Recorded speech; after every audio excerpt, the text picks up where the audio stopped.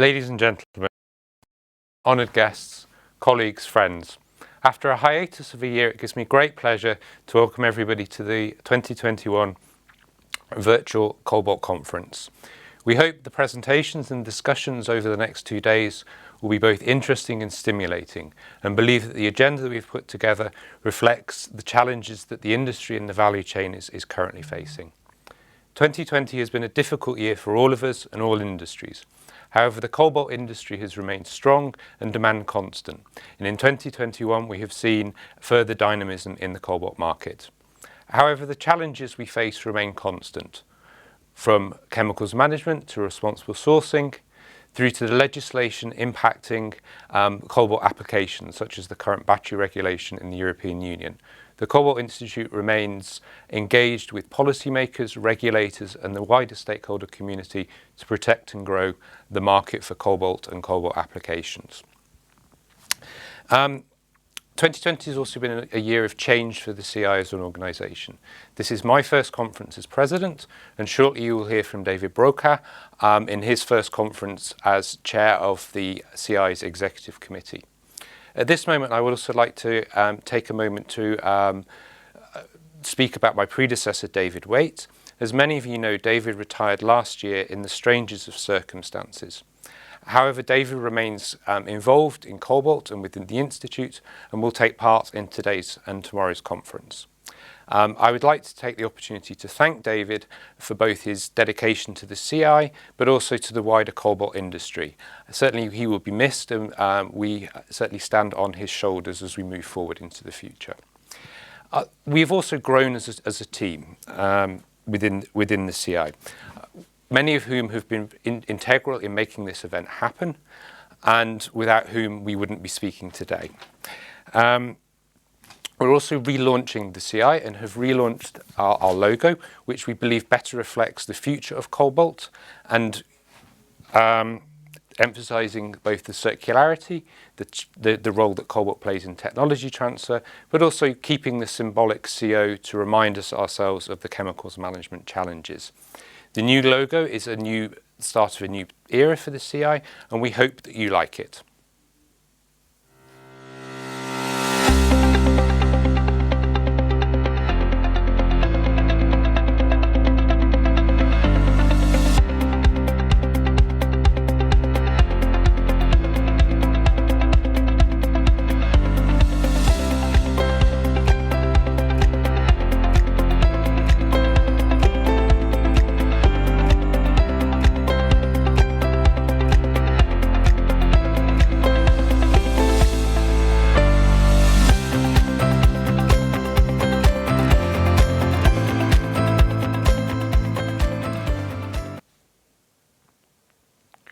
It now gives me great pleasure to give the floor, or perhaps the screen is the appropriate word, to David, the chair of the CI's executive committee and also lead trader at Glencore. David, the floor is yours. Thank you, Adam. Good morning, and thank you for joining us today for the Cobalt Institute conference. We are very pleased to welcome you to this virtual event. I hope we will be able to meet in person next year, of course. We can rightly be proud of the role cobalt plays today and the critical role it has tomorrow in advancing the electronics, metallurgical, medical, textile, and aircraft manufacturing industries, to name just a few. Most importantly is the role cobalt has to play in the energy and mobility transitions. Over the next 2 days, we will consider all aspects of the cobalt value chain and exchange views on how the industry should position itself to ensure it can meet and overcome the upcoming challenges cobalt faces. Supply chain transparency, volume of supply, and the ongoing threat of substitution, to name just a few. Before looking at the future, I would like to cover some of the highlights of the Cobalt Institute's first report on the state of the cobalt market.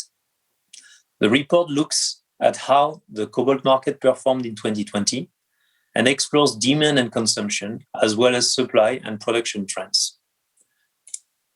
A special focus is given to the impact of COVID-19 on the cobalt market.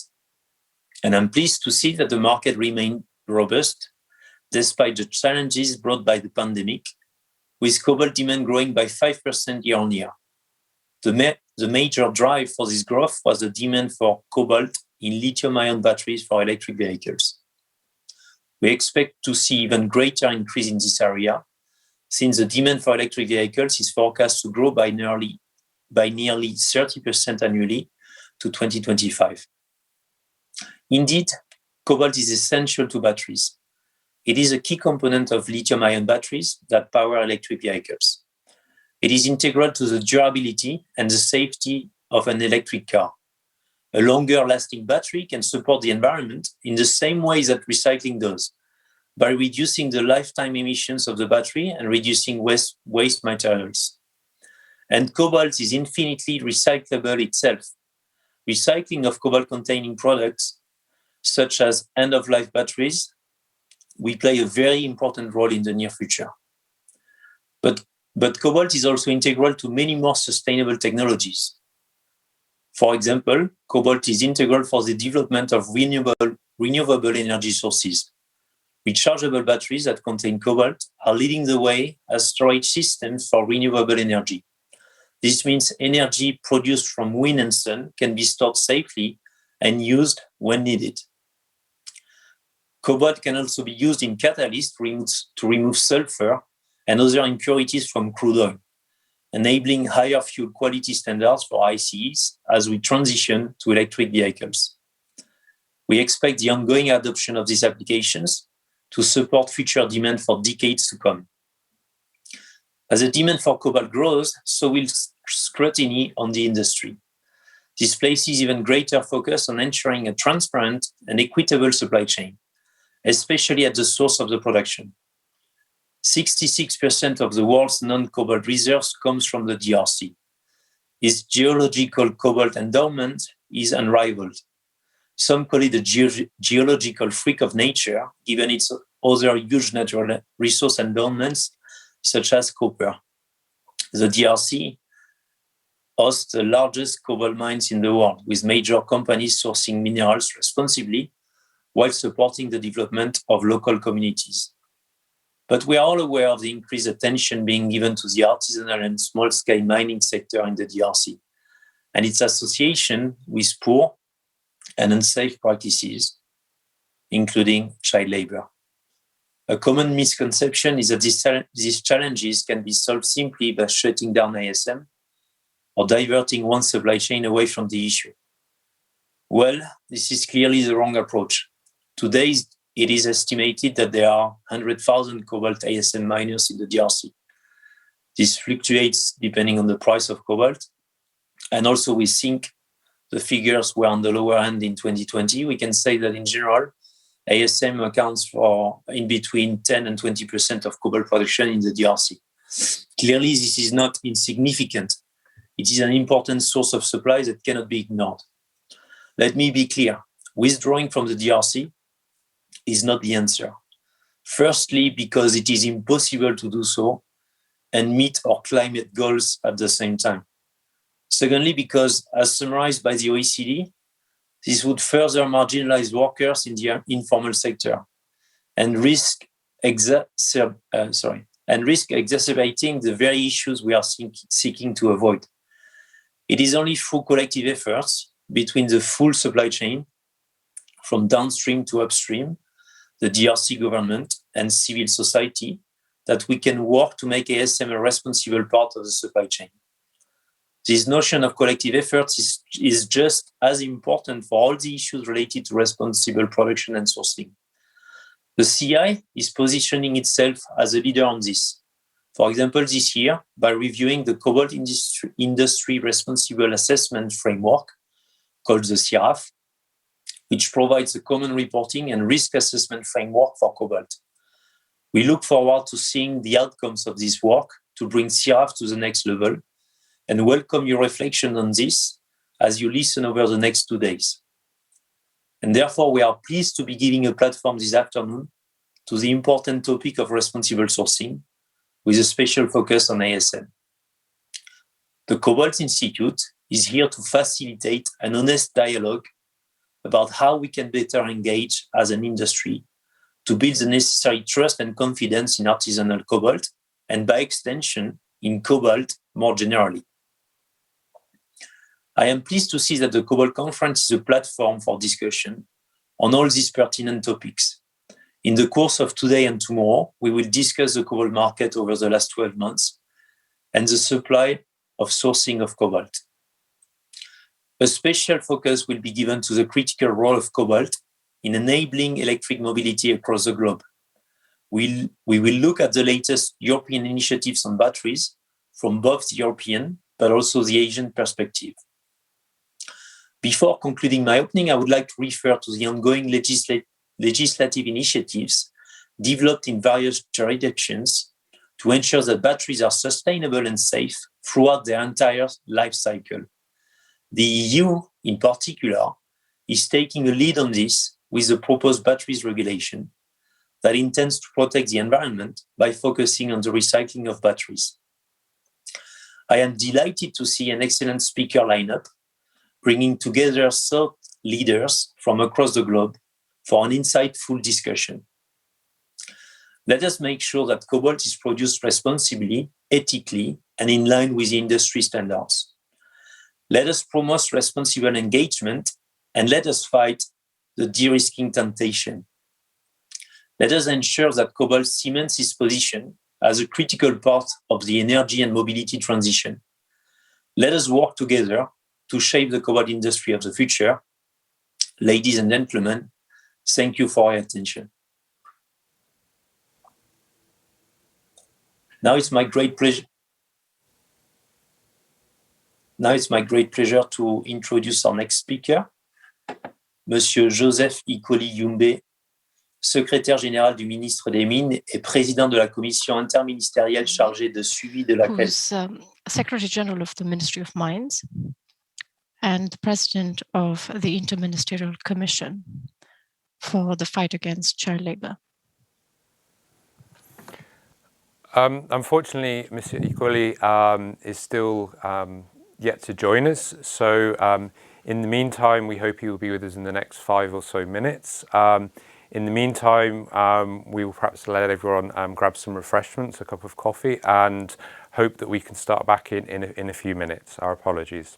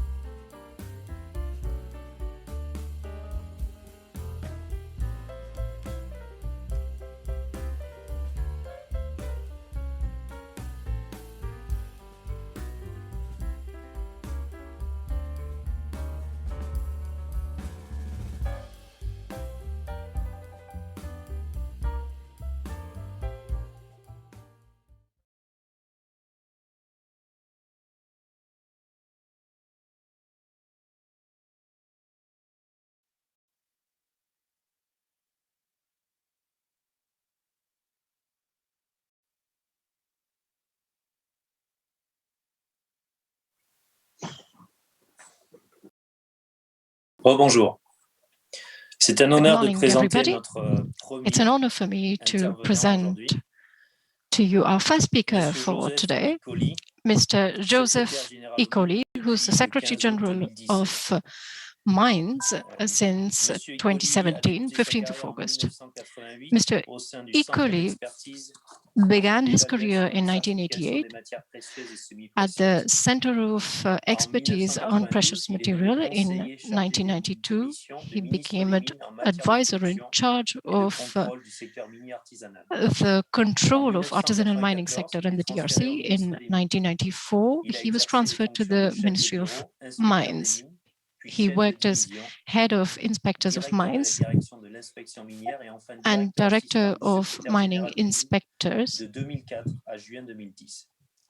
from 2004 to June 2010. From 2010 to 2017, he was director of the cabinet director of the Ministry of Mines. Mr. Icoli has participated in several conferences organized by the SACD and the OECD, among others. He's also participated in the RBA conferences.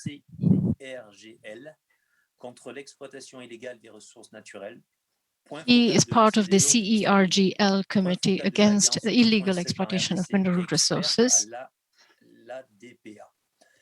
and an ADPA expert. He's also the president of the Interministerial Commission to Combat Child Labor in Artisanal Mines. He is the focal point of certification at the Ministry of Mines. Since 15th of August 2017, Mr. Icoli has exercised the functions of Secretary General of the Ministry of Mines. Mr. Icoli, the floor is yours. Thank you very much. Thank you for this introduction. I'm going to begin my keynote intervention. President of Cobalt Institute, Chairman of the Executive Committee of Cobalt Institute, ladies and gentlemen in your respective capacities and distinguished participants. By addressing you here today, on behalf of our country, the Democratic Republic of the Congo, I'm first and foremost fulfilling my duty by thanking the organizers of this Cobalt Conference 2021 in general and the president of Cobalt Institute in particular, Dr. Adam McCarthy, for having invited me to speak here as keynote speaker at the opening of this conference. This is an honor not to my humble person, but rather to our country, the Democratic Republic of the Congo, which is at the heart of the green energy transition on account of the mineral substances that its subsoil abounds in. Indeed, our country is to responsibly supply copper and cobalt to the entire world for this green transition. And then I'd also like to fulfill another pleasant and patriotic of conveying the warm greetings of Her Excellency Ms. Antoinette Nsamba Kalambai, Minister of Mines of the Democratic Republic of the Congo, to all of the participants of this conference in general and to the members in particular of Cobalt Institute. A strong message to all the participants of this conference, in keeping with the vision of His Excellency Félix Antoine Tshisekedi Tshilombo, the President of the DRC, head of state to whom I pay heartfelt tribute here, is to establish win-win partnerships in the mining sector of our country which will henceforth constitute the basis of relations between the government of the DRC, which is the natural owner of mining resources, and mining operators, so that the Congolese people can benefit from their mining wealth. It is in this context that on the 13th of May 2021 in Kolwezi, which is the cobalt capital of the world, the President of the Republic announced his intention to review all mining contracts. He said in these terms, and I quote, "It is time for the country to review its contracts with the miners, with mining operators, with a view to forging win-win partnerships." End of quote. To conclude my introductory remarks, allow me to greet all the participants who are following us at this very moment online. And I hope that the next conference there will be more personal contact, because it is important for people to meet physically. Mr. President, ladies and gentlemen, and distinguished participants, after this brief introduction, my speech will now focus on the following points. Firstly, the DRC's geostrategic position in cobalt production and in the global cobalt market. Secondly, the DRC's efforts to establish responsible supply chains in the mining sector in general and in the copper cobalt sector in particular. Thirdly, cooperation between the Ministry of Mines and Cobalt Institute. And four, outlook and recommendations.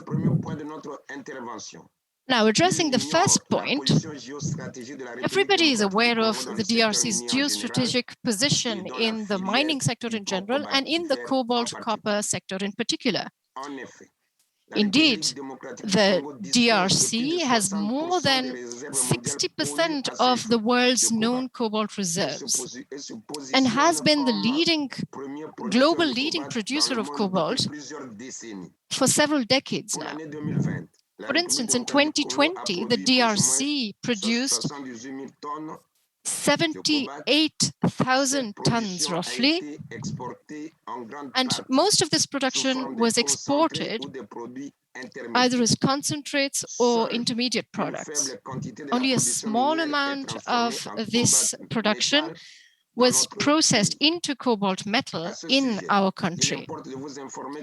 On this subject, you should know that the new political leadership of our country, led by His Excellency, the President of the DRC, is determined to reverse this trend by encouraging mining operators to locally process our minerals.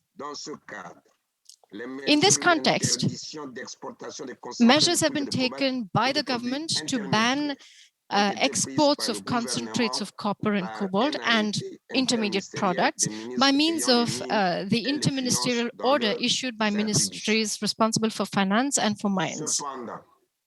However,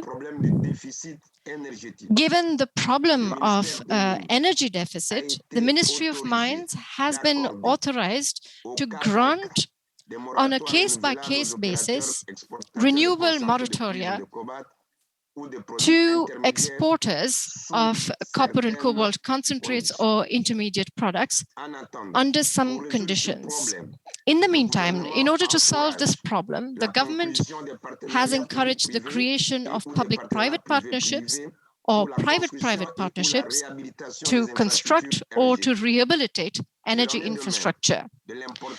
The same applies to the import of electricity from neighboring countries. So you can see this is a very important and strategic sector that perhaps some of you could invest in our country. Mr. President, ladies and gentlemen, distinguished participants, the report by Amnesty International and the NGO AfroWatch, published in January 2016, described rather exaggeratedly the working conditions in the copper-cobalt sector in our country. When this report was published, some end users of Congolese cobalt considered no longer buying cobalt that was mined in the DRC. And others, sadly, had already taken this decision. In this regard, let me remind you that 80% of cobalt produced in our country comes from industrial mining. Therefore, these activities are undertaken by mining companies that hold mining rights, where the issue of child labor does not exist, and where the traceability of minerals is guaranteed in all transparency, from the sites of extraction all the way to the points of export, in conflict-free zones in the provinces of Upper Katanga and Lualaba. The rest is obviously artisanal production, where some challenges do remain. In the face of these criticisms, and considering the strategic place that copper and cobalt occupy in our country's economy and in the green energy transition on the one hand, and also needing to respond to the end user expectations on the other, the Ministry of Mines has undertaken several actions to establish responsible supply chains, particularly in the copper cobalt artisanal production field. So this brings me to my second point concerning the efforts undertaken by our country to establish responsible supply chains in the copper cobalt sector, which is particularly of interest to you here. These general measures can be further subdivided into four categories. So firstly, on the legal and regulatory front, for instance, new provisions have been introduced into legal and regulatory texts that sanction the violation of human rights, children's rights, or women's rights. They also sanction the obstruction of transparency or the traceability of industrial mining in our country. So in light of these new provisions in the mining code and the enforcement measures that accompany them, these acts are henceforth punishable and heavily so. The signing of a decree on the 24th of November 2018 classifies and declares cobalt as a strategic mineral substance, along with germanium and Colombo tantalite. The implementation of the OECD due diligence guidelines and recommendations have become an obligation for all industrial mining companies in the copper cobalt field. The signing of a decree on the 5th of November 2019 on the protection of measures for activities relating to artisanally exploited strategic mineral substances. These are just a few examples. Now, secondly, on the institutional and structural front, a new structure called ARICOMS, which stands for Regulatory and Market Control Authority for Strategic Mineral Substances, was created by decree on the 5th of November 2019. Its missions include ensuring the implementation and the monitoring and evaluation of measures relating to the preservation of the strategic mineral substances sector, proposing reforms and enforcement measures relating to the decree of the 5th of November 2019 that are related to artisanal mining of strategic mineral substances, to advise the government on this matter at the government's behest, to ensure the enforcement of legal, regulatory, and contractual provisions regarding the production and export of strategic mineral substances, carrying out regular checks in processing plants of strategic mineral substance concentrates to certify that no artisanal or semi-industrial process is being used. However, ladies and gentlemen, this structure is not yet operational because the main managers have yet to be appointed. In any case, all mineral substances that have been declared as strategic must be better controlled in order to enable our country to assert its long-term sovereignty on these substances that are at the heart of so many political and economic stakes. As for the third subcategory of measures taken by the government of the DRC, this is to do with the cleaning up and the establishment of responsible supply chains in the cobalt copper sector. As I said earlier, cobalt mined in the DRC is either mined industrially or artisanally. In the case of industrial mining, this is done by industrial mining companies in line with national, regional, and international standards of traceability and of mineral certification, as well as with the principles of transparencies in compliance with the Extractive Industries Transparency Initiative, also known as EITI.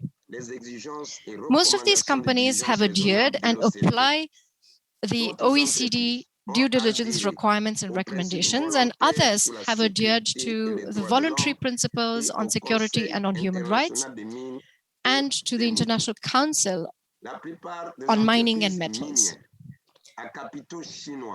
Most Chinese-owned companies have adhered to the guidelines set out by the Chinese Chamber of Commerce for importers and exporters of metals, mining, and chemical products, also known as CCCMC. These guidelines also promote due diligence and the fight against child labor, etc. This is why the Ministry of Mines, the DRC, has contacted the Chinese-led initiative, Responsible Cobalt Initiative, RCI, and has also participated in conferences in Beijing and in Paris. You probably know that several Chinese businesses operate to varying degrees in the cobalt mining sector in the DRC. This means that most of the cobalt that is produced in the DRC is refined by China, and therefore China has become a leading refiner and buyer of cobalt in the DRC, according to a document published by the CTCPM, which is the Technical Coordination and Planning Cell of the Ministry of Mines.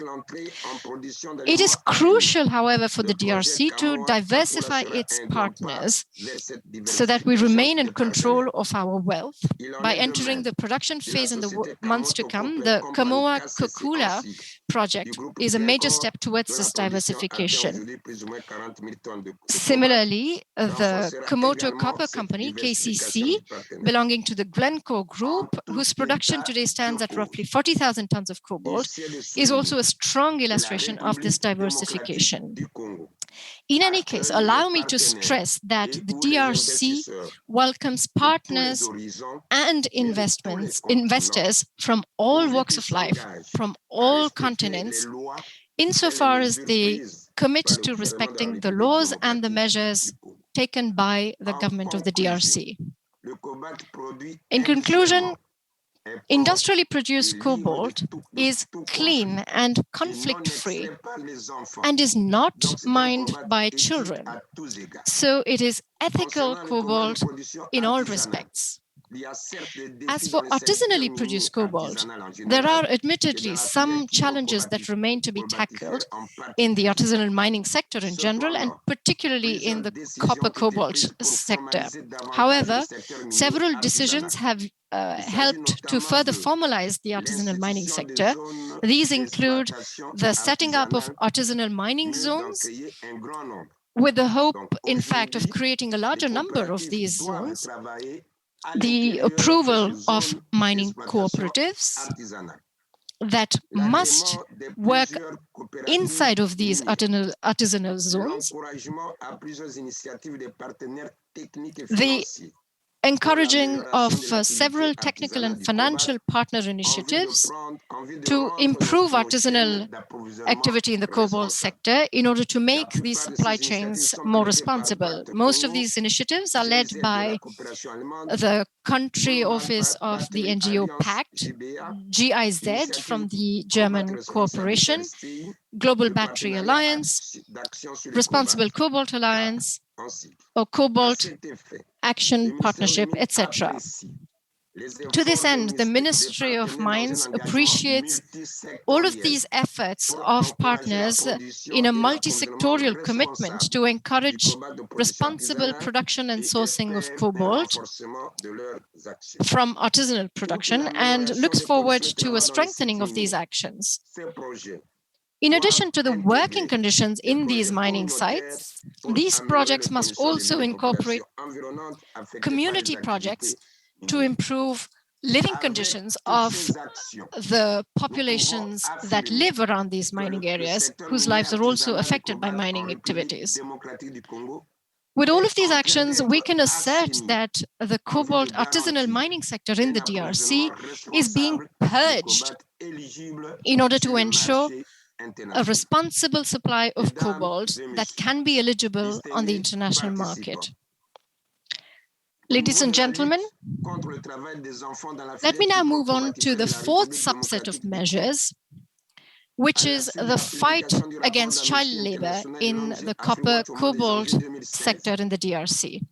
Now, following the report that was published in January 2016, which outlined the working conditions of children in artisanal mines in the copper cobalt sector, the issue of child labor in this sector has worried many an end user and also the members of Cobalt Institute who've expressed their preoccupations. On this subject, we inform them that the government of the DRC in general and the Ministry of Mines in particular have taken several measures to eradicate this scourge from the mineral supply chains. Notably, an interministerial commission that is in charge of coordinating all actions to combat child labor in artisanal mines has been set up. This commission is called Sistema through its French abbreviation. Several technical and financial partners to accompany the government and the ministries involved in this fight have also been solicited.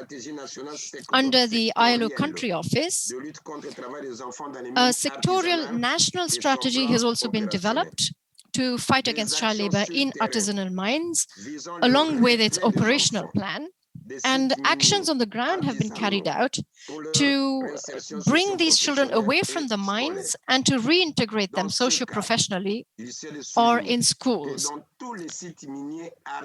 Do keep in mind that no children can be found in any of the artisanal mining sites that are supervised by the mining administration or by the SAEMAPE, which is the Small-Scale Mining Administration Service. In order to achieve the desired results, substantial financial resources are needed, and we therefore launch an appeal here to members of Cobalt Institute to contribute to the constitution of a special fund called Zero Child Tolerance in Artisanal Mines. Mr. President, ladies and gentlemen, distinguished participants, the third point of my address here is to do with the cooperation between the Ministry of Mines of the DRC and your organization, Cobalt Institute. Your organization sees itself as the voice of the cobalt industry on questions of sustainability, responsible production and use of cobalt, and on health, safety, and environment issues. We're pleased to see that your members include businesses that have operations in the DRC, such as Glencore, CMOC, ERG, etc. As such, and in view of the objectives of your organization, we'd like Cobalt Institute to supply technical assistance, firstly, for the operationalization of the Safety, Health and Protection Directorate of the Administration of Mines in the DRC. For indeed, one of your objectives is to promote cooperation between all stakeholders, particularly on questions of human health, safety, and the environment. This recently created directorate that I mentioned needs to leverage technical assistance of partners for the capacity building of its managers and its agents on the one hand, and for its effective operationalization on the other. Furthermore, we reiterate our call for Cobalt Institute to participate in the constitution of the special fund Zero Child Tolerance in Artisanal Mines. Finally, we call for the formalization of the cooperation between the Ministry of Mines of the Democratic Republic of the Congo and Cobalt Institute by the signing of a memorandum of understanding between the two parties going through the competent authorities. Mr. President and distinguished participants, this cooperation should be based on mutual respect, on the respect of our country's sovereignty, and on the respect of commitments made by all stakeholders, including all of the representatives of end users who participated in the OECD conference in Kolwezi in November 2019, and who took the decision, among others, to not consider or classify cobalt as a conflict mineral, because this mineral that is mined in the two provinces in the DRC is conflict-free. Furthermore, in this win-win cooperation, we do not want the partner to impose standards or guidelines for the formalization of our artisanal mining sector that would not have been discussed beforehand with the experts of the Ministry of Mines or the civil society of our country, and validated by the national authorities that administer the mining sector. Therefore, ladies and gentlemen, constant dialogue must be at the heart of this cooperation. President of Cobalt Institute, Chair of the Cobalt Institute Executive Committee, ladies and gentlemen in your respective capacities, distinguished guests, to conclude my address today, I'd like to assert that cobalt that is mined in the Democratic Republic of the Congo and that is exported onto the international markets comes from responsible supply chains. Members of Cobalt Institute, therefore, can purchase this cobalt without any hesitation. Finally, in the framework of the new vision of His Excellency, the President of the DRC, to locally process our minerals to give them greater added value before exports, we invite those of your members who are already in the DRC to embrace this vision, and other members to come invest in the processing industries in the mining sector of the Democratic Republic of the Congo. This is our most fervent recommendation to you to do. Long live cooperation between the Ministry of Mines and Cobalt Institute. Thank you for your kind attention.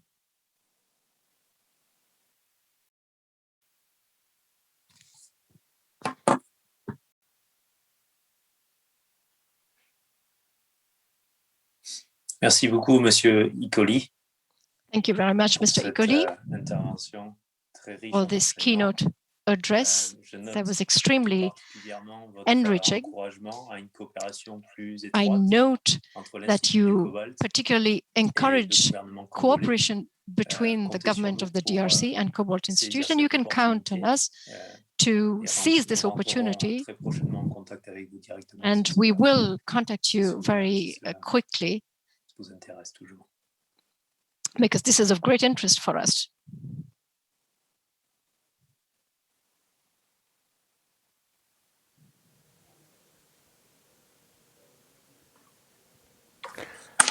Well, David, Monsieur Ukeli, thank you both for that first introductory session. I think we covered a lot of relevant topics, which I think we will explore and discuss further over the course of the next 2 days.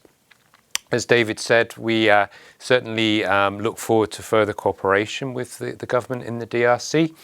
And we'll be following up on those conversations.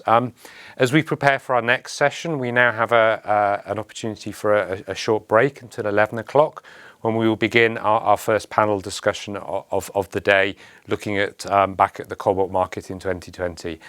We look forward to speaking with you all again in 10 minutes.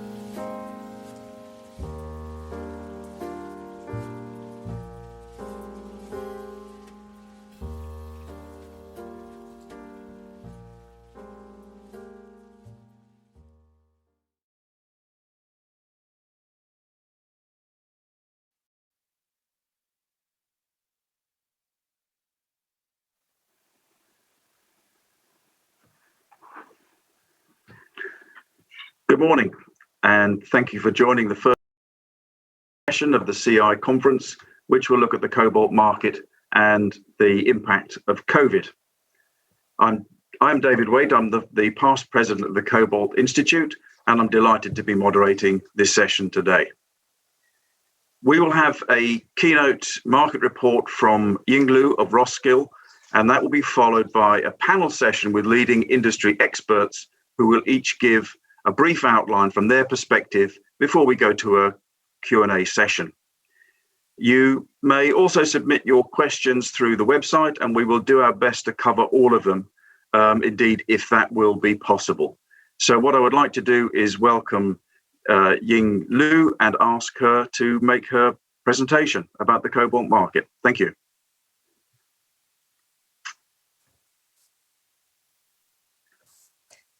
Thanks very much, David, for the warm introduction. A great pleasure to meet all of you today. My name is Ying Lu. I'm a senior analyst from Roskill.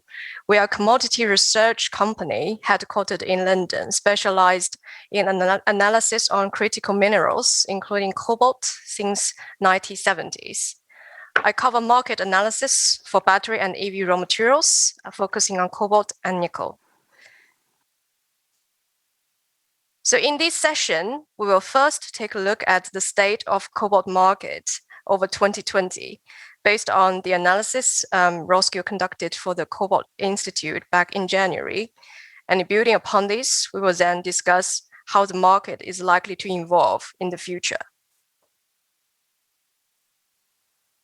Before I start, a quick disclaimer, as there will be some forward-looking statements in this presentation. Let's start off with looking at key market trends over 2020, how the market has performed against a backdrop of a pandemic. Looking at the price, we can really see clearly here that cobalt has a history of volatility, and the market has become more volatile since 1970s, when a free market started to develop.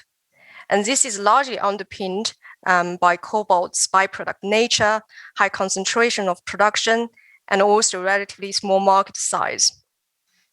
But surprisingly, we see 2020 was a relatively stable year, with the cobalt price only dipping by 7% year on year, in comparison with a slump in 2019 and a surge in 2017 and 2018. We believe there are two main reasons for this. One is that after a period of oversupply, market fundamentals have improved over the course of last year, largely as a result of the absence of tender. And secondly, overall, the cobalt market has been resilient to COVID impacts, and these factors together limited the downside for the price. Moving on to the demand side, we see the market remained robust in 2020, despite COVID impacts, with the total consumption only falling back marginally by less than 1% year on year.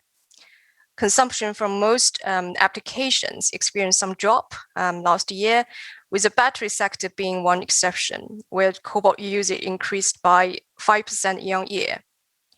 We see biggest declines were observed in alloys and tool materials, with consumption from both sectors falling by 12%.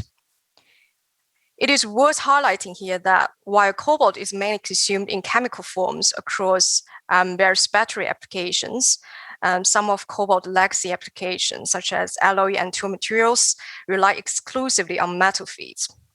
So the biggest demand side change last year is that we really see a divergent trend between metal and chemical markets, with chemical demand growing rapidly and metal demand falling. This is largely a result of more robust battery demand compared with other sectors. Among all the applications, battery remained the largest first use of cobalt last year, accounting for nearly 60% of the total market. Steady growth from batteries was largely underpinned by impressive growth from the EV sector, as the growth from portable electronics was relatively stagnant. However, portable remained the largest cobalt end use last year, representing 42% of the total consumption. Looking at the automotive industry, 2020 was actually a very challenging year, as all the producers, they were facing pressures from lower demand and also disruptions to previously well-established supply chains. As a result, we see a 16% year-on-year drop in ICE car sales. Conversely, the new plug-in EV sales increased at an unprecedented speed and rose by 45% year-on-year. And such growth was largely driven by the strong growth from Europe. Supported by massive government incentives, Europe has overtaken China, becoming the largest EV market globally for the first time last year. Moving on to portables, we see the growth from this segment increased by 1% year-on-year. And the largest end application, smartphones, continued a moderate 3% decline in sales since 2016. However, we believe cobalt usage from this segment stayed flat, benefiting from the increased battery size and capacity. Sales for notebook, tablets increased for the first time last year since 2014. And this is driven by increased demand coming from flexible working due to the pandemic. Overall, we see cobalt consumed in portables was flat year-on-year. Following batteries, alloys and tool materials are the next largest cobalt consumers, with both combined representing 20% of the total market last year. Consumption from these two sectors slumped because major end uses were hammered by COVID. As the largest consumer of all alloys, the aerospace sector was hit hard by the pandemic.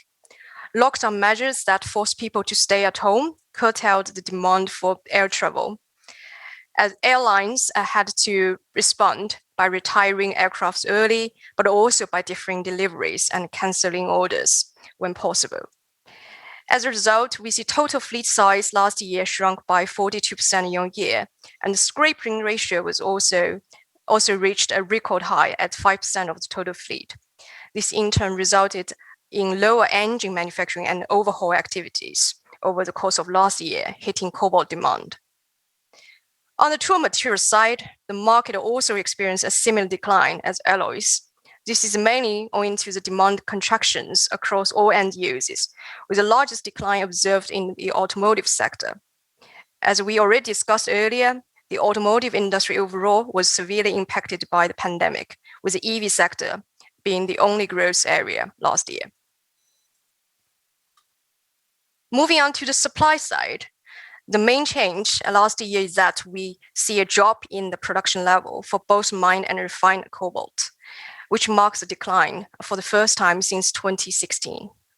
We estimate the global mine production stood at 143 kilotons last year, down by 6% year-on-year. The output from large-scale mining operations fell by 7%, largely because of the closure of Mutanda. Although several producers in the DRC were ramping up capacity or commissioning production, including Diziwa, RTR Phase 2, and Big Hill, additions of supply from these producers were unable to fill the entire gap Mutanda had left. At the same time, we also see the artisanal supply in the DRC also fell by 20% last year, given most of the operations were suspended over the second half of the year. Elsewhere, we also see a few operations temporarily suspended operations for a certain period because of COVID, such as Ambatovi and Vale operations in Madagascar and Canada, as we plotted on this map. So over the course of 2020, we do see Mutanda's absence caused a tightening in hydroxide supply, and such tightness has been intensified by the logistic disruptions in Africa caused by the pandemic. That includes weeks-long closures of Durban port, which is a key transition point for Congolese cobalt being shipped to China. And this has in turn limited the growth of the refining output based on hydroxide. And in order to meet growing demand for battery chemicals, refineries had to utilize other feedstock. And as a result, we see more cobalt units were produced from dissolving bracket and also recycling last year. So overall, we estimate the global refined cobalt production fell by 5% year on year to just over 130 kilotons. So back to this map, here we're tracking the COVID-related disruptions in the supply chain. So the key takeaway here is that we believe such impacts appear to be more severe on the logistics side rather than the actual production last year, highlighting the supply risk could be magnified in the case of an unexpected event like a pandemic for a supply chain heavily relying on a single shipping route and two producing countries. And despite the scale back in production over 2020, the DRC remained the largest cobalt miner globally, representing 66% of the total output. Here in this map, we further plotted the refined cobalt production by type. We can see clearly that while chemical production is highly concentrated in only a handful of countries, metal production is more dispersed across different regions. Overall, we believe metal production was more impacted by the pandemic than chemicals. And despite the falling supply, metal market was in general balanced out because of the reduced demand over the course of last year. Although metal demand from alloy applications fell significantly, we do see increased requirement for metal units from battery sector. And because the tightness in hydroxide supply and the rising battery demand makes brackets a desirable feed alternative for sulfate producers. So overall, we see China remain the largest cobalt refiner globally, producing about 67% of the total refined cobalt output last year. So we have already discussed the key market trends over 2020. So what to expect in the market this year and beyond? Looking at the market performance over Q1 this year, we really see a price rally across all cobalt products, as there has been a dramatic shift in fundamentals caused by several factors, including stockpiling, supply tightness in intermediates, and also brightening demand outlook. As a result, we see metal price hit 2-year highs in February, with hydroxide payables also surging. As a result of rising raw material costs and growing restocking appetite from the battery consumers, prices for sulfate and tetroxide also moved upwards of Q1, with both sold at a wide premium over the metal price. In the metal market, we see the price for standard grade units moved higher than the alloy grade from February for the first time in 2 years. And this again highlights the cobalt demand from batteries continue to outperform other sectors of Q1. However, since April, we have seen a downturn in cobalt prices. And we believe this would likely to be relatively short-lived, given fundamentals remain unchanged for the whole year.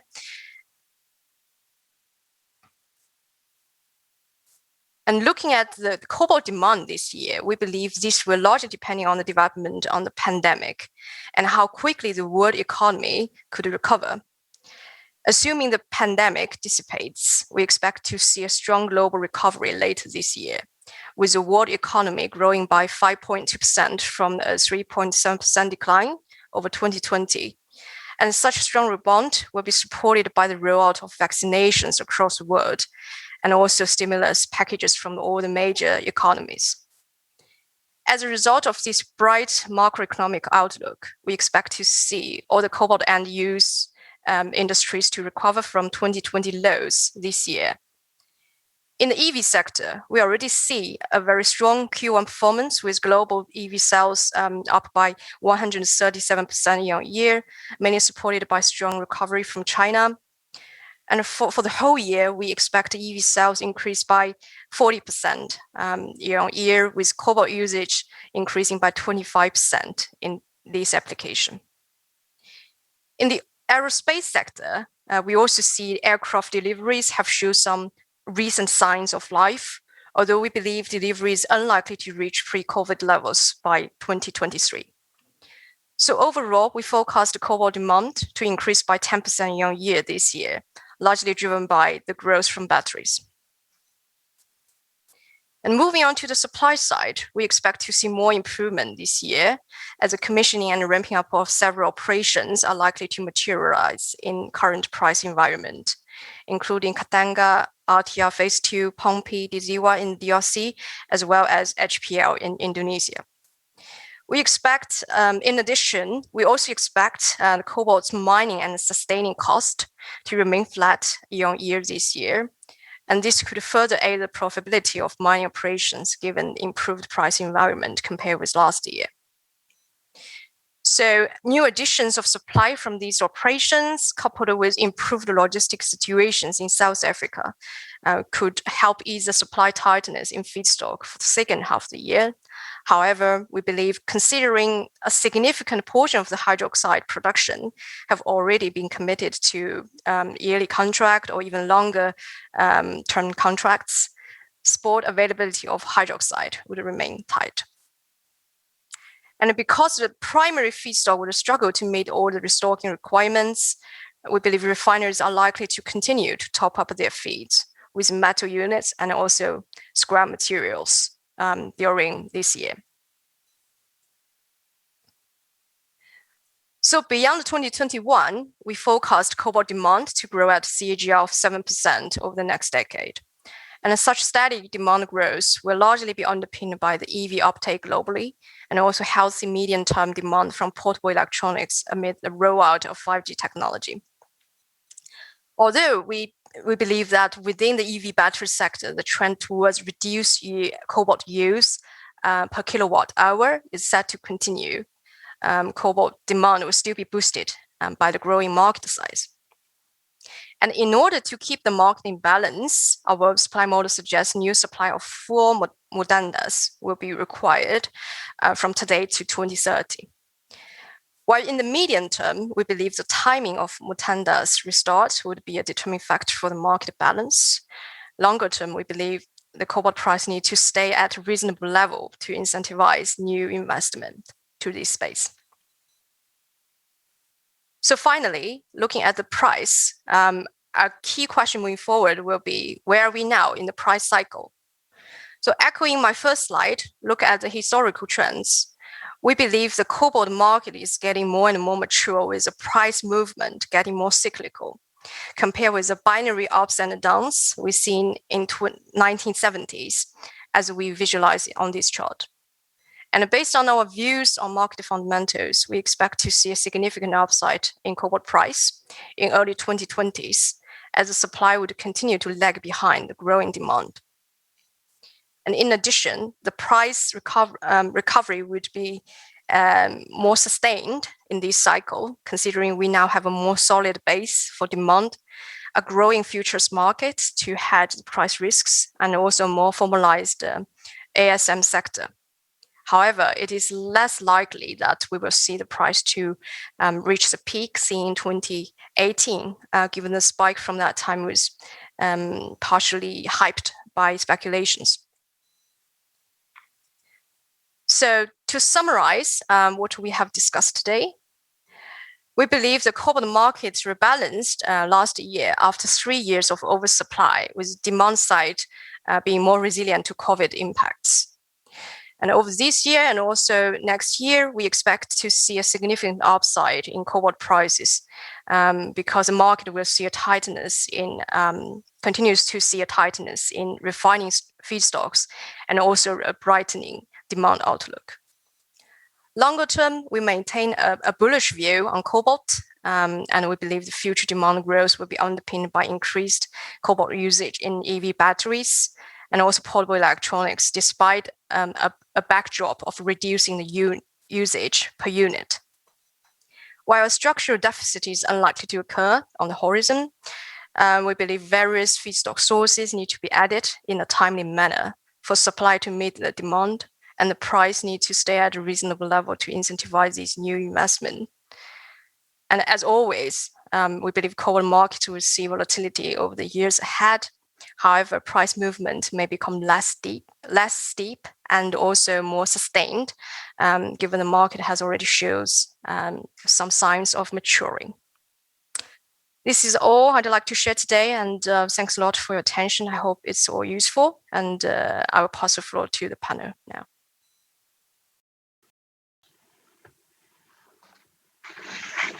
Thank you very much indeed. That was a very enlightening presentation, and certainly gave us a very good view of what we saw during the course of last year, which in itself was an exceptional year.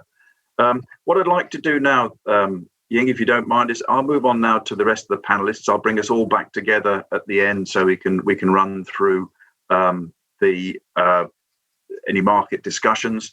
And what I'd like to do is call on my old friend Casper Rawls from Benchmark here, and he is the head of price assessment at Benchmark Minerals, and just ask him to give his a briefing.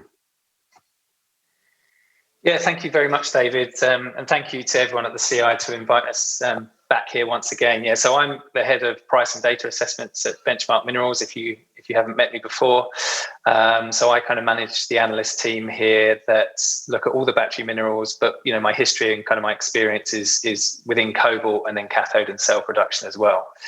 I thought it might be useful in terms of the time I've got here now, just to give kind of a chronological run through of kind of the key impacts as we see it of COVID-19 last year and how we see things kind of moving forward. So, obviously, I think that the first initial and major impact of COVID-19 on the cobalt market was a significant drop in demand. And, it wasn't just cobalt that was impacted. That was kind of a global thing, which, normally you would associate with pretty significant price decrease, which we did see prices come off a bit, but really not that significantly compared to the overall impacts. Now, that's to be expected in kind of a pandemic, kind of an unprecedented thing for the cobalt market. But following that decrease in demand, really you could argue that moving forward, the outlook for cobalt has got better and better. So following the kind of the onset of the pandemic, we started to see a big impact on supply, and that primarily came from the biggest impact on the market, really, I would say, was the shutdown of logistics and the ability for producers in the DRC to export material via South Africa. Now, initially, that was kind of okay for the market. As I say, demand was impacted very significantly. So, kind of a shutdown of the key supply region wasn't so much of a major concern, and the market kind of managed to get by for a few months. But really, the lingering legacy of that supply shutdown had a lasting impact on the cobalt market last year, and I'll get to that kind of a bit later on. Then following those two kind of supply and demand impacts, we started to see a form of recovery. So initially the recovery kind of came from the Chinese market. Obviously, you had this very strict lockdown period for the first few months of the pandemic. And then the market started to come back, and we started to see action from the Chinese government in terms of stimulating the industry across the board. But particularly improving or extending the incentive scheme for EVs domestically. So early on, probably kind of late H1 2020, it was clear that there was going to be a recovery in China, and kind of looking at the rest of the world. Now, in Europe, following kind of the end of shutdowns, we started to see the European governments make significant investments and big increase of subsidy offerings across the board in terms of EVs as well. So we started to see a recovery on the battery side there. Obviously, on a kind of more global basis, the industrial applications for cobalt were still quite heavily impacted, but we did start to see this early recovery in terms of EV demand, better subsidies in Europe and in China. And that really kind of led us into kind of H2, going into the latter part of the year, a situation where you had this perfect storm of increasing demand from Europe. As Ying said in her presentation, Europe became the largest EV demand center in the world for the first time last year. We started to see also kind of the impact of these supply issues that I mentioned in South Africa, meaning that not only was cobalt hydroxide supply very tight in China particularly, but it was very hard for producers to get enough material out of South Africa still due to ongoing delays and shipping issues caused by the pandemic to fulfill that rising demand. And then to kind of compound issues, finally, we also saw 2 rounds of buying from the Chinese SRB, or reportedly 2 rounds of buying from the Chinese SRB. The first was in September, and then a second one confirmed buying of cobalt metal in late December 2020. So what we saw was the perfect storm of issues, which really led to very strong price performance in Q1 this year, and very high demand. So from the benchmark side, in terms of prices, we saw initially cobalt prices probably in January and February rise by about 60% from where they were at the end of 2020. Particularly the cobalt sulfate market reacted first. Hydroxide payables have been very, very high, and we started to see, due to the kind of low availability of hydroxide in the spot market, partly that was because a lot of material was going to long-term contracts, but also because of these logistics issues. We started to also see a significant amount of metal buying from the battery industry, which previously hadn't happened before, and really was a function of the kind of difficulty in getting hold of hydroxide for the battery industry. So that kind of cleared a lot of the backlog of metal, which wasn't being consumed by industrial markets such as superalloys and medical applications, etc. Now, we have subsequently seen cobalt prices kind of correct a little from their highs in kind of February and March this year. Cobalt sulfate, by our benchmarks data, is still up by about 27% year to date from where we were at the end of last year. And we're still, we're expecting to see very strong performance from the battery supply chain this year. So, we've had this period of correction. My opinion is we probably don't have that much further to go on that. And we're going to continue to see strong demand. So just looking at kind of EV production numbers in China, from our data, there were more cells produced in the first 3 months of this year than there were in the first 7 months of 2020, and also the first 7 months of 2019. So obviously the first half of 2020 was very heavily impacted by COVID. But even so, if you look at just H2 2020, where that part of that recovery happened, EV cell production so far this year, on average, on a month-by-month basis, is still up 9.7% compared to that very rapid recovery period at the end of last year. There's been a lot of talk about high LFP demand impacting cobalt demand in the future. Even with this, and admittedly there has been an increase in LFP demand. Even so, there are more EV cells produced in China that contain cobalt on a gigawatt hour basis than there are those that don't contain cobalt. So that NCM, NCA cell chemistry is here to stay. We are starting to see that shift towards high nickel, which will impact things on a unit basis. But because of the such strong sales in EVs and EV production, and also continuing high demand from consumer electronics, in terms of battery demand for cobalt, that's expected to rise. So, from our perspective, we expect to see continually strong demand. Also, as Ying touched on in her presentation, we think that hydroxide availability is going to remain tight throughout the year. So we're looking at a situation where in reality, we think prices will be ending the year higher than where they are today. So a positive outlook for the rest of the year so far. Thank you very much indeed for that, Casper. And I think we're seeing quite a good pattern of resilience for cobalt as time goes by. So I'd like to ask David Brokaw now if he'd like to give us just his briefing on the cobalt market. David. Thanks, David. And hi, everyone. So I'm David Brokaw. I'm leading our cobalt marketing and trading activities at Glencore. A lot has been said already by Ying Lu and Casper, and I would not have done a better job at trying to summarize the state of the market. So I'll try to say a few things that perhaps haven't been mentioned already. Using the last slide from Ying Lu, which was talking about a more mature market, is that something I fully agree with. I think that the cobalt market, while it still remains a small market, first of all, it's growing fast, but it's also showing features which are the sign of a more mature, efficient, and transparent market. That the first thing is that the price assessment for cobalt has moved from the bi-weekly to daily price assessment.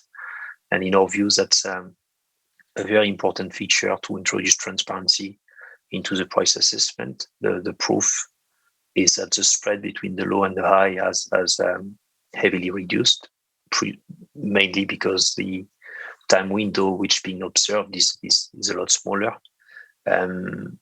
There is now an instrument which allows to reflect the value of hydroxide on the spot market. I agree with Caspar that a lot of hydroxide is actually sold into long-term contracts, but there is now a spot market for cobalt hydroxide, and it's being assessed against this payable indicator published by various price reporting agencies. What we see also on our hand is that large mining industry like Glencore are taking steps to try to improve transparency and make this market more mature.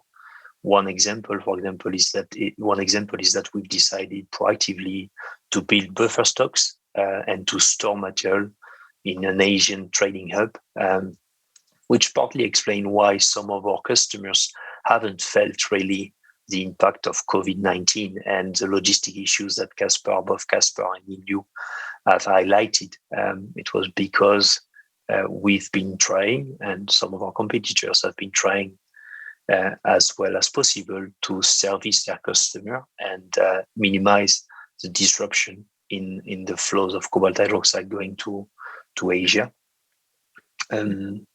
Maybe something that I found very interesting as well, because I'm trying to trade, so it's a very strong link between metal and hydroxide that has been highlighted many times already.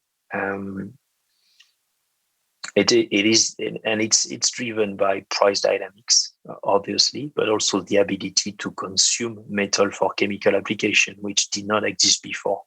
What we've observed is a very dynamic environment and additional dissolution capacity to treat briquettes, but also cut cathodes, which indeed are not the ideal feed to go into chemical application. But it turns out that if you have the time and willing to pay a bit of an additional dissolution cost, it is possible to dissolve cut cathodes for chemical application.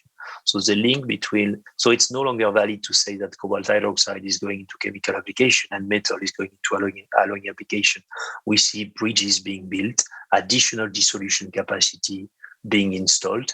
And in my view, that's also, well, the sign that market players are being opportunistic, but they also realize the value of having a flexible, say, operational tool to be able to treat different sort of feed.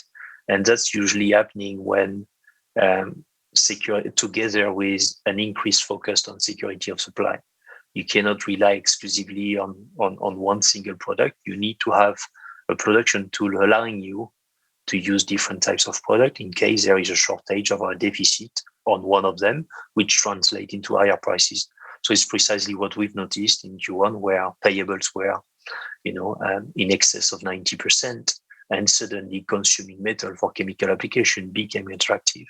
And so metal demand for chemical application went up, prices followed. One last point from me on the logistics aspects, right, of the cobalt market, which is, I agree, very crucial. Like Mr. Icoli said in his speech, the DRC is not consuming any cobalt. It's a producing country, landlocked in the middle of Africa, and it is very important to have efficient export routes, not only one, but several ones, to ensure the constant flow of cobalt going from the DRC to the consumption markets. And Glencore and some of its competitors are trying to diversify export routes to, again, try to minimize the risk of seeing an entire supply chain being disrupted by one issue happening in one single terminal. And I think it's a very positive development. It will continue ensuring a stable supply chain. But that cannot be done without our customers. And I strongly, and I've done that many times already, but I continue trying to encourage them in looking at securing Cobalt units on a long-term basis. This is what usually happens when a material becomes strategic. A couple of years back, sourcing practices were looking at a year ahead.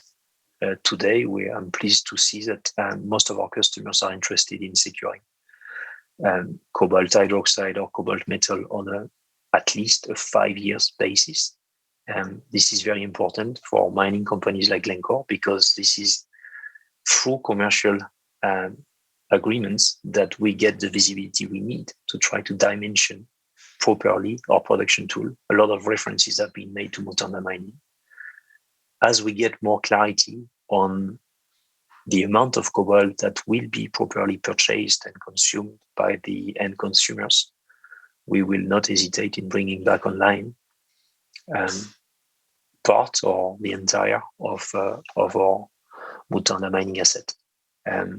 That is very different. Commercial commitments through commercial agreements for a mining company. It's a very different commitment than just looking at forecast. I know that all of the forecasts are showing potential deficit past 2025, but this is not what usually drives investment into mining assets. There are only two parameters that will drive investment: long-term higher sustainable prices. That's usually what drives investment in new mining assets.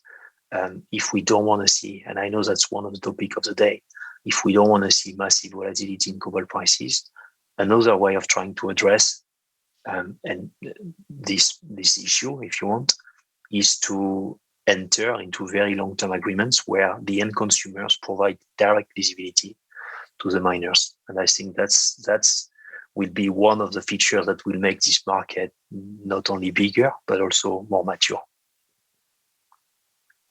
Thank you, David. Thank you, David. I think that's a very good point. The maturity of the market now, it's really coming of age. And you mentioned a lot about hydroxide and the transparency. What occurred to me was just to mention that the Cobalt Institute is actually working on a weighing and sampling analysis, because one of the things we do think about in that area is that we do need some standardization, particularly for a relatively new industrial intermediate like hydroxide, for example. So it's just something I throw in while it came to mind. So thank you very much indeed for that, David. Now I don't think we have Mrs. Zuaidong online as yet. So what I'll do is I'll, if I may then move on to Gregor Spilka from the Chicago Mercantile Exchange, and just ask him for his take. Thank you, David. I would like to thank you and the entire Cobalt Institute for the invite and the opportunity to speak. So as David said, my name is Gregor Spilka. I work at the Chicago Mercantile Exchange in research and product development. So basically looking within the metals and the commodities complex at new product opportunities in futures and options to help market participants manage their risk. So CME Group is a derivatives exchange. So, why am I here of all places talking to an audience active in physical cobalt markets? Where we did, the exchange launched our cobalt futures contract at the end of December. So that's about 5 months ago. It's a cash settled instrument. So it's indexed to our cobalt reference price. In this case, the cobalt metal standard grade assessment based on the fast market's MB price. So we launched about 5 months ago. We traded just about 1,000 tons to date, and we currently sit at about 900 tons open interest. That's about $40 million notional value based on recent prices. And so approximately half of that open interest sits in 2021 contract month and half of it in 2022 deferred month. And that goes all the way to the end of December 22.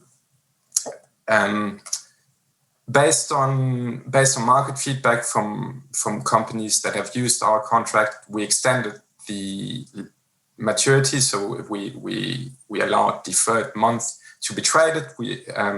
And we are now extending the contract listing again to cover all the way to December 2023. So starting in June, participants will be able to hedge all the way to, well, it's 2.5 years forward, really. And that's not something, that's not something we are imposing on the market. That is market participants coming to us and telling us that they want to do 23 business on our exchange. Now, clearly, that's a really good sign. And I would say, I mean, naturally, you compare this Cobalt contract to some of our other metal contracts, and I will say that even some of our established contracts, they do not go much further out than 18 months. So the fact that we have market participants in the Cobalt supply chain, and that's coming from the buy side and the sell side, asking about hedging that far out, 2.5 years forward, that is highly encouraging. How do participants trade typically? Well, we see most of the trades are in quarters, in seasons, or calendar strips. The minimum trade size is about 5 tons per month, but we've also seen trades up to 15 tons per month. On average, we see about 1 or 2 trades per week. And again, in exchange world, we always say that liquidity begets liquidity. So hopefully, as people see more participation, they see the liquidity available, we'll get even more larger trade sizes being done on our exchange. But so far, 5 months into the launch, we have a good number of participants, and hopefully with more joining soon. So in terms of price discovery, how do participants use the contract? Well, we have seen trading on stream, but most of it meaning 90% plus, is brokered. So meaning that there's a broker in the middle trying to source the other side of the trade. And there are a handful of quality brokers that really have done a fantastic job in sourcing that liquidity and matching buyers and sellers. So this contract, I guess there are a few things which could be relevant to the audience. First of all, it's worth highlighting that we launched a cash settled contract. So it's something that doesn't replace, it's not an instrument that will give you physical delivery. It's purely something that's on top of your physical books and on top of what you do on the physical side. Another aspect I would like to highlight is there are many ways to trade it. So, we have some trading done on screen. We have mostly a brokered market. And also, there have been some bilateral off-exchange transactions that are simply cleared at the exchange. So that's for if you agree a deal with your counterparty and you just clear it on the exchange. And finally, we also saw some EFP trades being done. So an EFP is an exchange for physical. So basically a way to come to the exchange and exchange a physical position against a futures position. So another way to access our market. And for me, the most important thing maybe is, there has been this forward liquidity. So meaning that from a very early stage, participants to our exchange were clear, it's not about, let's say, it's not about the next month or it's not about the next quarter, but hey, we want to take a position for the next calendar year and possibly for 2 years forward. So that's really, I think, for where our exchange can bring value. I will say, even if you don't trade, I think the benefit to the entire marketplace, and in a way that goes back to transparency, is anyone can go to our website and see the fair value where 2022, 2023 transactions are cleared on our exchange. If we refer back to Ying and what she mentioned about the tightness in the refining feedstocks, the demand outlook, I think forward price risk management will become more and more crucial. So that's certainly something that we hope to bring to the table to the market participants. I will also thinking about what David Brokas just mentioned about the link between metal and hydroxide, and really it's an open question. I guess it's does this mean when on the physical side, there's an established link or a connection between the two prices? Does this mean we can concentrate, let's say, futures, paper, liquidity in the futures market on one product, which is the cobalt metal standard grade, to get the best price discovery?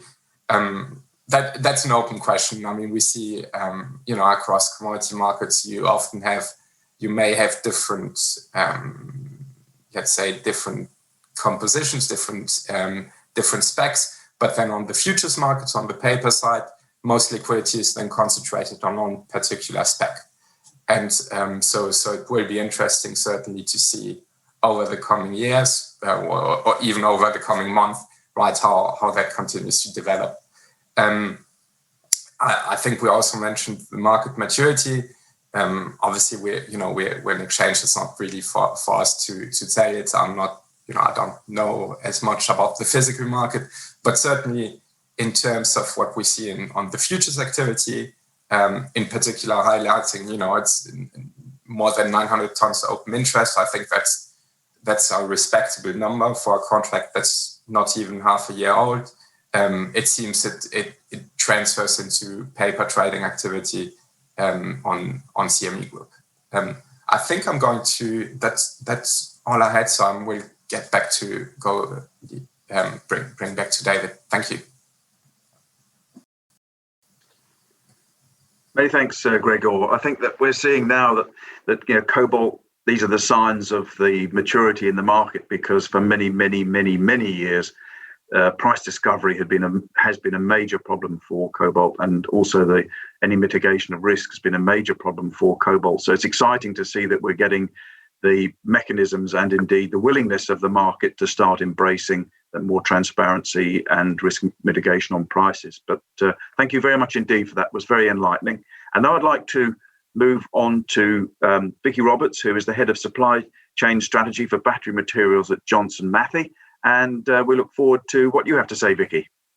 Thanks, David. And I just want to say, so I'm Vicky. I'm head of supply chain strategy for battery materials in Johnson Matthey. And as a member of the Cobalt Institute, it's great to be involved in today. So I'm hopefully not going to keep you very long and not go over a lot of the things, that the comprehensive information that you've already been passed today. I'm coming at this from a cathode perspective. We're a cathode manufacturer. We're establishing our European manufacturing footprint with our first facility in Poland in construction at the moment, and our second facility just announced in Finland. We are one of many. If you start looking at the European cathode demand and the cell demand coming, roughly we anticipate only about a quarter of the demand is starting to be built. We believe by 2030, there's going to need to be a significant increase in the already anticipated facilities that are coming. But ultimately, what does that mean to the critical materials and the nickel, cobalt, lithium that's going to be needed for those? So when we look at cobalt in the cathode material, it's an important contributor to battery performance. It's in particular the durability, the number of recharge cycles, and ultimately the lifetime driving distance of the vehicle. And then you add on to that the fact it contributes to the safety of the battery. From a technical perspective, it's a really important critical material that should have a life in the battery. But what we have seen is there's a drive from the market to meet that reduced dollar per kilowatt hour, as the market's aiming to help with electrification and to accelerate. That's a significant push that's coming from the OEMs and the market itself. And a lot of the OEMs are accelerating as we are accelerating our expansion plans and our move into the EV space. So when you pull all of this together and you start looking at that demand and that availability, going back to some of the comments from some of the other panelists already made, yes, investment in mining needs adequate prices in the marketplace, but those high prices in the marketplace add pressure for us to reduce or remove cobalt. So it starts to become a vicious sort of cycle. I think some of the talk we've had with regards to price stability will help, being able to manage the price is going to be a significant factor moving forward. But ultimately, if demand and the supply and the availability doesn't continue to grow with the acceleration of electrification, and those prices remain high, then that's where we see the pressure coming. So I think, in the early 20s, we're comfortable and we're confident, of cobalt's part to play, in the batteries. If the market continues, with high prices and pushing forwards in that sense, then we do see that sort of shift and those requests coming in for those reduced cobalt, moving forward. So I think, as a cobalt as a market, there's a part to play in understanding, the future and how to support, cobalt within batteries, post sort of 2027, 2028 and forward. So that's from our perspective. But I also think one of the key things that we need to bring into this as well is one of the key drivers across the whole space is going to be the sustainability aspect of it. There's a Johnson Matthey we've just announced as a whole company, net zero by 2040. But from our battery materials perspective, it's 2035. Now that's a significant drive for us. So what that means is, and when we look at it with regards to the critical materials, they currently contribute 65 to 75% of the carbon emissions of a cathode material. So that's not going to come just from us establishing renewable energy or setting up our cathode manufacturing facilities in greener countries. There's something across the whole industry that's going to need to happen in order to drive that. And it'll be interesting to understand and, across I know I'm not supposed to ask questions as I'm a panelist, but it'd be interesting to understand, from some of them, the other panelists as well, as their interpretation of a greener cobalt or the greener materials and what impacts that going to have to the marketplace as well, whether that's going to drive higher prices, whether it's going to drive a separated market in a premium, for a net zero cobalt. So there's some interesting things, coming forward, but from a demand perspective, the demand's there. Johnson Matthey's investing a lot of money, so we believe the demand's there. I'm happy to hand back, David, so that you can get to some questions if you like. Thank you very much indeed, and thank you so much for highlighting the importance of cobalt, or perhaps even the essentiality of cobalt in the modern batteries, and also indeed for bringing in the issue of sustainability, which without sustainability, then there's not going to be an energy transition. So it's a very important point we need to take on board. Well, thank you very much indeed for those contributions. I think certainly coming from industry experts such as yourselves, that there's a lot for the audience to take on. And also from my perspective that, for cobalt, although it's essential to modern industry, and in fact it's a technologically enabling metal, really has been rather a curiosity for many years until now. Once the rechargeable batteries for portable devices started to become prevalent in terms of cobalt demand, then we had this energy transition with electric vehicles. This has meant there's been a paradigm shift in the fortunes of the cobalt market, and I think that what we will see in the future is a much more sophisticated market, a much more mature market, and something we need to plan for as well, because not just cobalt, but if we look at all of the energy transition metals, there is not going to be a transition away from fossil fuels without the introduction of a whole range of key metals, one of the most important of which is certainly cobalt. Now, perhaps if we will just kick off some the discussion with the panel, and what I would say is we can see that the cobalt market is changing quite considerably. The levels of production, the level of consumption is considerably higher than the market I first got involved with in let's say 1980. When I first got involved, it was barely 30,000 tons. Now it's 130, 140,000 tons, and looking to really break out from there. So with this the demand side growing so much, perhaps I'd like to ask Casper and Vicky, who Casper does a lot of work on the battery side, and Vicky ultimately as a consumer of these products, what they consider the impact of demand might be. So Casper. Yeah, thanks, David. Yeah, I mean, obviously there's going to be a huge impact. The cobalt market, I mean, as you just highlighted when you started, was about 30,000 tons, and it's 130 odd thousand tons today. And we're looking at, by the mid-2020s, needing another 100,000 tons of cobalt to meet demand, with that largely coming from the battery industry. Now, there's very few commodity markets or raw material markets that have gone through growth rates like that we're going to see for cobalt and other battery minerals as well. But of course, we're talking about cobalt.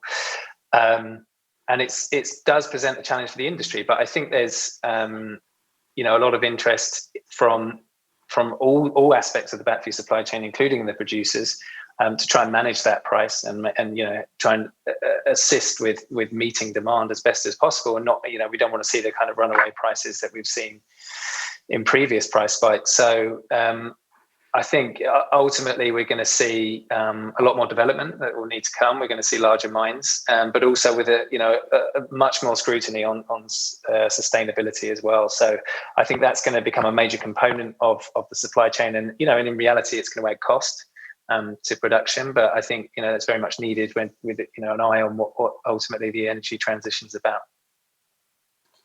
Thank you very much. And if I might move to Vicky, then we just heard much what I suspect as well. There's a huge demand, a tsunami of demand coming through for cobalt. But as a manufacturer and someone investing a large amount of money in cathode production, where do you think the pinch points will be?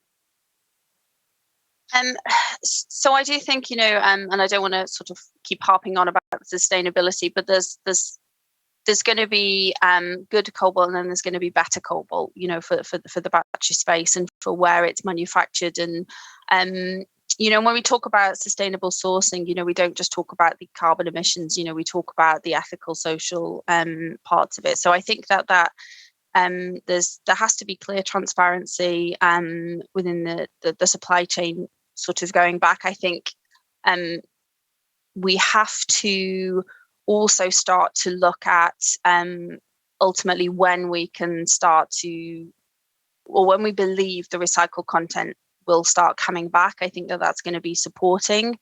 It needs to be supporting, from the early 2030s, really, not only due to the battery regulations coming in or potentially coming in, but also just, ethically and sustainably on a carbon footprint that's going to be required. I think at the moment there's a lot of it's interesting to understand the investment that's going to be coming. I think that the investments maybe it needs to come along a bit quicker, in order to sustain it. And we've got to manage that pricing. If the pricing's that there's going to be this balance to be had. If that pricing, if we continue to be short on high in demand and tight on supply, and we continue pushing that price up, or it stays high, then there's that ever push to remove cobalt or to reduce cobalt in there, and then ultimately you end up in that vicious circle going around again. As to how you're going to supply it and how you're going to produce it. But it will be interesting to see as well the implications of long-term supply agreements, as David was talking about earlier on, and what that means for the marketplace, and ultimately, if it ends up with the mining and the investments coming purely through long-term supply agreements, I think that's something that we could see in the future, that mining companies will only expand, and they'll only support development with that long-term supply security. No, thank you very much indeed for that. And obviously, a key thing is going to be volumes of supply, and more importantly, volumes of sustainable supply. So therefore, I can very neatly bring in David Brokaw here, because there's the biggest cobalt producer in the world. How do you feel about the supply meeting this exploding demand? Well, look, I think I've touched on it, right, and I've tried to express what I think is needed for the supply, right, meeting the exploding demand. In practice, though, it's still quite difficult to get parties to commit on a very long-term basis and provide the visibility we need. And so Vicky's comment on prices is very valid, but if we just let's try to quantify a little bit the value of cobalt in a typical car right now, right? Let's assume 5 to 6 kg of cobalt contained in a 60 kilowatt hour full EV. The value of it today is $300, around $300. So, I found it difficult to think that these $300 are going to make or break the economics of an EV compared to an IC car, right? I mean, I think we're past the point of using the price argument as a reason to try to substitute cobalt out of the battery mix. The responsible sourcing aspect and the sustainability aspect of cobalt mining is obviously crucial. And I fully agree that this is going to potentially introduce differentiation between the different cobalt brands. But one thing that is great with cobalt, I mean, it might be looked at as a risk, but it's also actually a huge benefit, right? The concentration of cobalt in the DRC ensures that the entire DRC cobalt production is actually made with green energy, because it might not be well known, but the entire electricity consumed in the Katanga area is coming from the Inga Dam, which is on the on the Congo River, in which Glencore directly invested in the refurbishment of 2 turbines, but which might have the potential at full capacity to supply the entire African continent with energy produced through hydropower. I think going back to Vicky's comments, it's a very relevant argument. That means at the end, that means that essentially Scope 2 emissions for DRC cobalt are close to zero. They do not exist. And so depending on the cost you put on CO2 emissions, and depending on what your strategy is around carbon neutrality, that's a very valid argument that should not be ignored, right? Because when you replace cobalt, you don't replace it first by something that is free, right? You might arbitrage between high nickel, manganese, aluminium, but these materials are not free, first of all, and they have also their own issues.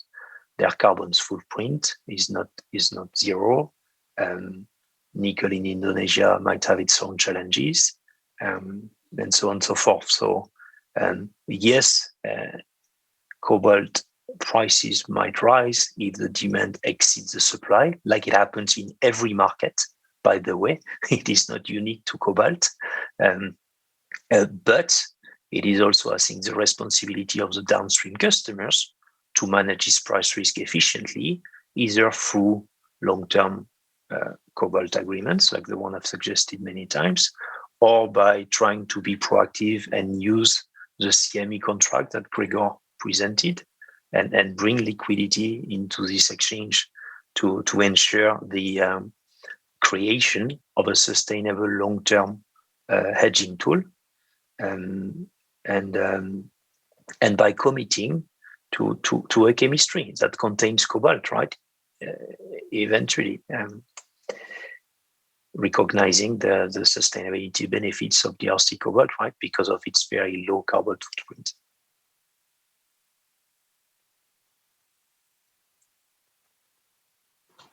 I think, David, if I can add something, right?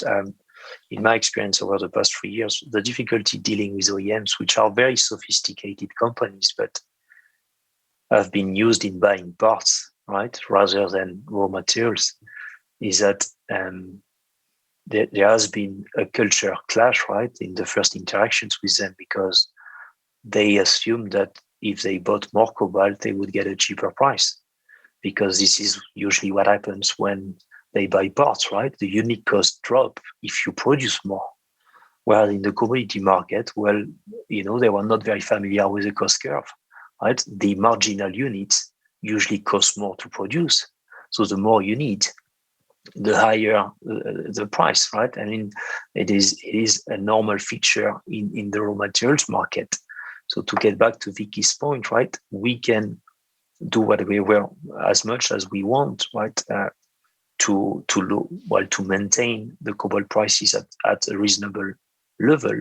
But eventually, as you move to the right part of the cost curve, you're gonna have to purchase units.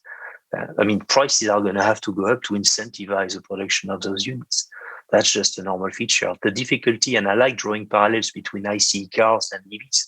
The difficulty is that when you drive an ICE car, right, it's you, the driver, that is exposed to changes in gasoline prices or diesel prices, right? That's embedded in the total cost of ownership, and the car manufacturer is not exposed to the fuel. It's not concerned about that, right? Because the risk is on the end consumer. For an ICE car, it's slightly different. We assume that the fuel are the electrons that you put into your battery, but I think we're making a fundamental mistake. We should consider cobalt and other battery materials as part of the fuel, because you cannot store the electrons without the battery materials contained into your battery. So what I'm trying to say is that there might be a way of actually pushing this price risk to the end consumer, because we are just used in being exposed to gasoline prices and diesel prices. I don't see why an end consumer wouldn't be willing to get exposed to cobalt prices, knowing that right now the value of cobalt in a car is $300. If you spread it over 5 years, it's $5 a month, right? So there might be a different way of thinking about passing the price exposure to the end consumers in order to achieve, well, what Vicky was describing, which is like basically removing this anxiety from the OEMs about variation in the cobalt price, but at the same time providing some stability to the miners so that they can invest, let's say, on a long-term basis, knowing that they will have an outlet for their cobalt units. Because with cobalt, it's all about liquidity, right? If Glencore decided to double its production overnight, it would have an effect on prices for sure. But what is more concerning for companies like us is that we wouldn't be able to place those units. Simple story. We would have to stockpile, finance it for a long period of time. And that is not how anyone wants to run a business. And the OEMs, which are always running as lean as they can, for sure must understand that. And the cheap example, the shortage of semiconductors is clearly should be a wake-up call, right, for them, right? Which is like, okay, you can run a lean business up to a point, right? And with regards to cobalt, I think the experience on the semiconductor sector they should take the learnings from that. They should take some learnings from that and try to apply it to the cobalt sector as well. Excellent. I think there's some extremely good points there, David. And the Achilles heel for cobalt for a long time has been the volatility in price and the volatility in supply. So getting a handle on that, I think you're absolutely correct, will help stabilize the market and keep cobalt being a metal of choice in a lot of these applications. So it's a wonderful segue for you, Gregor, to re-emphasize this volatility in price, for example, how you're going to deal with how you can deal with that with your contract, and also perhaps taking on a bit of a question that we've already got in is, how does a cash settled contract like the CMEs contribute to a more efficient market structure? So I'll just throw that to you for a while. Yeah, I think it's a good. I guess it's a good, it's a good combination of some of what David and Vicky mentioned just now. The ability to at the end, I think the contract design when you do your long-term agreements can include a floating price component, and then the exchange or the futures contract really gives you the optionality to manage that risk in any way you can. So, Gregor, we're losing your sound. I don't know if it's an issue there. Is it better now? Yeah, carry on, see what happens. Yeah. So I'm sorry, I'm going to repeat. So I think when you think about long-term agreements, they can include a floating price component, an indexation component, in any shape or form, and then the exchange, the liquidity on the paper markets gives you an opportunity to lock in, to manage it opportunistically, to lock in certain prices, certain maturities. So I think it's a good tool. It doesn't replace it doesn't replace the relationships you build with your suppliers, because it's only a cash settled instrument. It doesn't it doesn't mitigate all the physical risk, the logistic risks, but on the financial side, purely to look at the pricing, to look at let's say future horizons, how to manage risk. I think that's a really powerful tool, and it's the beauty of it is that as new participants enter, you have more liquidity, you have more transparency, so it's a really nice virtuous cycle in a way. We're at an early stage yet, but early signs are promising. I hope you could still hear me. Yeah, it was fine. It was just a little. You suddenly faded, but that was great. No, thank you for that. From my perspective, it's a terribly important point in the future development of cobalt. We've got a lot to do with. There's an awful lot that's got to happen in terms of supply, sustainable supply, but in particular, maintaining cobalt as the metal of choice is terribly important. I think David's emphasised that. Vicky's emphasised that. Certainly, from the Institute's point of view, that's what drives us. We want to look at these market access issues and make sure that cobalt remains that metal of choice. And there's a lot of challenges, particularly as cobalt is a byproduct. So it's not easy to say a high price for cobalt means more cobalt. It actually has to be a good market for copper, a good market for nickel, and then you'll get more cobalt.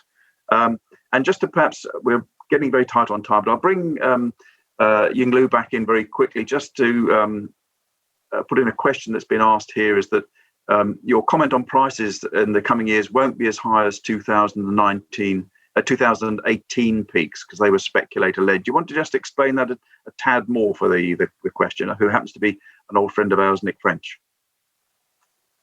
Yeah, sure. Thanks for bringing that question back. I think just echoing what we have discussed in the presentation is that we do expect to see a quite significant upside for cobalt price in the next couple of years, and this is largely driven by a more solid demand outlook.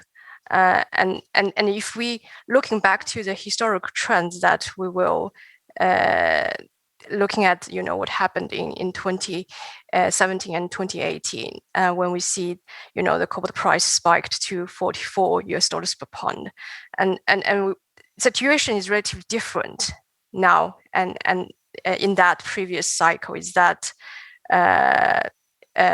pretty much the previous spike was driven by two factors. One is we really see a tightening in the metal market. Is that because of the the demand for the end applications and also for the Chinese government stockpiling also play a part to push the metal price higher. But more importantly, we see a lot of speculations around the EV story. And then at that time, we really didn't see the EV uptake started to materialize. So that's why we think why we think that the situation is relatively different, and because now moving forward, we really see a more maturing market, as David also mentioned, with more stability and more sustained. Going forward, the price will become more sustained in the level. So that's why we are relatively unlikely to see that binary ups and downs in a very short period. And we believe it is not very healthy, and it's not going to be sustained. It's not very good for all the players in the supply chain, for miners, and also more importantly for the end consumers, because they need to bear in with a really high price risk. Yes, I hope that answered that question. No, very clear, and you hit the nail on the head. The volatility is a major disincentive, and it's one of the things that really does need to be managed, and always has needed to be managed. Now, we have in fact run out of time. I see there's a number of questions, but we'll try and get those answered independently from the panel. But I would certainly like to thank the panel very much indeed for participating. It's been certainly a new experience for me. I've done been involved with a lot of the conferences over the years, all physically present.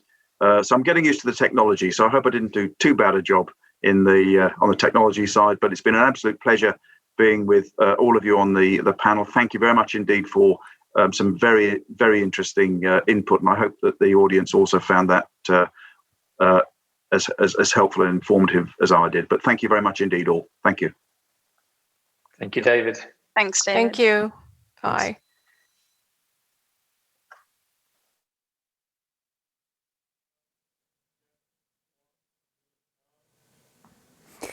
Well, Harry, we need you with your video on. David and everyone, thank you. Now delighted to introduce a speaker literally from the other side of the world, Harry Fisher, who is Senior Cobalt Consultant with CRU, will deliver one of the first of our talks, as we're calling them. So this is a lunchtime talk. I think in the panel and sort of this morning, we've talked a lot about sort of what happened last year, what is happening into the short term. And I think Harry is going to talk a little bit more about sort of drivers into the medium term. Just as way of background, Harry has been working with CRU since 2015, has been working on a variety of metals and battery materials such as lithium and now cobalt. Has been moved around quite a lot from South America to Europe, now to Australia. So I'm delighted that he's with us quite late in the evening for him. But Harry, the floor is yours. Thank you very much, Adam.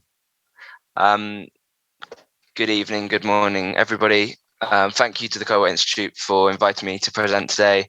Really appreciate the opportunity, and I hope everyone finds my presentation interesting and has some food for thought about what we're looking forward to in the cobalt market over the next few years.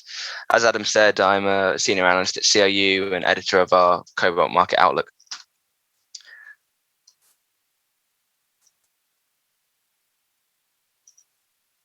So for those of you who aren't aware about CRU, we're an international data and analysis firm providing insights through our analysis, consulting, and events divisions. We cover all of the major commodity markets through our global network of offices. And I guess of particular relevance today, we've got comprehensive coverage across all of the battery metals markets and have market outlook products for cobalt, lithium, and nickel. So today I'll talk you through primarily our medium-term outlook. I'll start off looking at EVs. As we all know, that's an increasingly important part of the Cobalt outlook. I'll then provide an overview of the key drivers of our demand and supply side forecasts. And then I'll look into some of the key risks that we're seeing in the market and really what we're finding most interesting in the moment, and also what to keep an eye on in the coming years. So EVs, there's obviously a lot of talk at the moment, and it was discussed in the last session as well. But there is, of course, a real reason why this is becoming increasingly important in the cobalt market. This chart shows how the demand share has shifted from last year and is expected to change going forwards. You can see in last year, EVs accounted for about 25% of the overall cobalt market, and combined with other batteries, that was about 60% combined. But by just 2025, that will increase to almost 3/4 of the overall market, and EVs alone will account for about 50% of demand. So it's taking up a lot more of our time trying to understand what's happening in the electric vehicle and battery markets, of course. And then there will be a particular focus of my presentation today on those markets. So that's obviously just providing some context for the rest of my presentation. So what happened in 2020 in the EV market, I think really did shock everyone. It bucked the trend of what happened in kind of the wider auto market, where we saw a decline during COVID. But EV sales increased quite drastically by around 37% year on year. And that was mostly led by China and Europe. Europe did become the largest EV market last year. It probably won't last for long. We think China will probably overtake them again this year. But sales were really driven primarily by those two major markets. On the right-hand side, it shows kind of some of the key regions for the strong market performance last year. Green recovery was really something that was focused on by a lot of the major economies to stimulate their economies kind of during and post-COVID. In Europe, that came in the form of very generous upfront subsidies for electric vehicles in 5 of the 6 major auto markets. And that really drove sales, particularly in the second half of 2020. At the same time, we saw strong pledges from a number of the OEMs in relation to their phasing out of internal combustion engines, some of which are aiming to do that by as soon as 2025. So those kind of things are really building momentum, and 2020 seems to be it was a bit of a breaking point for electric vehicles globally. And the last point kind of relates particularly to China, where we've seen a much greater availability of more affordable models. This is appealing to particularly people that live in cities who don't necessarily require such long range vehicles. And there has been a big uptick in sales of lower cost electric vehicles in China.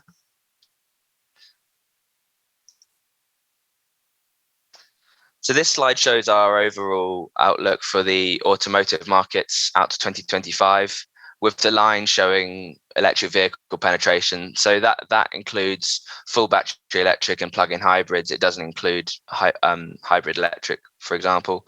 Last year, penetration was around 4%, with that rising marginally this year to about 5% globally.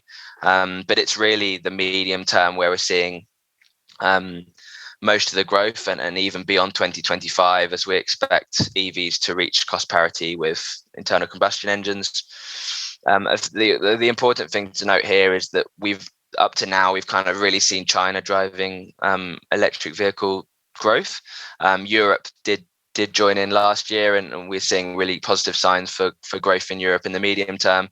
But the US has kind of been lagging behind over the last couple of years, and the sales actually declined for the second consecutive year in 2020. But with much greater model availability and very supportive policy from the Biden administration, the US seems to have turned a corner, and importantly now we see the 3 major auto markets really pushing forwards with EV penetration, and that will support accelerating growth both in the mid 2020s and probably and of course beyond that, where the trend really picks up.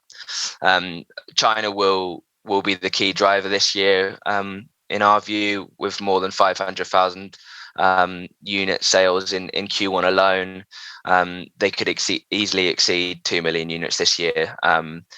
So they're definitely driving the market, closely followed by Europe.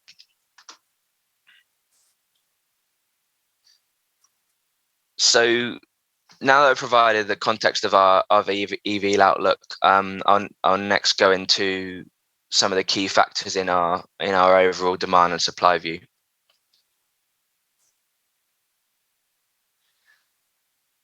So the first thing, of course, to mention it on the demand side is electric vehicles, as you'd imagine. On the left, we show a slight change in our view of cathode chemistries. More recently, we've seen a shift away from kind of the higher NMC nickel-rich cathodes due to some safety issues in a number of models. So there is a greater preference at the moment for the more nickel intensive 622 and 532 cathodes. Those shares going forwards are shown on the right hand side, but I think that most importantly are the bars, which show that over the next 5 years we expect that cobalt demand from electric vehicles alone is expected to more than triple. There is obviously huge demand growth potential from the electric vehicle market. As I said earlier on, it will account for about 50% of total demand in 2025. And those cathode preferences will make a slight change to the overall demand trend, but we don't expect it to have a fundamental impact on cobalt demand growth. It might just slightly alter the overall magnitude of that growth. But we do of course see a future of cobalt in these cathodes, even as we move towards high nickel variants. And another important thing to mention on the demand side, aside from batteries, one of the most important sectors on the non-battery side is aerospace. As we know, and that's why we're doing this conference virtually today, travel has been impacted probably more than any other industry during the pandemic. On the right hand side in the yellow line, you can see the impact of even early this year, the flight activity has been significantly down on pre-COVID levels, and there's a lot of uncertainty about when that will recover. On the left, we've got our cobalt demand forecast from the aerospace sector. We kind of cautiously predicted some uptick this year, but I think that will probably be downgraded next time we update it, given kind of a slow recovery. I think it's worth also pointing out that there were some orders fulfilled last year, so there is still some inventory in the system. So even when we do start to see some recovery, I expect there to be a lag in cobalt demand growth from the aerospace sector. So that's something to consider for one of the major non-battery end use sectors.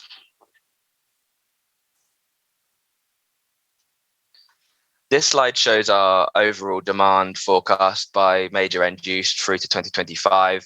The more traditional non-battery segments are still showing some growth over that period, but it is relatively modest, of course, compared to batteries, and particularly to electric vehicles, where was driving about 65% of growth from 2020 to 2025.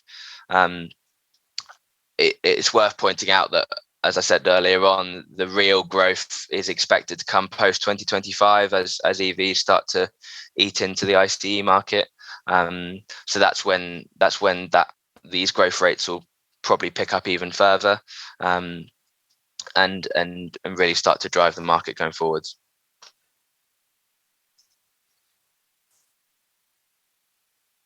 And now moving on to the supply side, again, the forecast out to 2025. This shows that the major contributors to mine production growth over that period. With around 70% of mine supply growth, it's not a surprise that the DRC is driving growth in the medium term. I've highlighted Matanda separately here, as there's still a lot of uncertainty about when that's coming online. We've just heard in the previous session that that Glencore will, of course, bring that back when they've got a bit more certainty in the market. But at the moment, that timeline is unclear. So it's accounting for a fairly significant chunk of that medium-term growth, and it's something that I'll come back to a bit later on in my presentation. We've also got some growth from Indonesia and also to a lesser extent Australia and the rest of the world, but really the DRC is driving forwards with mine supply. The chart inset in yellow shows the year-on-year mine supply growth over the same period.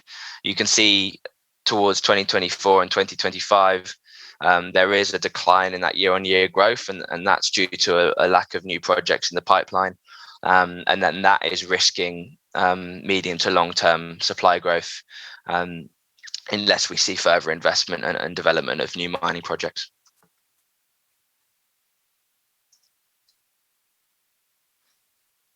And on the refined side of things, of course, China is really the main contributor to refined production, with around 70% of global production.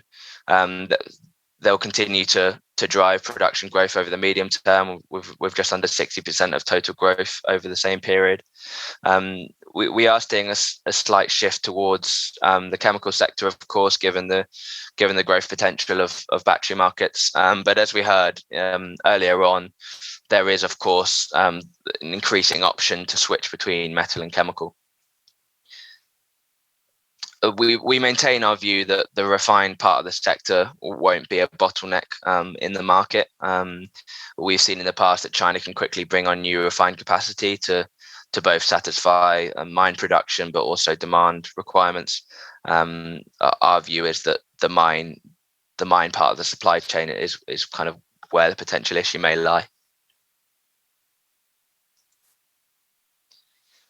The other main contributor to refined production is of course Indonesia, with the new high pressure acid leach capacity. It's got the potential to provide about a quarter of overall refined growth to 2025, but HPALs are notoriously complex. The technology is very difficult to get running smoothly. They typically overrun on the timeline and on the budget. So there is a significant amount of downside risk with this new capacity. PT Ligand is on track to commission this year, and that they may potentially push ahead more quickly with phase 2, given the high levels of payables at the moment. But there's the other 3 producers who are yet to get going, and there does remain a risk that they may be delayed in their ramp up.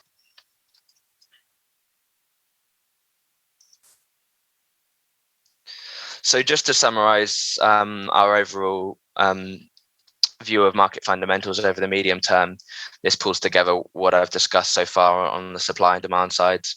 You can see in the overall market balance, it remains relatively well balanced over the next couple of years. But it's from 2024 that the deficit starts to potentially open up as demand growth outpaces supply. And it's in 2025 where we see a particularly wide deficit.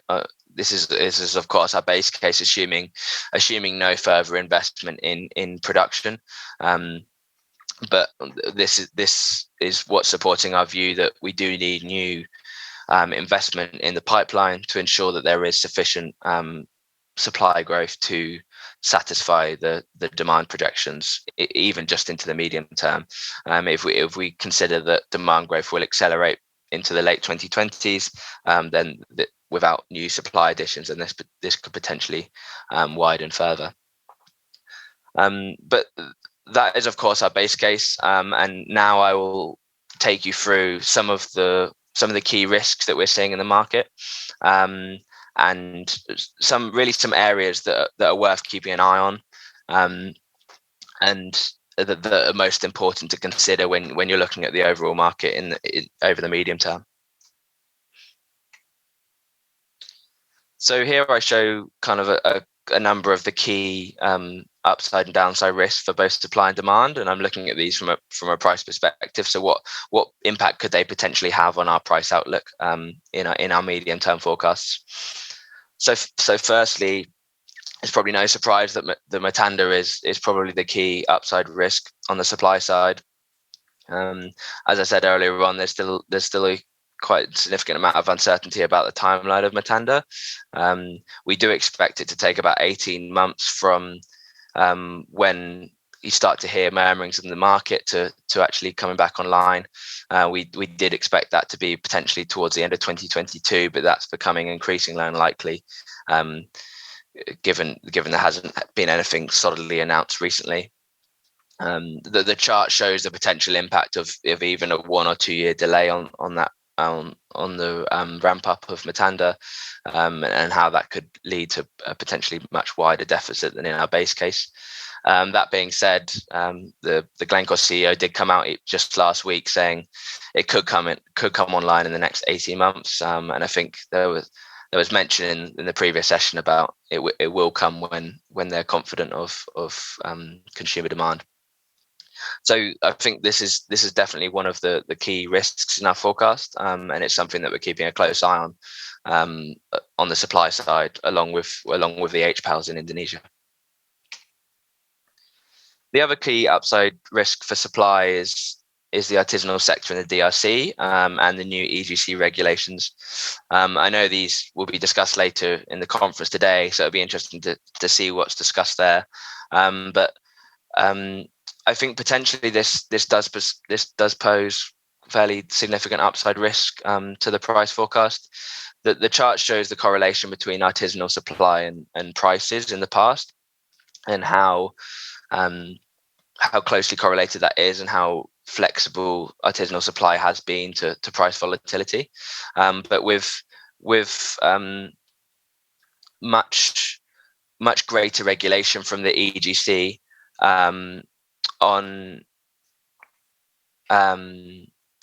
but on both production, refining, and the marketing of artisanally produced cobalt, my view is that may potentially risk the future flexibility of this part of the sector. So it's still very early days, of course. It's only recently been announced. Apologies, I think I wasn't skipping through the slides properly. That should be right now. There is potentially there is a potential impact going forward. So it's something to see how these regulations flow through to the industry itself.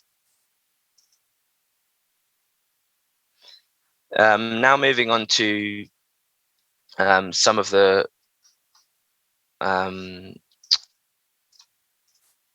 downside risks. So I think I've also placed artisanal supply and the EGC regulations into this basket as well, and I think it does pose both upside and downside risks to the price outlook. As I said, the artisanal production has been closely correlated with prices, so we may see going forwards that there is a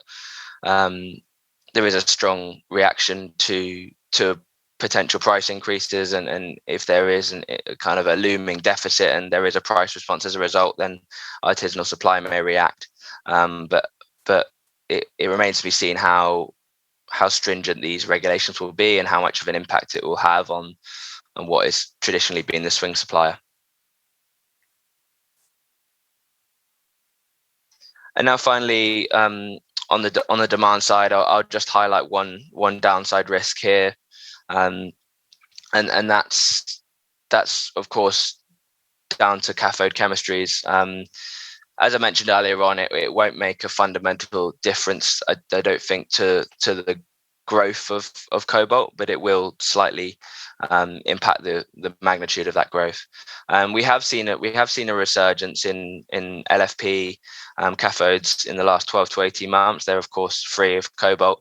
I don't think that's been the driver of their popularity. I think it's more been a cost driver, and there's been, as I said, there's been great popularity in low cost EVs, particularly in China, with Tesla Model 3s now being produced in Shanghai, and also the Hongguang Mini being the most popular EV in the Chinese market at the moment.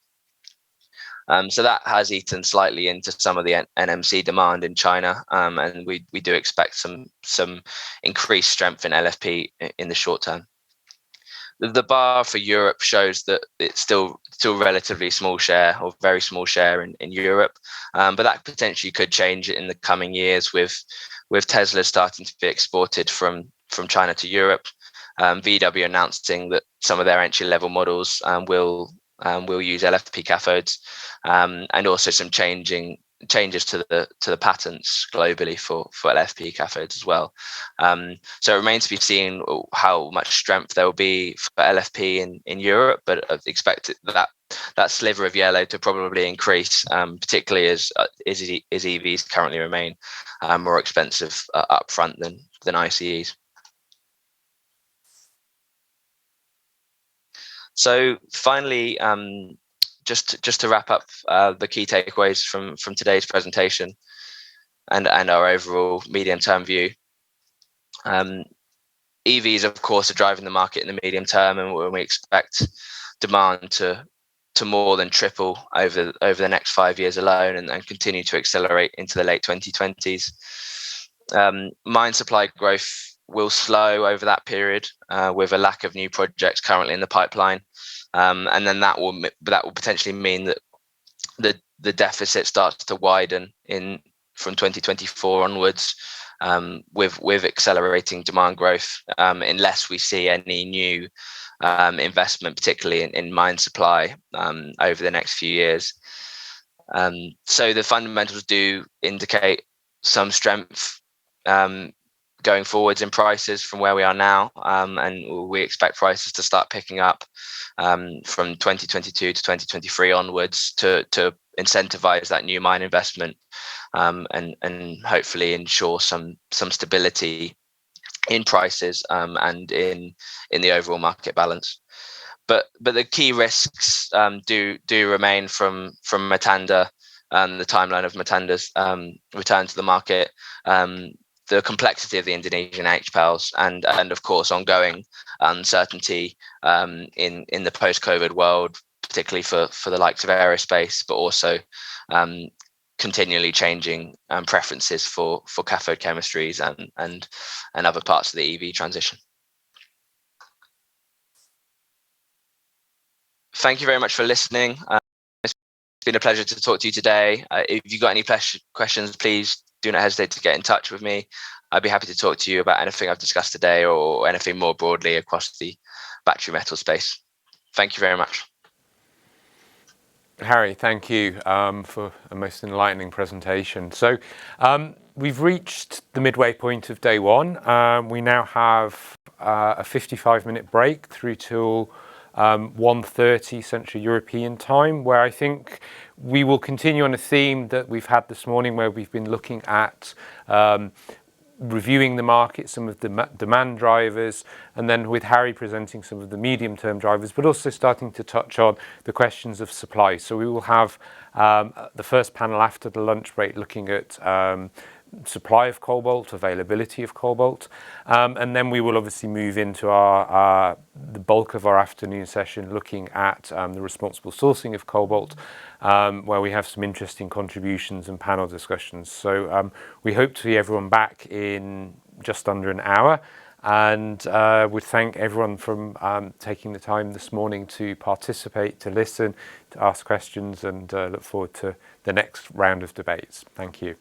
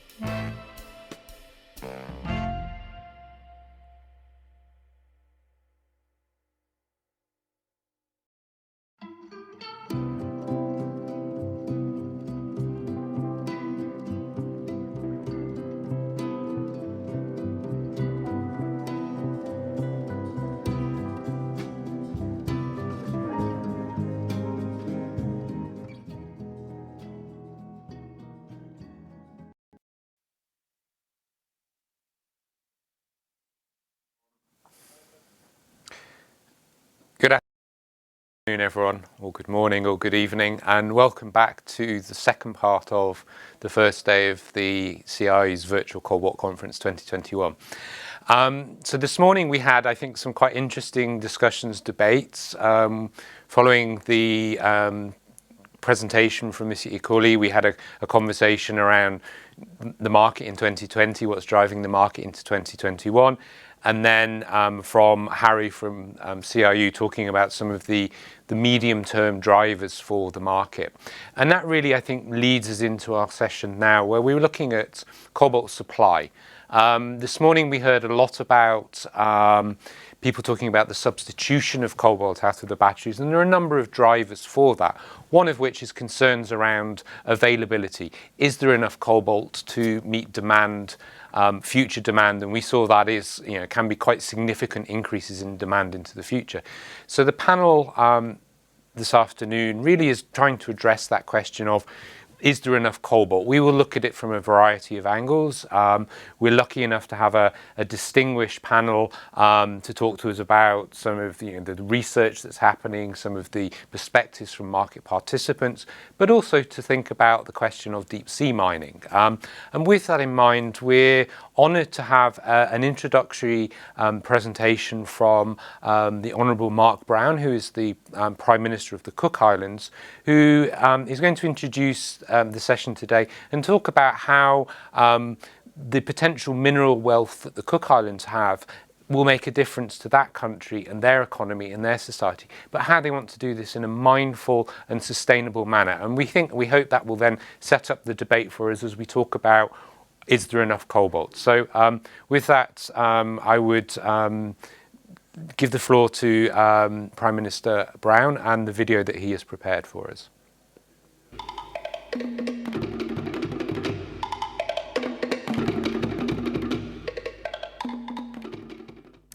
Kia ora and warm greetings from the government and people of the Cook Islands. Let me first say how delighted I am to have the opportunity to address this Cobalt Conference 2021, and in particular, the theme of cobalt supply and the contribution it can make towards leading our planet down a more sustainable path for the benefit of current and future generations. For those of you not familiar with the Cook Islands, we are a Polynesian people made up of 15 islands located in the heart of the South Pacific, some 3,000 miles south of Hawaii. Tourism has always been our biggest income earner, with over 160,000 visitors a year enjoying our natural beauty and culture of our islands, compared to our population of only 15,000. On that note, let me open session 2 with a Tourism Cook Islands video which captures the essence of the Cook Islands. There's a place that I know where the pride of every face I see. Love shine down on me.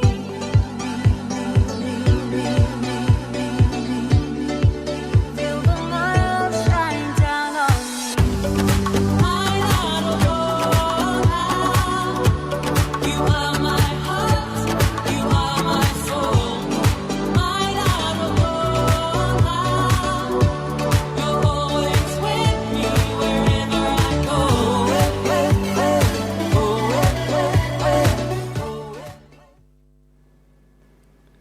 Now that you have had an introduction to the Cook Islands, I turn now to the topic at hand. Vulnerability. This is a term I normally associate with the perils of climate change, particularly the threat it presents to our Pacific Island communities and our way of life. Today, I see the term vulnerability regularly used by governments and societies in connection with mineral supply chains. There is a degree of irony that its two separate uses are in fact inextricably linked. We need a stable and responsible supply of minerals to help achieve the global drive towards a low-carbon society. We acknowledge cobalt's strategic significance to advancing the world through an unprecedented energy transition that is critical to putting us on the pathway towards a greener and more sustainable society. At a time when the world is searching for sustainable solutions to the challenges of today and tomorrow, the Cook Islands, I am proud to say, has an opportunity to play a significant role in not only transforming our future, but also contributing to global transformation through access to strategic metals critical to the global energy transition. Today, I would like to share with you our vision as a strategic partner in this transition and our journey to date. Our ocean, what we call our moana nui o kiwa, is the lifeblood of the Cook Islands. It sustains us. It provides us with a source of food and income. It is part of our identity. We are a people of the ocean. We care for the ocean, and we take its management very seriously. In this year, 2021, we continue to live in unprecedented times and face multiple challenges as a country and as an international community, from the COVID-19 pandemic we are currently experiencing, the pervasive threat of climate change, and the pressures on our limited natural resources. We must address the challenges of today while ensuring that we care for the needs of future generations. We are blessed to remain COVID-free in our country. However, the pandemic has highlighted the Cook Islands' economic vulnerability and over-reliance on our tourism industry. We face serious challenges ahead, and our ocean provides us with the opportunity to further diversify our economy and deliver to our people much-needed socio-economic security and development. We are fortunate to be a large ocean state with an exclusive economic zone of some 2 million square kilometres. Indeed, with a land mass of only some 240 square kilometres spread across 15 islands, it is inevitable that we look to our ocean for solutions to our survival and options to diversify our economy. 40 years of ocean survey work suggests as much as 12 billion tonnes of mineral-rich polymetallic nodules containing cobalt, nickel, copper, manganese, and titanium are spread across about 750,000 square kilometres of the Cook Islands seafloor. Estimates of the cobalt reserves of these nodules is in the region of 21 million tonnes. That is a significant number when you consider that in 2020, the global cobalt production was about 140,000 tonnes. This resource offers a potentially significant opportunity for the long-term sustainable development of the Cook Islands, as well as contributing towards our universal goal of reducing global warming. Climate change is an existential crisis facing the world. For the Cook Islands, as an island nation, we are particularly at risk. It will be costly for our country to build resilient infrastructure, to protect our vulnerable and isolated communities, and to adapt to and mitigate against the worst effects of climate change. We must take action to protect our islands and our people. Under our National Sustainable Development Plan, we strengthened our commitment towards the renewable energy and to meeting our in-country climate change obligations. We have set goals of achieving 100% renewable energy generation in all of our islands by 2025 and a zero emissions target for our islands by 2040. Our investment plans currently focus on designing and installing mini-grid solar electric systems utilizing battery storage technology. My personal vision is to see Cook Island-sourced metals contributing to the development of our renewable energy sector, including solar and wind power. Tackling climate change is not something we can achieve by ourselves. It requires a concerted global effort. Through the Paris Agreement, it was agreed to target limiting global warming to well below 2 degrees Celsius, preferably to a 1.5 degree compared to pre-industrial levels. As a result, there is a major shift globally towards societal transformation and a low-carbon economy based on renewable energy and technology. In order to achieve this, the World Bank estimates that more than 3 billion tons of minerals and metals will be needed by 2050. The demand for cobalt alone is predicted to increase by nearly 500% to meet the growing demand for clean energy. However, as we have seen in recent statements from some prominent car manufacturers, demand is also linked to how responsibly the resource is obtained. Indeed, at this point in world history, climate change and the sustainable and responsible sourcing of strategic metals are inextricably linked. Many of the minerals vital for the transition to a low-carbon economy can be found in the deep ocean. Our Cook Island seabed contains high concentrations of nodules made up of these minerals, particularly cobalt.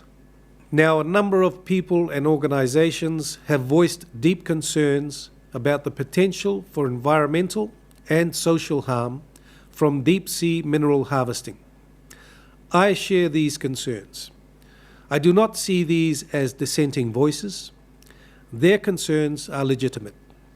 They keep us accountable and at times provide solutions to the way we do things. We must also look beyond just deep-sea mining and take a more holistic view of how we use our planetary resources as a whole. I would like to share a little on the Cook Island seabed minerals journey, which spans some decades since the discovery of nodules in our waters back in the 1970s. We have always held an interest in these minerals and the deep sea. In 2016, we took a tangible step towards deep-sea exploration when the International Seabed Authority awarded the Cook Islands Investment Corporation an exploration license to explore for polymetallic nodules in international waters, an area known as the Clarion-Clipperton Fracture Zone. We are working with our international technology partner, Global Sea Mineral Resources, to progress our knowledge of the resource and its environment. We are encouraged by the pioneering engineering work being conducted by GSR with its current trials at water depths of 4,500 meters of Patania 2, GSR's purpose-built prototype nodule collector. We are proud that a Cook Islander is part of this expedition, and I personally look forward to being debriefed on the results and learnings from this trial on his return. In October 2020, the Cook Islands opened a licensing process for exploration of polymetallic nodules within our EEZ. This was a watershed moment for our country, as it signalled our foray into deep sea exploration of our waters, under the careful regulation and management of the Cook Islands Seabed Minerals Authority. We received a number of license applications and are currently processing them. In embarking on this journey, we needed to have the right governance structures and mechanisms in place to make sure that seabed activities undertaken in our waters are environmentally sustainable and responsible. We are building a seabed minerals sector based on best principles and practices, supported by a robust legal framework. The protection of our ocean environment is crucial to the Cook Islands' survival and the health and welfare of our people. In this respect, strong environmental management and regulation is a core focus of the development of the seabed minerals sector. We will proceed with a precautionary approach, taking decisions based on the best available science to manage our seabed minerals resources and protect our marine biodiversity. We will continue to foster strong ocean governance to both protect and ensure the sustainability of our ocean resources. The Cook Islands has one of the world's largest multi-use marine parks, which we call our Marae Moana. It covers our entire EEZ and became a reality in July 2017. Our Marae Moana provides an overarching mechanism for ocean governance and a platform to strike the necessary balance between marine protection and resource use. This is embodied in the principle of ecologically sustainable use. It remains for us the key guiding instrument as we chart our path towards meeting the sustainable development goals and aspirations of our country. We are at the forefront in the conservation and sustainable use of our oceans. This reflects the fundamental importance we give to the sustainable use of our marine resources. This includes our seabed minerals resource, where we again are at the forefront of developing a comprehensive legal framework to support the development of a sustainable industry and the promotion of good governance. That being said, I wish to reiterate the position of my government and the laws that we have put in place. We will not entertain any activity in our ocean that will cause serious and irreparable harm to our marine environment. At the international level, as a member state of the International Seabed Authority, and at the same time a sponsoring state of exploration activities in the international seabed area, the Cook Islands shares the core goals of the authority to put in place robust legal frameworks and good governance mechanisms, together with the most rigorous standards for the conduct of exploration and future deep-sea mining activities that puts the protection of the marine environment at the front and centre. When extracted in an environmentally responsible manner, metals found in our nodules, such as nickel, copper, manganese, and cobalt, can help secure the prosperity of current and future generations of Cook Islanders. Exploration research is fundamental to understanding our deep-sea environment, the nodule resource, and particularly any impacts potential future recovery operations may have on the deep sea environment. Exploration is also critical to advancing our knowledge of marine biodiversity and ecological processes. That knowledge by itself represents an invaluable contribution, not only to our Marae Moana objectives, but also to humankind in this United Nations decade of ocean science for sustainable development. Having reviewed our exploration licensing process, I am proud of what we have set up, and I'm confident that we have a rigorous and robust process in place to ensure that only the most suitable applicants are successful. As I said before, environmental protection is a core focus in developing this sector. As such, the licensing process we have developed sets high standards for any potential applicants wishing to operate in our waters, with environmental sustainability at the forefront. In addition, we are prioritizing the training and employment of Cook Islanders, so we are building and, most importantly, retaining our long-term capacity in our country.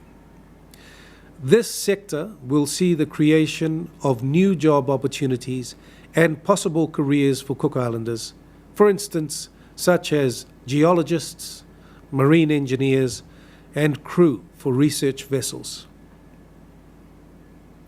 Our licensing process supports this by favouring applications that offer capacity development to Cook Islanders, that engage with our Cook Islands community, and that purchase goods and services from our local businesses. This investment in our people and communities, as well as the revenues generated by our seabed minerals sector, have the potential to build the necessary economic reliance and resilience our country needs. To be clear, this is not a process that happened overnight. It has taken many years, hard work by many people, and exhaustive consultations with stakeholders, including our traditional and religious leaders, civil society, and most importantly, our communities, our people. I would also like to acknowledge the invaluable support we have received from the international organisations such as the International Seabed Authority and the Commonwealth Secretariat, as well as our regional development partners, New Zealand, Australia, and the United States. Without their support, we would not have been able to make the progress that we have had, and we look forward to a continued positive, constructive working relationship with our key partners as we continue on our journey towards the sustainable and responsible development of our seabed minerals resource. In closing, I would like to take this opportunity to express my appreciation to the Cobalt Institute for its continued mission to put in place the tools and frameworks required to foster best practice for responsible cobalt production and sourcing. We have a unique window of opportunity to put in place the necessary regulatory and governance frameworks before any harvesting of deep-sea minerals begin. And I look forward to our collective contribution to that. Globally, we are committed to eliminating our reliance on fossil fuels, but we need to expand other resources to achieve this. My government and I are steadfast in playing our part to facilitate this transition. The path to a true sustainability is not easy, and there may be some bumps along the way.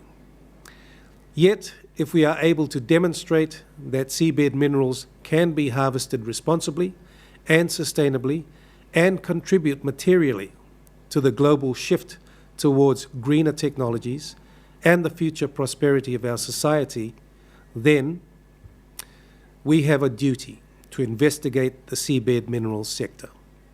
God bless you all, and kia manuia.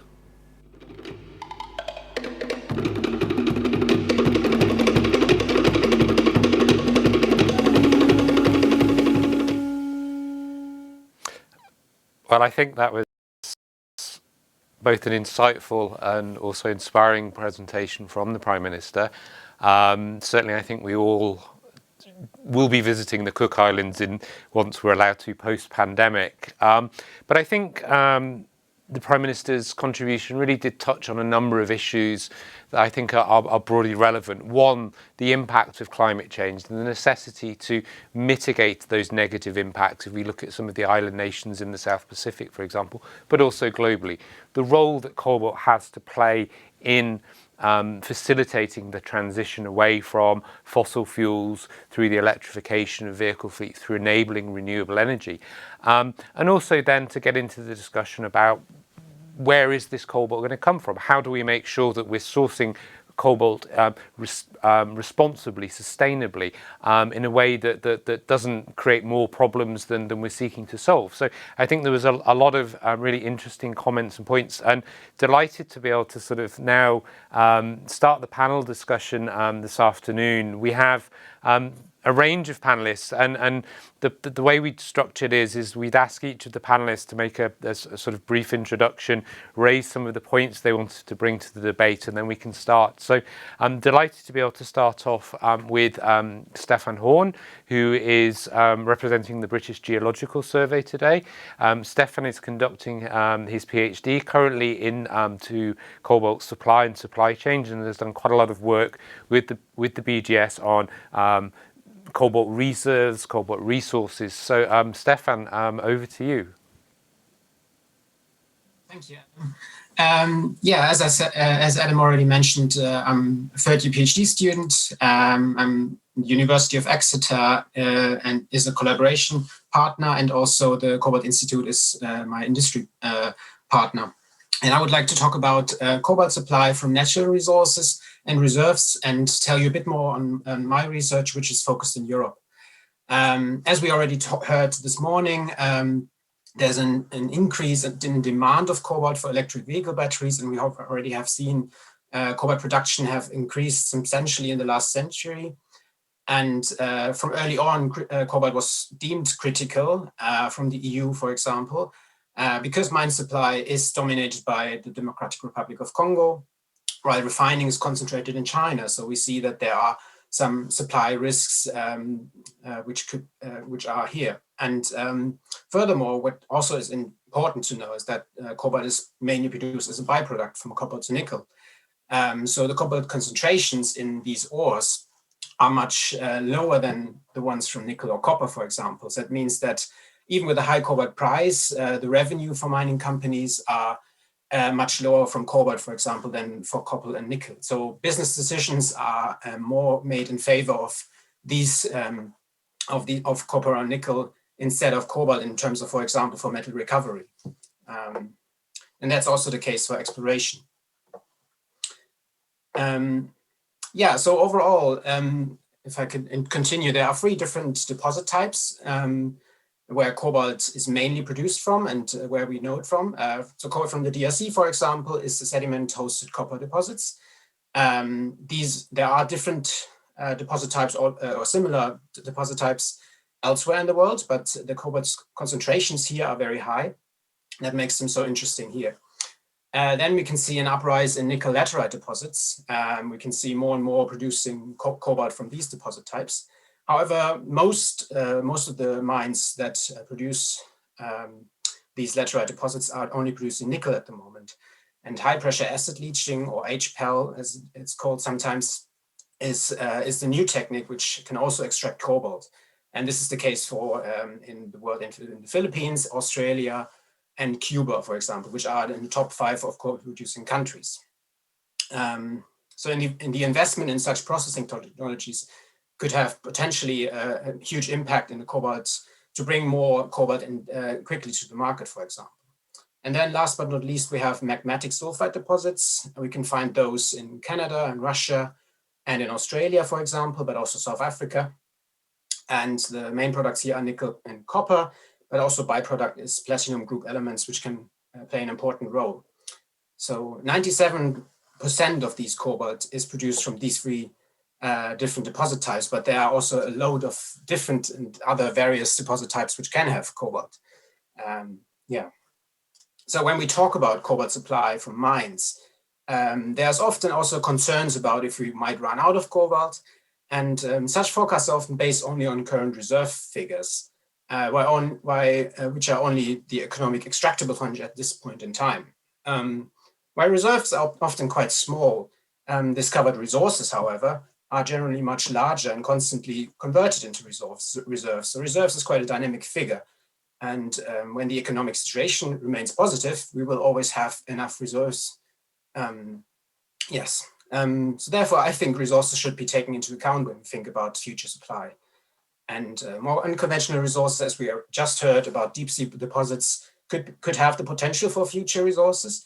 But I think there are still a lot of questions which have to be answered before we know if we can extract these. And we should not forget that there's a lot of potential in land-based resources as well, and should not be underestimated. Yeah. To continue of my research, I'm working in cobalt resources, especially in Europe. The European Union has a large interest in bringing the whole battery value chain to Europe to secure supply for green technologies.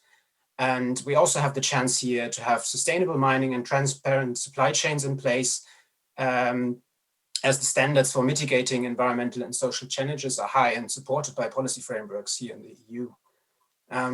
So this is why we collected data on cobalt-bearing deposits on different data sources. Overall, we found 509 cobalt-bearing localities, which is quite a good number. However, you should know that only 30% of these have resource estimates.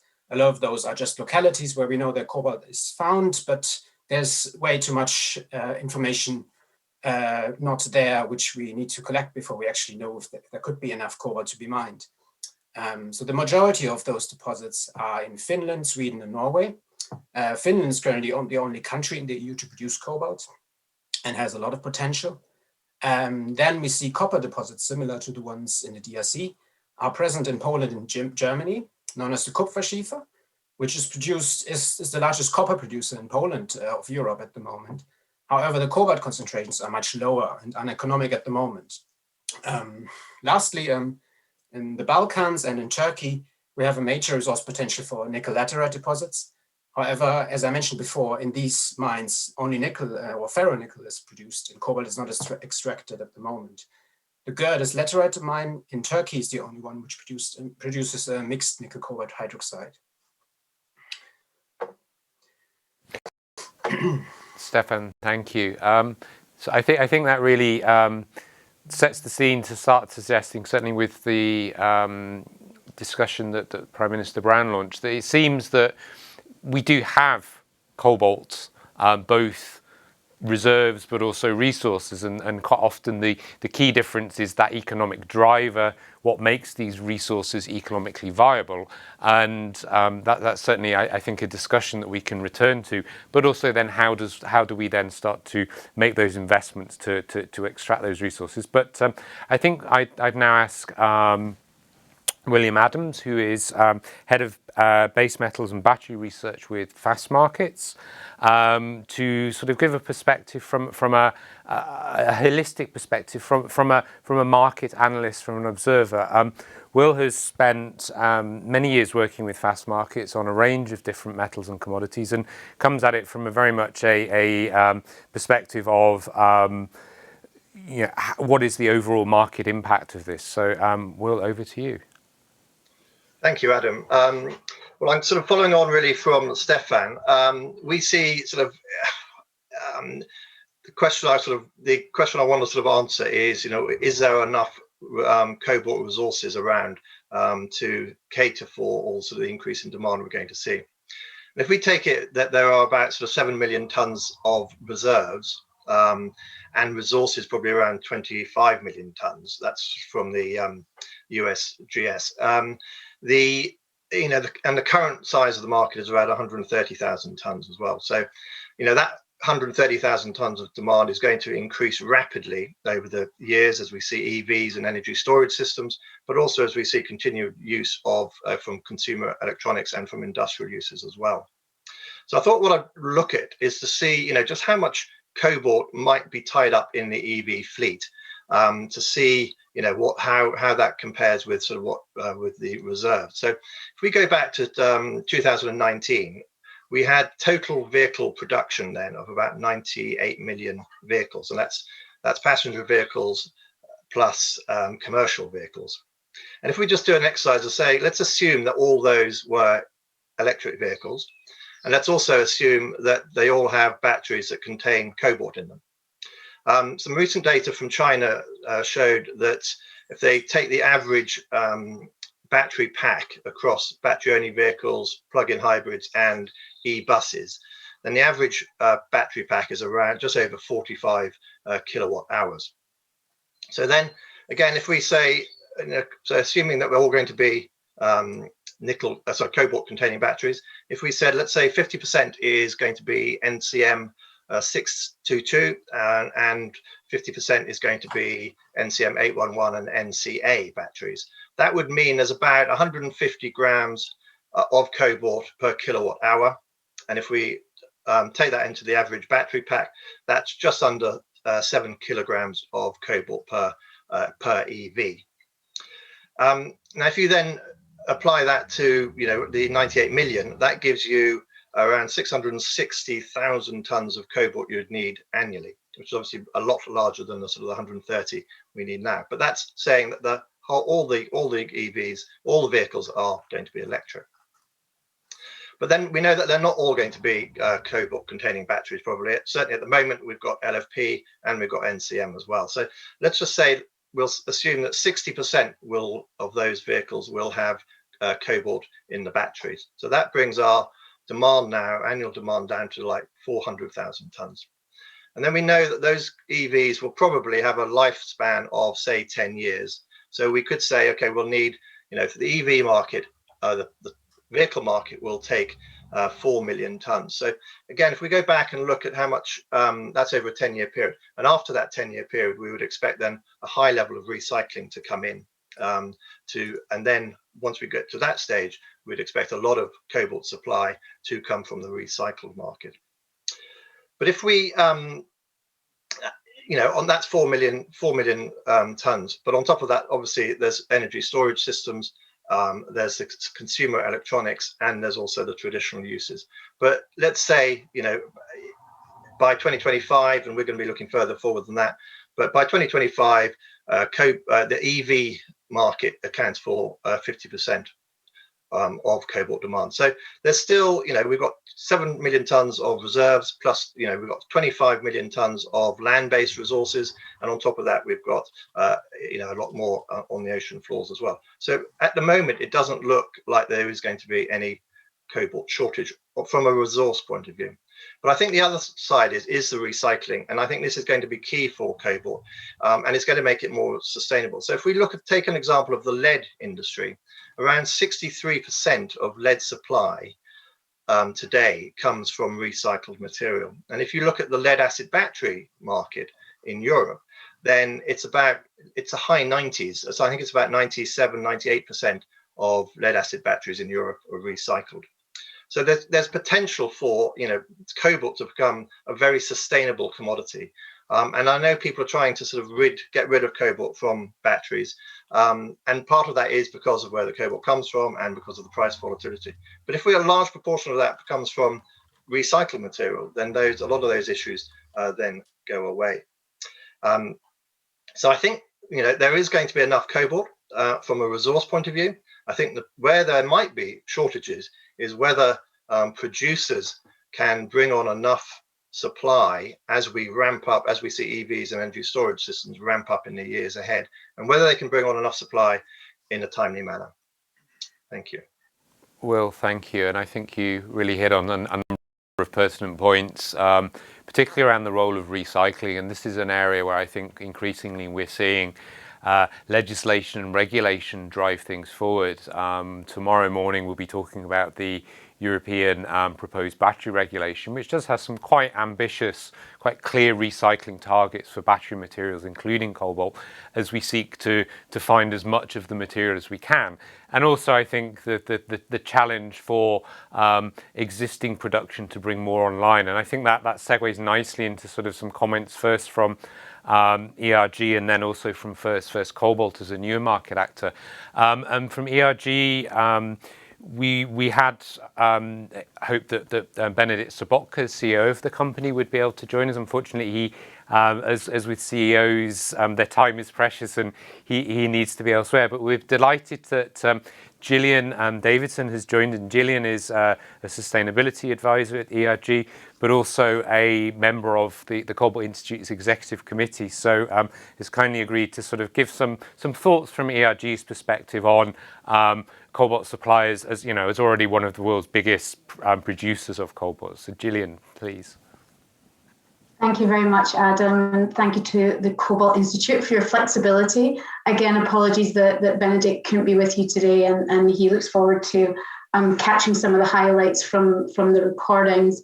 But I am happy to share some of the points that he wanted to raise with you from the perspective, as Adam has said. One is a large-scale miner and a major producer of cobalt and copper, but secondly, as key participants in the Global Battery Alliance, and Benedikt co-chairs the Global Battery Alliance, and I sit on the board of that also. And the Alliance is, for those of you not aware, is a multi-stakeholder public-private collaboration platform, really with the goal of establishing what will be a socially, environmentally, and economically sustainable battery value chain. And I think that's an important part of thinking about supply, as we've heard in this conference, around responsible production as well. So let me start by making some points, many of which we are echoing what we've already heard today and from the other speakers. I think there's a lot of alignment in what we're seeing. But I think as we look to the future, we do see that we're facing a number of challenges as we obviously aim to recover in a sustainable way against the backdrop of the pandemic. At the same time, at ERG, we really do see the multiple opportunities representing the metals and mining sector and see it as a backbone of this economic recovery, which is a very important context for cobalt. What we're seeing now in the global economy with the rapid uptake in metals like cobalt pushed forward by EVs and electronics, as we've heard. And these metals, if they're sourced responsibly, really can be the bedrock of this sustained economic recovery and the clean energy revolution that we're looking for globally. The low carbon economy really is the biggest purchase order history that we're seeing. And ERG certainly is committed to go to great lengths to ensure not only the steady supply of cobalt, but responsibly produced cobalt. So we've heard a lot about how battery demand continues to boom, supported by a number of stimulus incentives across the world, as well as strong consumer spending. It's therefore crucial to ensure that the growing demand for these materials, essential for electrification, is sustainable and doesn't come at the expense of some of the most vulnerable communities, including in the DRC. And as we've heard more and more through this session, small state and island states. I mean, initiatives such as the Global Battery Alliance that I mentioned, our flagship project called the Battery Passport, which is a goal to create a digital twin of ESG, environmental, social, government indicators, is really central to some of those efforts. And that would allow us to really understand the material provenance of batteries and allowing it to be traced, but also to understand the sustainability, the circularity, and the recycling opportunities to be strengthened. So recovery for us will be the guiding word for the year ahead. Whilst we have a positive outlook on future growth, the challenges presented by the pandemic in the past year have been substantial for many sectors, including mining producers. Aside from that direct impact on mine production, the pandemic has also interfered with cobalt logistics. Over the past year, there's been a plethora of logistical disruptions across Africa, and most notably we've seen in the South African ports, which is a key exit point for cobalt produced in the DRC and Zambia. More recently, the logistical disruptions have been amplified in our experience by vessel shortages, bottlenecks at the Chinese ports, a lack of domestic truck availability in China, and high shipping costs. Whilst we see these problems easing, we expect that it will be many more months, if not longer, before they go away entirely. And as such, 2021 will be a year for rebuilding, and we expect supply to recover strongly as production continues to wrap up a number of key operations. One area of supply that's already been touched upon and just emphasized is the likely experience of this strong growth as a result of cobalt recycling, in particular recycling of EV batteries. And many countries, notably China, are drawing up stringent regulations on EV battery recycling on environmental grounds. And at the same time, we're seeing the economics of recovery of raw materials from batteries rapidly improving. So we expect to see cobalt demand from the battery end user markets to grow very strongly in 2021 and beyond. And as we've heard, driven by the transition to EVs. In 2020, EV demand alone accounted for 23% of global cobalt demand. And I think we've heard that conversation today, as well as the strong growth momentum that we are expected to see year on year. Another key factor that we're looking at as we look at kind of uses of cobalt is that strong consumer demand that William mentioned, related to smartphones and laptops as well, the rollout of 5G smartphones incentivizing consumers to upgrade devices, the continued trend of working from home, driving laptop sales. And so we really see that cobalt will play a crucial role in those transitions societally as well. And also, as we've heard, the energy storage system sector really is set to be another strong driver for growth and a key asset in that transition to green energy. Cobalt used in high-speed steel, cementite carbides, rods, and diamond tools also expected to accelerate as we see the global rebound. So for us, there's much to look forward to in this coming decade. And as we already heard from the Prime Minister, work done by the World Bank really predicts that global cobalt, copper, and nickel production outlook is very strong, increasing 500% to 2050.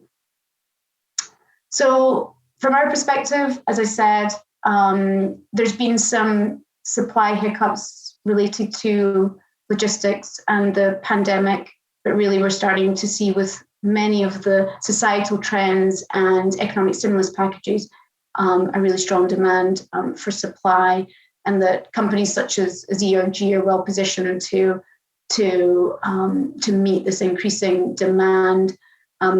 As you may know, our metal call RTR facility in the DRC is now the second largest standalone cobalt producer globally, alongside being a major copper producer. So certainly at ERG, we've really been pushing to meet or exceed many of our 2020 targets despite the pandemic. And we remain very optimistic, as many of the speakers have said, for the outlook in the coming years. So thank you for the opportunity to let me share Benedict's thoughts. Gillian, thank you. I think you touched on a range of topics, not least the exciting future for cobalt, the increased demand, not just in batteries, but of a range of applications, but also the challenges of sourcing, doing this responsibly, which I think it leads us into a slightly different direction, which I think we've heard a lot today about responsible sourcing from the DRC. We've started to talk a little bit about deep sea mining. And certainly one of the themes that I think we see as we have conversations as an industry, as we speak to our stakeholders, to decision makers, is about the diversity of supply, looking at alternative sources of cobalt. It's a growing issue in the United States with the new administration. It's an issue here in Europe with conversations around strategic autonomy. So looking at alternative, different sources of cobalt is something that I think will continue. And I think we're delighted to have Trent Mell with us, who is the CEO and president of First Cobalt. Trent has a 20-year plus history in the commodities industry, and is really driving looking at sort of metals and cobalt extraction and refining in North America, which is obviously a very different geography with its own set of challenges, of course, than we find in DRC, but also as a newer entrant to the market, sort of interested, Trent, your perspectives, your views on the broader questions, but also some, I think, your specific challenges. Great. Yeah, thank you, Adam, for the opportunity, and good morning, everybody from Toronto. So our company, we're 4 years old, as Adam alluded to. My background is mining, but I come to the cobalt industry fairly recently, 4 years in. When we started our search, and this was, the company was formed in direct response to the EV movement and the supply crunch that we saw on the horizon as a result of that. And so the team that we have, we obviously went to the DRC. When you look at global production, roughly speaking, 130,000 tons of production with 100 coming out of the Congo. That's where you start. We spent some time there, but frankly, as a small company, as a startup, it was just a tough environment, frankly, to find our way through the country. And so our head of exploration, who had worked there with First Quantum, worked at Mount Isa and around the world, took us on a journey. And we looked at opportunities in the Czech Republic and Sweden and Finland and Australia, Chile, and Zambia. And we, basically we settled right back home. Our assets are Canada and the US. And so when you start to look at outside the DRC at production, the next 7 or 8 top producers are producing anywhere from 3,000 to 6,000 tons per year of cobalt. And so that's the mindset that you have to go into when you start looking at where else are we going to get cobalt around the world. Now Canada certainly 3,000, a little more than 3,000 tons a year, and the nickel plays, right? So that would be Voisey's Bay, the Sudbury nickel camp. Raglan doing its contribution as well. For us, we went to a historic district called the Cobalt Camp, named for a byproduct of what was once a very high-grade nickel area. 1903 discovery, bonanza grades, silver, a lot of cobalt as a byproduct in an era where you didn't care too much about it. This area, very structural, extremely high grade, typically underground, smaller tonnage type operations. We were looking for a big disseminated open pit. Made some pretty good progress there, but we decided to farm that out to a silver company who was more experienced in the high-grade silver structural type work. And then we set our sights in Idaho. And when I look the world over, as we have at opportunities outside the DRC, Idaho really stands out. One, because it's a primary cobalt belt, and you don't see that outside of Morocco. Of course, cobalt's coming as a byproduct of copper and nickel operations. And this one is the inverse. It's copper now that's the byproduct, and it's a big belt. It's 64 kilometers in length, and the width, depending where you are in the belt, is up to 10 kilometers across. And so lots of opportunities in the grade. Again, if you compare to nickel, we're talking high grade, 0.3 to 0.5% resource grades. There's only 2 resources to speak of right now, but to my count, there's at least 25 different mineral showings throughout the belt. So a lot of opportunity in a sedimentary hosted, copper cobalt style deposit.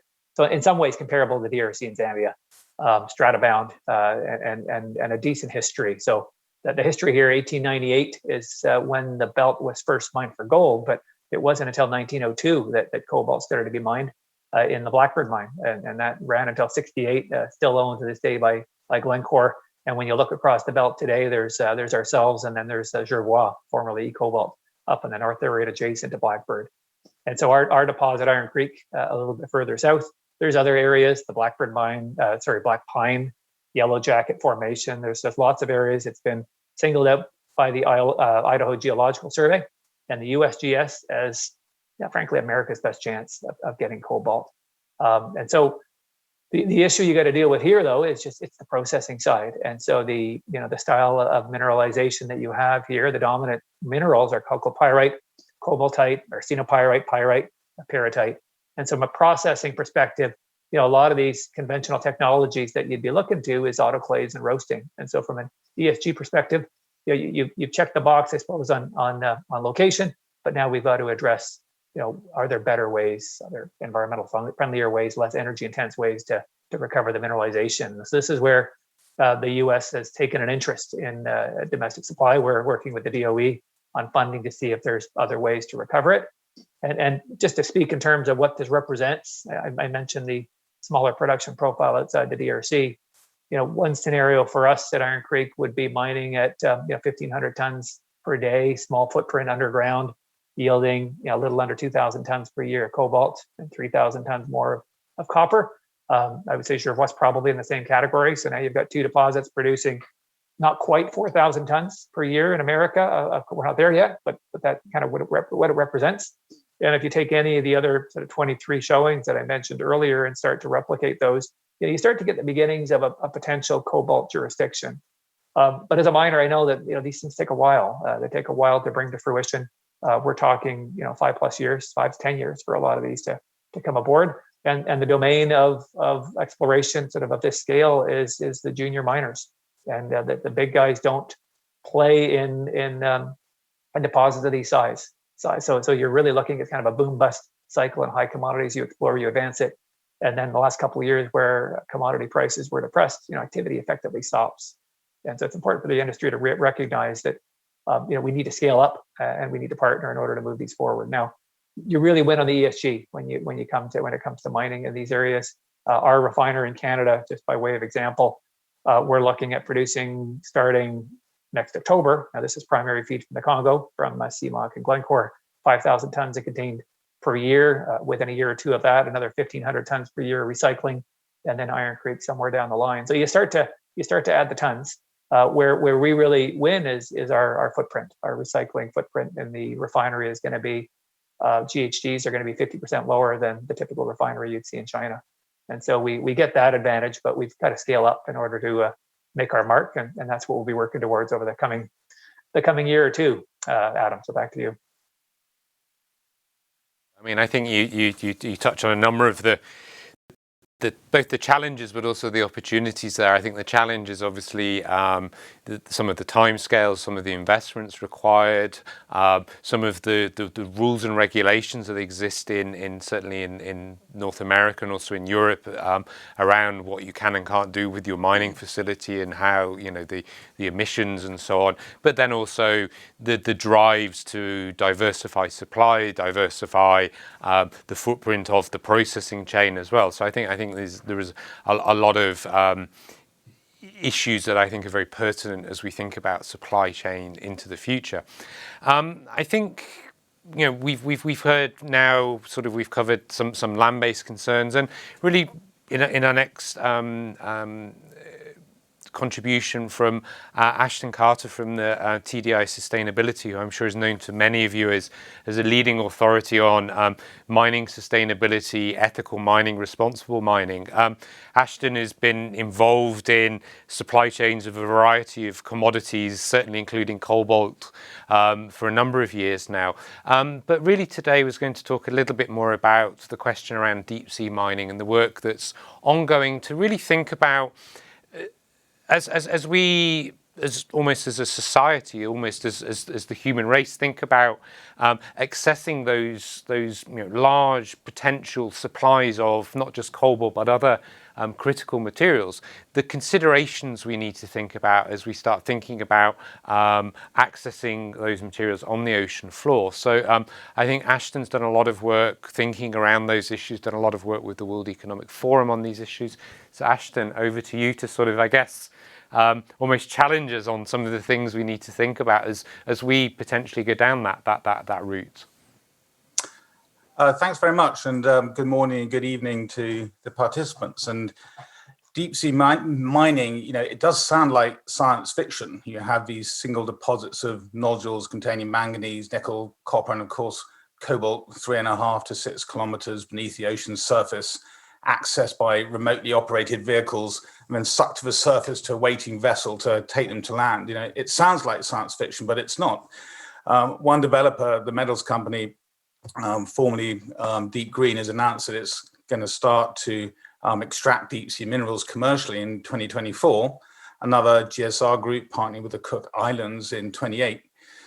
So for some contracting patterns, this is no more than a single cycle. And for OEM supply chain managers, this is a blink.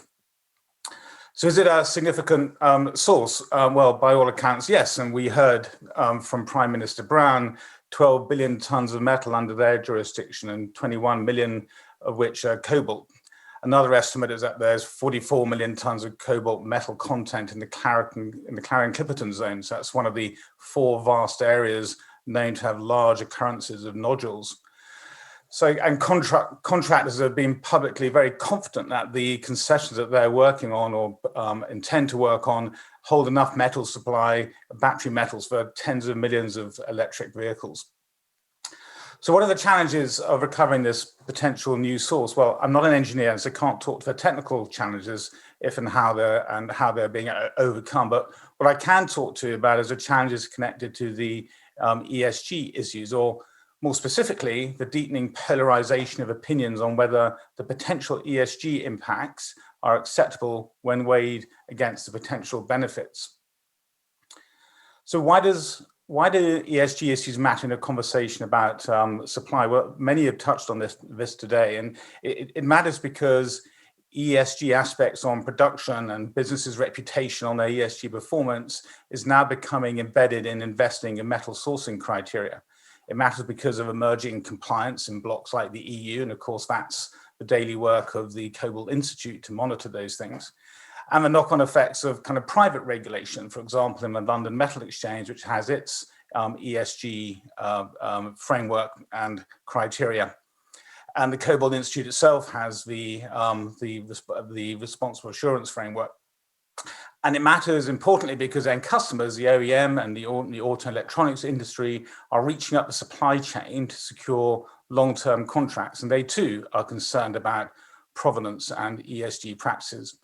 So in our work, the question is not so much is there enough supply, but is there sufficient responsibly produced cobalt to meet demand?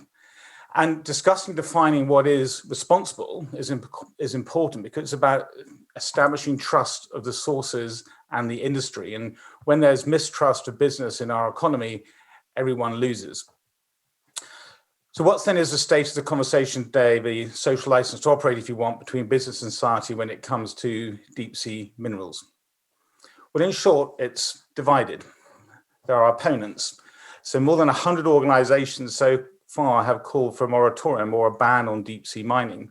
These include environmental organizations and public figures, the EU Parliament, fishing associations, and companies that use metal. In the last 4 months, WWF, Greenpeace, Amnesty International, and a group of Pacific organizations have all published reports or public statements calling for a moratorium or a total ban. A few weeks ago, 4 companies, BMW, Volvo, Google, and Samsung, have also announced their support for a moratorium and refusing deep sea minerals in their supply chain. Why? Well, this is seen as one of the last wildernesses. We know very little about the biology, and opponents think that we have a duty to learn more before we extract. Deep sea scientists warn of negative impacts on unique and fragile ecosystems. You know, one concern is the plumes of sediment created by the collectors that collect these nodules. The plumes drift in the ocean's currents sometimes for many kilometers, and they're likely to harm irreversibly the areas where they settle. The nodules themselves are host to species about which little is known, or as yet undescribed, and could be endemic. And scientists on both sides talk about extinctions. So impacts of the ocean might, some say, also have knock-on effects for fish and fisheries. And also many fear that coastal communities that depend on the ocean are also going to have negative experiences. But there is another side to the debate, and opinions that are equally strongly held by the mining contractors, governments who sponsor the contractors, and some scientists. Proponents of deep sea mining point to the future metal demand forecast that we've heard about on this panel and earlier today. Can we afford to turn away from this new source? They compare the risks of deep sea mining with mineral sources on land. And they point out that mining on land is not free from impact either. Mining terrestrially is energy intensive and is a major emitter of GHGs. It encroaches into forests of significant conservation value at times. And also, as we've heard today as well, the role of industry plays in gathering scientific knowledge in new areas like this one needs to be noted too. Exploring, discovering biodiversity and its importance on land, at sea, or under the sea is time consuming and expensive, and doing so 6 kilometers below the ocean surface is even more so. So mining is a frontier activity, and there's an opportunity to collect scientific data to educate us about such frontiers.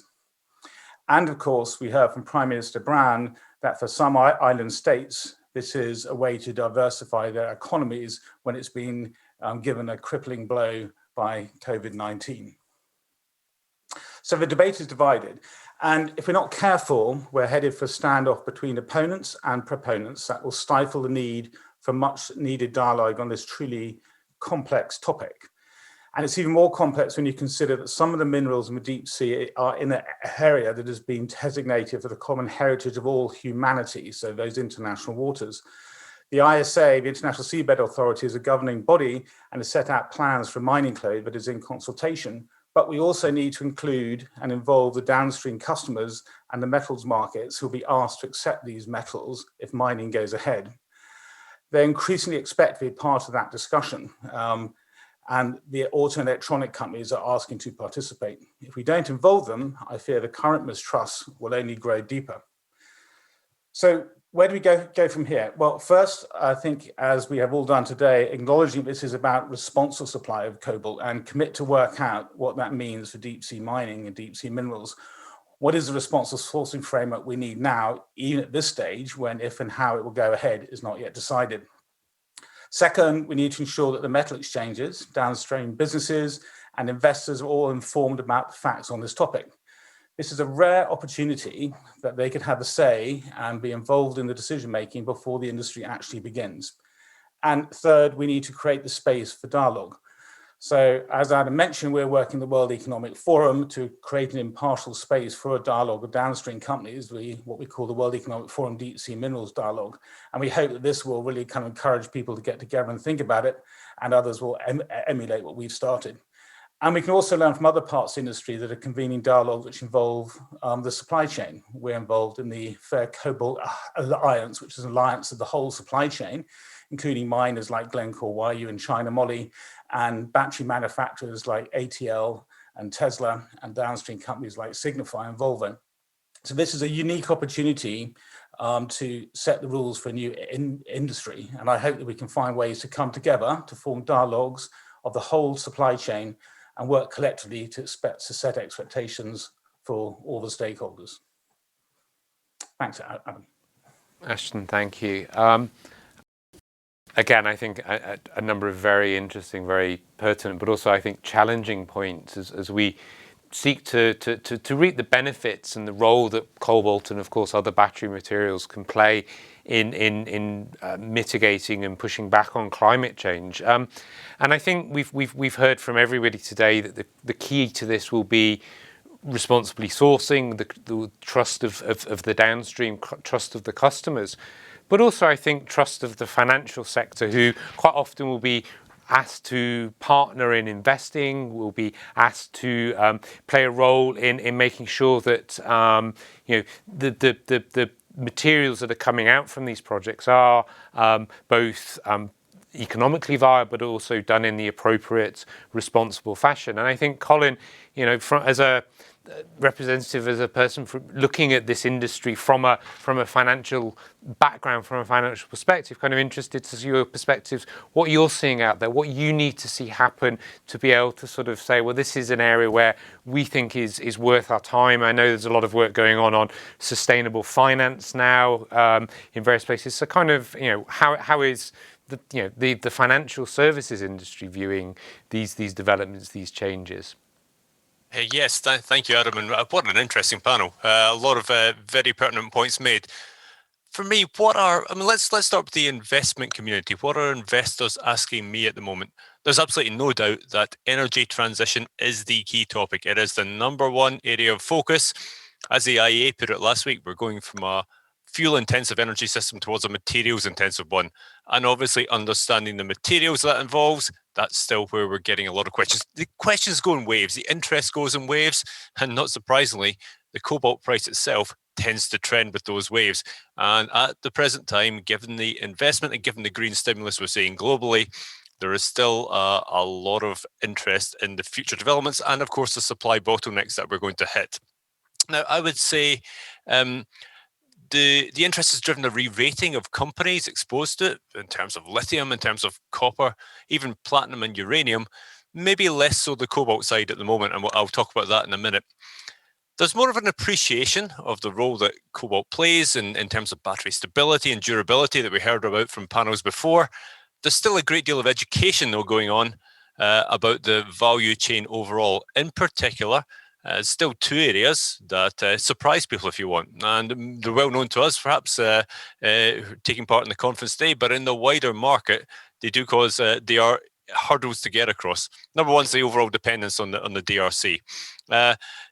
And it's more about the concentration of supply risk in a single country and mitigation of that. So therefore, if we do get any unforeseen events, well, that creates issues. The second one, and is one that we haven't actually discussed very much today so far, is on China's share of the value chain. We know where cobalt is extracted. We know that China has very little domestic resource, but of course it dominates that mid and downstream value chain.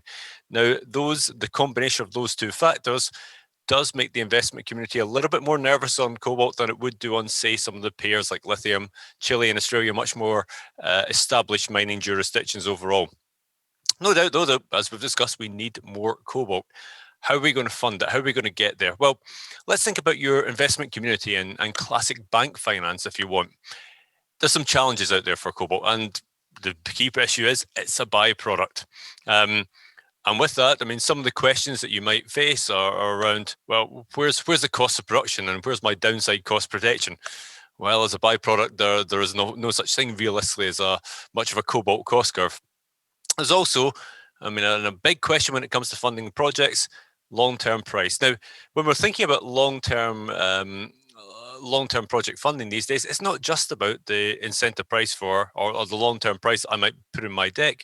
There's a whole range of other issues around sustainability that will go into project finance, but still, that long-run price is critical.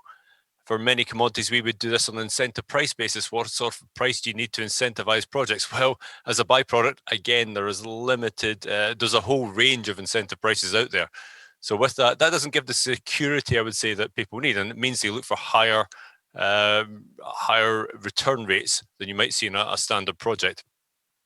Also, there's technology uncertainty, of course. I mean, we're pretty confident that cobalt will be in batteries, but to what extent? And obviously, there is some substitution risk there. And while the market is becoming more mature, as David Brokaw talked about earlier, still there's a hedging out risk is hard. So these are the challenges. However, what I would say is the financial community more generally trusts the traders, trust the Glencores, Trafiguras, Traxxas of the world, who are much more established in these industries and happy to provide finance to them to allocate into the right areas. But what I would say is there's definitely much more of a sustainable bent on the money that would be lent than before. But the fact that cobalt plays a key role in enabling the energy transition is crucial. Long-term supply agreements, I think you are going to see a lot more support given towards those, and that might also start to come from government finance. It's an area we haven't talked about very much over recent years, but cobalt is viewed as a strategic resource now for many governments. What we're seeing, if we think of 2017, the cobalt price spike then, that was when China was subsidizing everyone to be a cathode or precursor manufacturer, and they all jumped into the market looking to secure raw material supply. You could certainly argue that the price move we've seen over the past 6 months is as gigafactories around the rest of the world come through. And many of those are still leaning on their governments and making a security of supply argument. So for me, actually, I think that may become a new source of financial support and funding that we maybe haven't seen in the past. Also look to other areas that are becoming a little bit more novel. We've seen cobalt streams used in a number of assets now to take that byproduct away and put it to market. So when it's not the primary product, well, there's still an option to fund it. Also, we could see, related to energy transition, I think you have seen more physical market, if you want, speculation or people taking positions in physical inventory. That certainly could come back over the coming years, given the future demand expectations. And as we heard earlier from the CME, cobalt ETPs also starting to come through. There's some potential there. What the financial markets are very used to funding is the products where cobalt is a byproduct of, copper and nickel, both in their own way, of course, very important to the energy transition overall, very popular among miners. And if we look at it, copper projects at the moment, we have a copper price that is $10,000 a ton or above $10,000 a ton, highest level in history. There's no doubt at the present time there's a lot of copper projects going through due diligence, and cobalt in many cases can be a kicker for those projects. So I do expect to see more efforts put into that regard. So you'll get it more as that byproduct element. Therefore, I mean, you can use in these markets we have a good amount of visibility to 2 or 3 years out in supply. Is obviously beyond that we have to start solving for. In terms of nickel, there's a bit more uncertainty there, and it's around the role of Indonesia. As you saw, Crew talking about 20,000 tons coming from Indonesia over the coming years. But of course, we have now a situation where the saprolitic ore that goes into nickel pig iron is now being transferred to the battery industry in the case of Tsingshan, just at the margin. But again, you're not recovering the cobalt from that. So there's a bit of supply uncertainty out there on the whole. But these projects in more traditional metals, where they're not a byproduct, you can hedge out the risk. That is where the finance community is much more involved. So that is an interesting thing to think about. But you did mention, Adam, the rise of sustainable funds. That is the big change over the past 6 months. We're seeing huge inflows into funds that have a sustainable mandate and have a strong ESG overlay. When they think about investing, well, economics is still important, but it's only part of this decision-making process. I do expect to see a big boost from these funds towards recycling technology. It is an area we're going to have to look at, and it is natural in a circular economy type environment. We will have to start recycling more. I also think before that, though, you'll see a big push for reuse. We will have many batteries coming out of their first use life. They will have been cycled very hard. Recycling, well, at the moment, there's not really the economy of scale. What I do think you will see is that efforts made to really reuse them. And what it will actually eat into is things like lead acid battery share. So backup storage for telecommunications towers.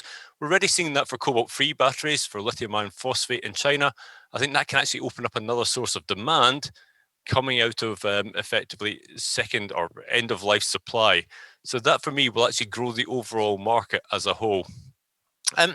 You mentioned deep sea mining. What would the investor view be on that? They will be cautious at the present time for a lot of the reasons and a lot of the pushback that Ashton noted earlier on. When we have the big corporates and we have the big NGOs saying, well, hold on, maybe we should think about this a little bit more, the investment community is also going to look at that.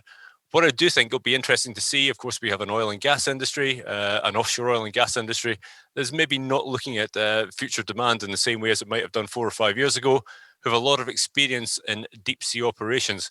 I think you will see more investments made from a corporate side there as they look to this and extracting cobalt and other minerals from the seabed as a future growth option for them.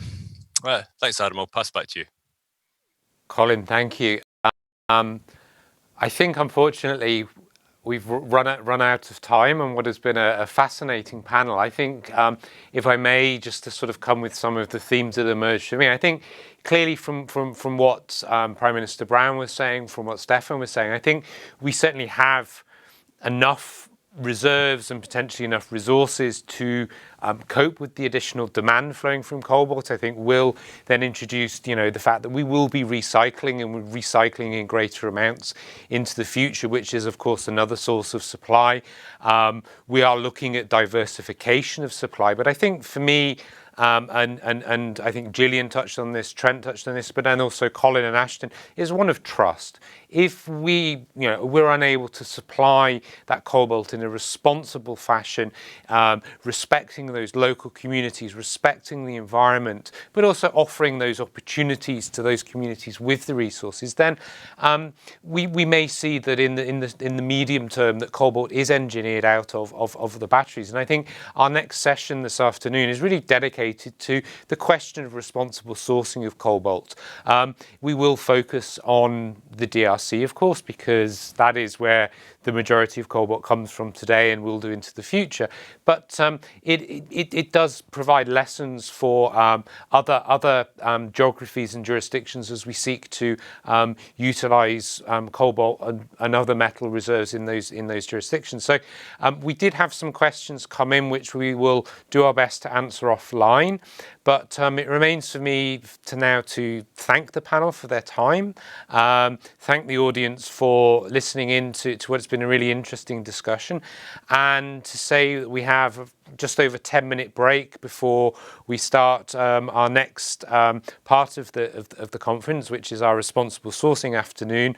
And you'll be in the capable hands of my colleague Susanna McLaren, the CI's head of responsible sourcing and sustainability, to guide you through that part of the discussion. But for now, thank you, and enjoy your coffees.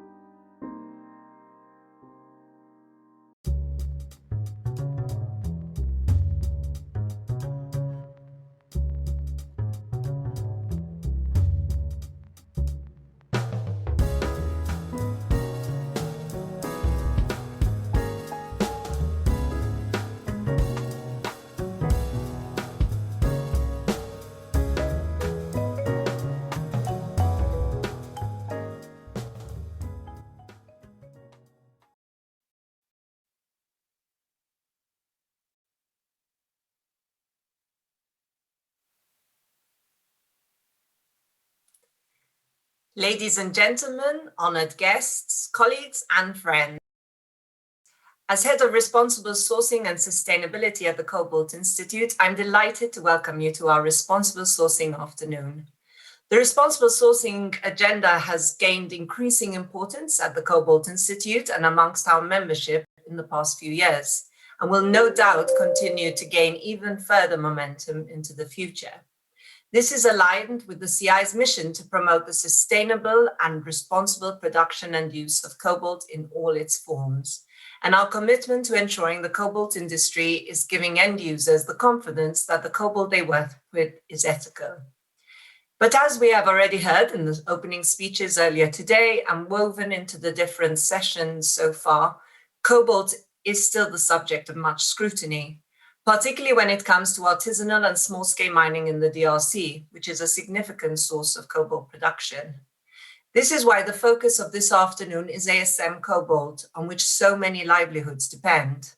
Indeed, ASM Cobalt mining in the DRC is currently undergoing fundamental reform. In 2019, the Congolese government created the Entreprise Générale du Cobalt with an ambitious vision to achieve a safe and just transition for artisanal cobalt production.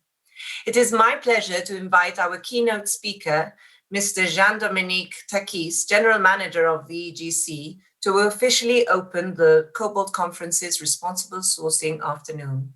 Mr. Takis, the floor is yours.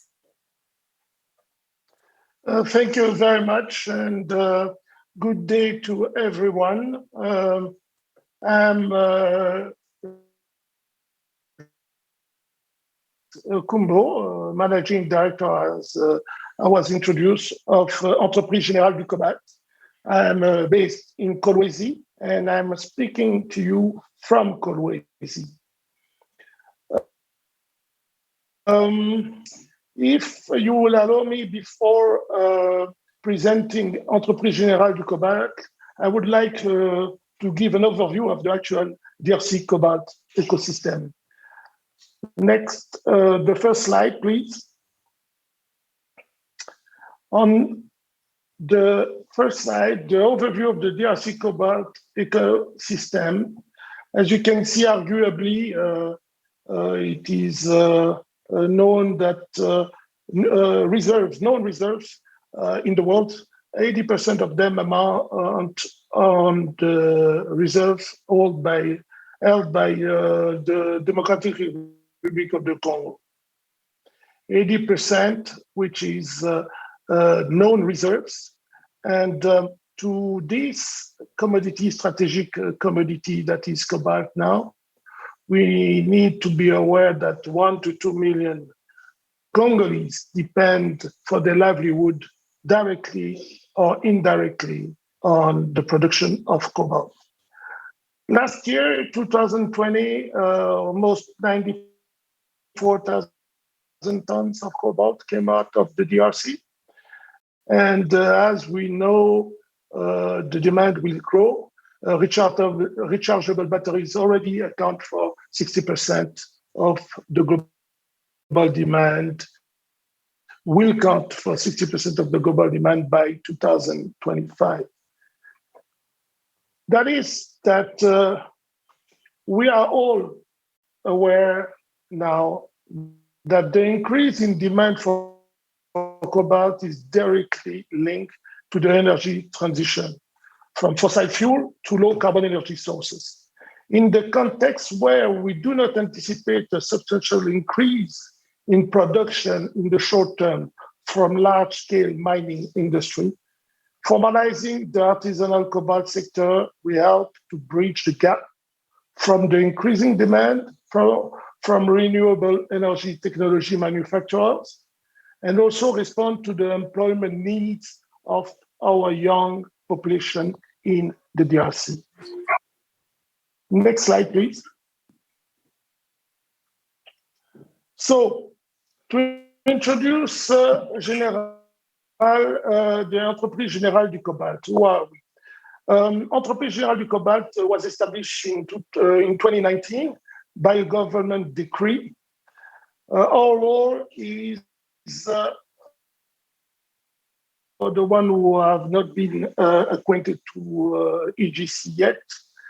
Our role is to exercise a monopoly in the country on the sourcing of cobalt from artisanal mining operations and ensure that this production meets high standards of social and environmental responsibility and traceability. Entreprise Générale du Cobalt was created in response to an intolerable situation in which, as it was well publicized, the lack of effective control of the mining sector was plunging hundreds of thousands of our fellow citizens, often the most vulnerable, into miserable living conditions with a disastrous environmental impact. But it is also a question of the DRC and our place on the world stage of strategic minerals, including the global market. AGC mission, therefore, can be divided into four main areas. The four key objectives of our missions are: one, improving artisanal miners' working conditions and protecting vulnerable populations. Our cobalt production is and will be responsible and sourced from authorized cooperatives and their artisanal miners, which in turn guarantees the protection of vulnerable population. By vulnerable population, we are looking more precisely at children, pregnant women, and others. And further, it will guarantee decent working conditions for artisanal miners. Second objective will be set in increasing income from artisanal mining. EGC's monopoly over the buying and trading processes reduces and will reduce illegal activities associated with the mining and trading of artisanal cobalt. And this, we are envisaged it to be done while mitigating the negative economic impact that the mining of these ores has had on global cobalt prices, as well as on artisanal miners' revenue. The third objective is ensuring traceability of operations. The supervision and implementation of traceability processes at all stages of the value chain is essential to ensure the legality and compliance of operations with the highest social, environmental, and financial standards. And last, the fourth is strengthening the reputation and image of the Democratic Republic of Congo. EGC's action will help, we are sure, to improve the country's reputation and enhance the image of its artisanal mining industry. To do this, we will implement the EGC responsible sourcing standards along with an economic model designed to share the wealth produced between the miners, the state, and EGC. If we can go to the next slide, please. The next slide. Okay, thank you. How do we get there? Our process is structured under two divisions, meaning we are focusing on production and marketing, which can be categorized in three main activities as illustrated. The first one, buy. On the production, we have the production and marketing. On production, we have the first is buy. EGC will buy cobalt ores from approved cooperative complying to our exploitation norms and certified by ARECOMS, the regulatory body. The process will be done in DRC. EGC will process the cobalt ore into cobalt hydroxide through local plants. On the marketing side, the trade,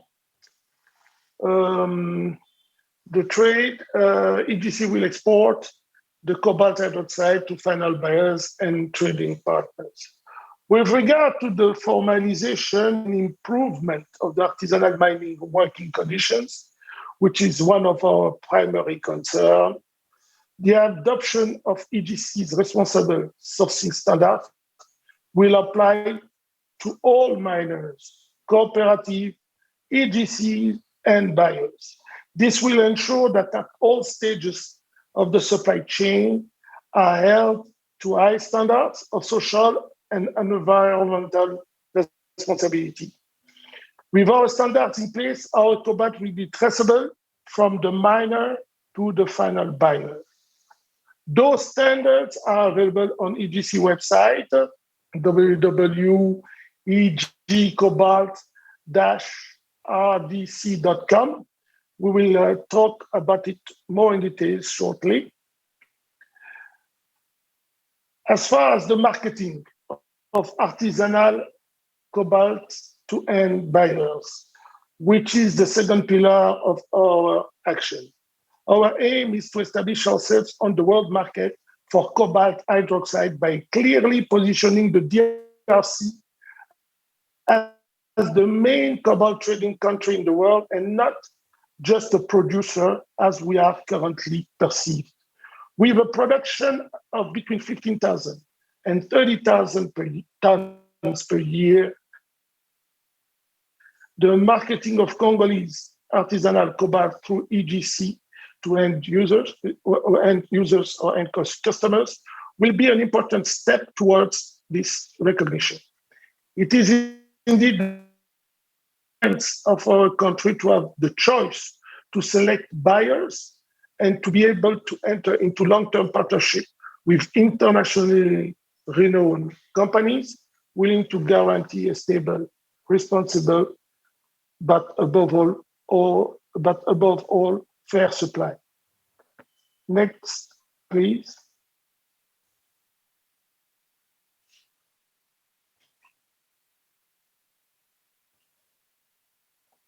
We come to our responsible sourcing standard. First, we developed our responsible sourcing standard to ensure that all stages of the supply chain are held to high standards of social and environmental responsibility.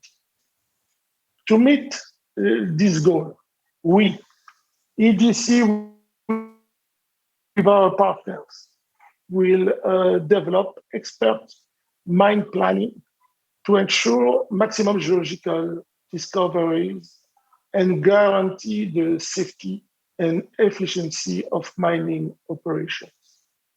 Our health, safety, environment, and community managers will also make sure that each site is monitored and maintained with respect to high environmental standards. This will make sure that in the future, we do not have to witness these craftsmen working without protection, often barefoot, in shafts and tunnels at dangerous depths. This is unacceptable and will not be tolerated at the sites where EGC will buy its minerals. Second, our standards are aligned with the DRC laws, the OECD due diligence guidance, and will apply to miners, cooperative, EGC, and the buyers, as I said before. The controls of compliance to the standards will be done on the ground by EGC and PACT, and by ARECOMS on a regulatory standpoint. We have decided to be accompanied by the international NGO PACT, because PACT has been working on a daily basis for many years with populations of miners throughout the world. Their reputation for integrity will only further legitimize our efforts. EGC's engagement with the regulatory authority ARECOMS will stop, we believe, the export of illegally exported cobalt. In addition, EDC will engage in the development of various programs designed to improve health, education, social issues, and job opportunities in the areas surrounding artisanal mining zones. A whole virtuous ecosystem needs to be invented today. A virtuous ecosystem which will develop with our partners and for which we rely on Congolese civil society organizations to support us throughout our approach by involving them in our activities. We are convinced that our action will have a lasting positive socio-economic impact on the artisanal miners, their families, and neighboring communities. Next, please. What about our economic model? I'm pleased to present our economic model to the Cobalt Institute. Under the authorities of ARICOMS, the prices paid to miners will no longer be at the discretion of the buyer, as it has been for so long. In regard to this concern, EDC has decided to introduce a price-sharing mechanism, a pricing formula that will share the value created and the revenues between miners, the state, and EDC. This model of ours is based on 4 principles. The first principle is simplicity. Second is a pricing formula easy to understand by all stakeholders. Third, a protection mechanism for the diggers in case of price dropping. Finally, fourth, we will seek revenue optimization for everyone engaged, miners, state, and EDC, and its parent company, GKMI. As far as the miners are concerned, EDC's economic model anticipates a strong improvement in their direct competition. As for the province, the state, EDC, and its parent company, their revenues will increase both in terms of taxes, royalties, and fees collected, as well as financial benefits. Next slide, please. In order to set up this mission, an agreement in October 2020. An agreement in which Trafigura, one of the world's largest commodity trading companies, whose expertise and experience will help us find the best buyers at the best conditions.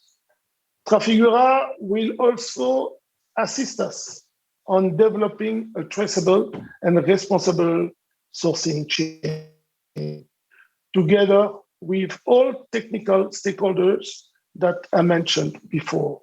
We have set up a technical committee to include all parties in the supervision of the operation and decision-making process. Therefore, ensuring that our operation will be aligned to the best standards. To conclude, EDC is committed to governance and transparency policies in conducting its mission. And EDC believes that the formalized Congolese artisanal cobalt will bring a multitude of benefits globally and locally for the betterment of our planet and the success of our future generation. Thank you very much for your attention. Thank you, Mr. Takis, for your remarks and for offering further insights on the EGC's responsible sourcing standards and above all for highlighting the EGC's mission to defend the DRC's most vulnerable communities whilst ensuring the country can continue to benefit from its significant natural resource wealth. We're a bit ahead of time, so we will be starting the ASM panel session that I will be moderating in 10 minutes. So please take this opportunity to grab some refreshments, some coffee, and we'll see you back in 10 minutes. Thank you.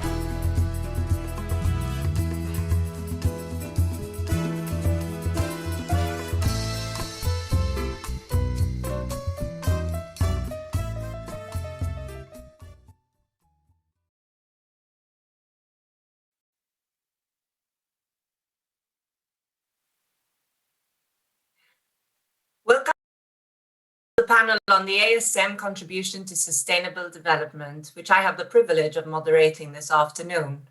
As host of this conference, the Cobalt Institute is in listening mode to help shape where we go next on this agenda. My role today as moderator on behalf of the CI is to facilitate an honest dialogue about how we better engage as an industry to build the necessary trust and confidence in artisanal cobalt, and particularly how we do so in light of the recent reforms in the DRC, highlighted by Mr. Takis in his keynote and earlier today by Mr. Joseph Icoli from the Ministry of Mines. Joining me today is a panel of distinguished speakers. They represent the key organizations working in the ASM cobalt space and bring different perspectives on the topic, which I'm sure will enrich the discussions later. We have reserved a bit of time for questions from the audience at the end of this session, but I'm sure you'll appreciate that given this is a larger panel, I'd like to manage expectations as we may be limited in getting to all your questions, but we will follow up afterwards. And now, without further ado, I'd like to give the floor to Ben Katz from the OECD to provide the opening remarks on the challenges and opportunities of sourcing cobalt from the DRC. Ben, the floor is yours. Thanks, Susanna, and thanks everyone for joining us today. Just in general, want to express my gratitude to the CI and also to our partners in the DRC for having participated in creating space for this discussion. Of course, the OECD guidance, sometimes there's some misconceptions about its scope, whether it covers ASM, whether it covers LSM, what minerals it covers, and of course, it's quite expansive. It covers responsible sourcing across these different dimensions, and particularly in so much as there's a great deal of interface and interaction between ASM and LSM, or artisanal mining and industrial mining in the DRC and around the world. It's really important, I think, that we have this discussion in a context when perhaps in years past has been more focused on industrial mining. I'm really grateful for the interventions that our partners in the DRC, that Secretary General Icoli made this morning and DG Takis made this afternoon on behalf of the EGC. Clearly, this is a fast-moving space, and that's partly what makes this discussion today so topical and current. So clearly there have been a lot of reforms underway in the DRC. And I think there have also been attitudes that have shifted internationally on this issue.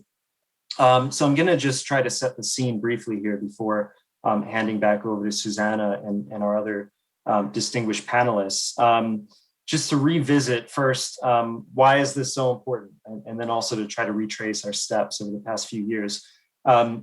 Clearly, as Mr. Takis highlighted, the development dimensions and implications of how we engage with ASM and how we approach responsible sourcing of cobalt in general are huge. The ASM is obviously much more labor intensive than industrial mining.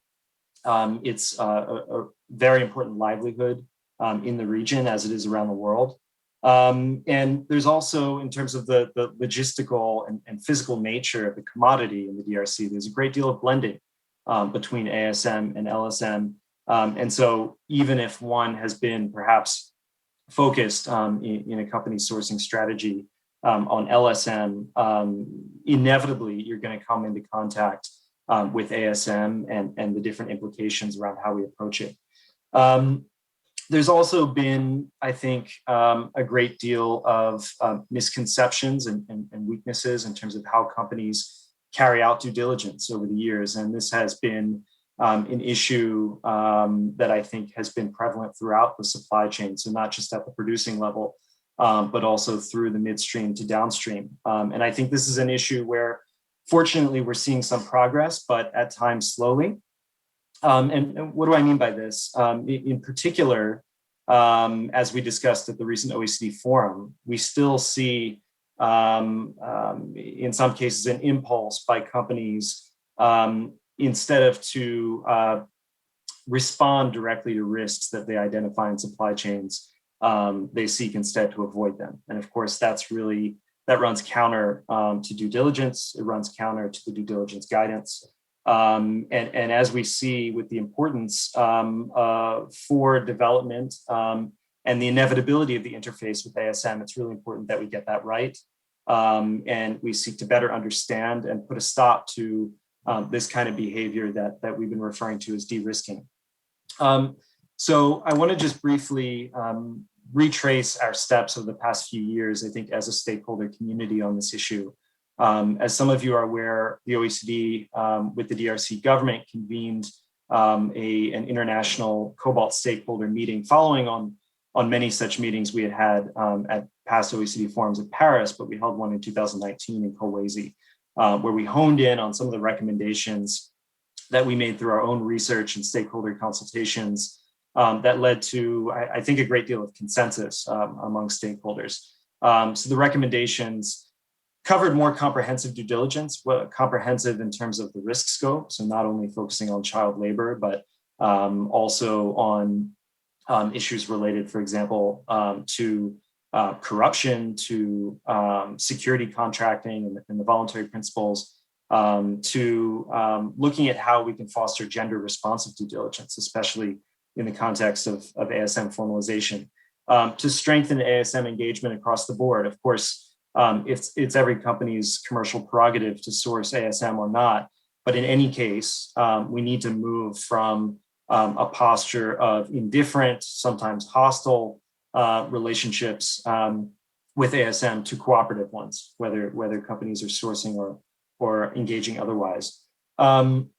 And then at the stakeholder meeting, I think we found significant consensus on the need to foster and ease the cooperation between ASM and LSM, to extend reporting requirements. So issuing step 5 reports across the board by companies producing and sourcing copper and cobalt, and also strengthening mine site monitoring and inspections. And I think with the reforms we've seen by the DRC government, we have a real chance at making progress on those. I think EGC itself and ARECOMS as a regulator provide excellent avenues for making progress on these issues. Just to note that the DRC government already, as of the beginning of last year, did extend those reporting requirements to copper and cobalt. And gradually, we are seeing more reporting on companies' due diligence, although again, that's an area where we need to see much faster progress, I would say. And then, so we've seen that progress. I think areas where we're still lagging, besides the persistent incomplete reporting, are also on mixed signals with regard to de-risking and ASM sourcing. So I think companies have taken some baby steps. They've tried to move away from a strictly kind of no ASM policy, no ASM interaction, no ASM cooperation, no ASM sourcing, to something that I think straddles a couple different models. And hopefully this opens the door to more constructive and transparent engagement with ASM. I think also we've also seen a lack of follow-up in terms of how companies are dealing with other risk areas, and that also relates to the reporting issue. So we still don't see a lot of reporting or action really being taken, I think, on some of the security contracting and corruption issues. And that's something that also came out at the OECD forum. We're hopeful we can make more progress on these issues, especially in light of our recently published FAQ on corruption due diligence in the mineral supply chain. So just to begin wrapping up, over the course of course, our multi-stakeholders discussions, as well as preparation among this group of panelists for the session, I think we still see a lot of questions coming up from some downstream customers and others in the supply chain, perhaps just aren't that well informed about the due diligence process and what companies are called upon to do. We still hear questions being asked about whether we can just avoid ASM or whether we can avoid high-risk areas. And that's really a non-starter, I think, both from a development perspective, but also from simply a commercial perspective. We're increasingly aware of the vast quantities of minerals, particularly cobalt, and other critical minerals we'll need to realize a low carbon transition and to get there in a just way. So it's a just transition. We need to leverage the extractive sector for development. And to do so, we really need to engage ASM, not just to sort of dance around the issue or work on the edges, but really to engage it more directly. And then, of course, downstream, I think there are two parts to this. Downstream companies need to give more latitude and better empower upstream companies to engage with ASM. We still hear a lot of feedback from upstream companies that in some ways they're in a straitjacket if their customers are only asking whether they source ASM or not. But then upstream companies, I think, also, they have a responsibility to educate their customers, and they also have a responsibility to take on this issue themselves. They're the ones that are sort of at the interface with ASM. And so I think clearly among all the panelists today, we have practitioners, we have companies that are sourcing or producing cobalt, we have industry associations, NGOs, and civil society. Everyone has a role to play. And I'm really hopeful that notwithstanding the progress that's left to be made, that EGC and ARECOMS and the reforms that we're seeing in the DRC provide avenues to galvanize everyone's efforts and to make everyone's efforts count. And I think just going back to the structure and the tone and the overall paradigm of the due diligence guidance, we avoid being prescriptive in general. Of course, it's about principles, it's about risk-based due diligence, it's about good faith. But in general, in terms of how that due diligence is undertaken, the specific procedures of due diligence, we avoid being prescriptive. And that's because we know that due diligence needs to be adapted to companies' circumstances. And in that sense, I'm also hopeful that we can bring the same kind of flexibility, but principled flexibility to this issue as well, so that everyone with a role to play, everyone involved in the supply chain, can be involved in a constructive way. So I'll leave it there, and back to you, Suzanne. Thanks. Thanks, Ben. Really, really helpful remarks to set the scene there and to remind us all of the different roles we can play in this agenda.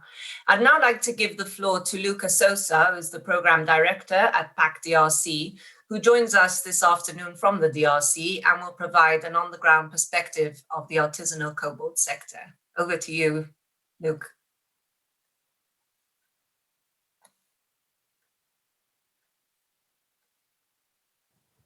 Thank you, Susanna, for the floor. Just one comment on PACT. PACT is an international development non-profit organization working in 40 countries around the world. And we partner with local organizations, businesses, governments to build lasting solutions for thriving, resilient, and engaged communities. And for the last 15 years, our Mine to Market program has been working to improve the lives of artisanal miners and small-scale miners across the world. So as an action and solution focused organization, we work with a private sector, including mining companies, commodity traders, manufacturers, associations, and companies to improve responsible and sustainable business practice and support economic growth and development. And how does ISM look like in DRC? I can say that when it comes to ISM, I'm sure the point that most people have in mind are negative, such as child labor, forced and compulsory labor, poor, dangerous, unhealthy, and unsafe working conditions, no mining licenses, and pollution, and damages to environments. And I can say that from this point of view, ISM is just a challenge and a problem. But in reality, ISM is also an opportunity and a livelihood for more than 2 million people in directly in the DRC, with approximately 150,000 to 200,000 in Cobalt. And ISM activities also supports up to 6 times more people in local procurement and auxiliary services, such as equipment making, farming, and catering as taxi drivers. And ISM can provide households with money to meet basic needs, send children to school, and gain wealth invest. And talking about cobalt production in the DRC, ISM is also source of 15 to 30% of DRC production. This means around 10% of the world cobalt production. I can then say that in one way or another, ores of ISM origin are in almost products that use cobalt. And as Ben said, a study conducted by OECD, it shows clearly that the LSM and ISM supply chains are interconnected. And for example, when it may be too expensive to mine on a large scale, it may be economical for ISM and support more jobs. So in short, ISM is important, is an important reality in DRC. And if well supported, it can be viable livelihoods. And to address these challenges, but also to contribute to sustainable development goals, as PACT, we use an integrated approach that focuses on 3 areas. I mean, natural resource management, livelihoods, and health, using the following 3 key approaches. I mean, improving governance in the targeted sector, building the capacity of the key stakeholders, and engaging with the markets. And currently in Lualaba province, which is known like the world capital city of cobalt, we are developing and implementing 3 types of interventions. I mean, 3 interrelated categories of interventions, which include systems and institutions interventions, socioeconomic interventions, and supply chain interventions. And the last one is maybe the most important for this panel today. I mean the supply chain interventions, and we focus on the formalization of ISM. What we are doing here is helping companies, cooperatives, and traders to put in place due diligence processes to align with national laws and international regulations, ILO conventions, and OECD guidance, which prohibits child labor, for example. And I think in this case, we know that AGC already produced the AGC standards, which are well aligned with all those rules and regulation. And we are also working to addressing occupational health and safety, to reduce accidents, improving productivity, to increase income, and make the interventions more sustainable. And we are also implementing controls, for example, fencing of mine site when there are near of the communities, and to prevent underage access. And we are also building capacity of actors, agents to manage the ISM, and we are also supporting all the actions to address the risk of child labor and proactively help children out of the mining into school and vocational training. And for example, in the case of the Mutoshi Cobalt Formalization Project, the project with multiple partners, including Trafigura, Kumi Consulting, and with the support of SIMAP, which is the state agents in charge of the ISM. As a result, we achieve to we succeeded to achieve to have 6 million work hours without lost time incidents. And so from February 2018 to March 2020, we achieved to have an average of $100 monthly wage at Mutoshi as compared to around 34 in a comparison group, and 1 million per year injection into local economy for every 1,000 miners. And it's clear that when we put a formalization process in place, there are more advantage than where people are working in a very informal way.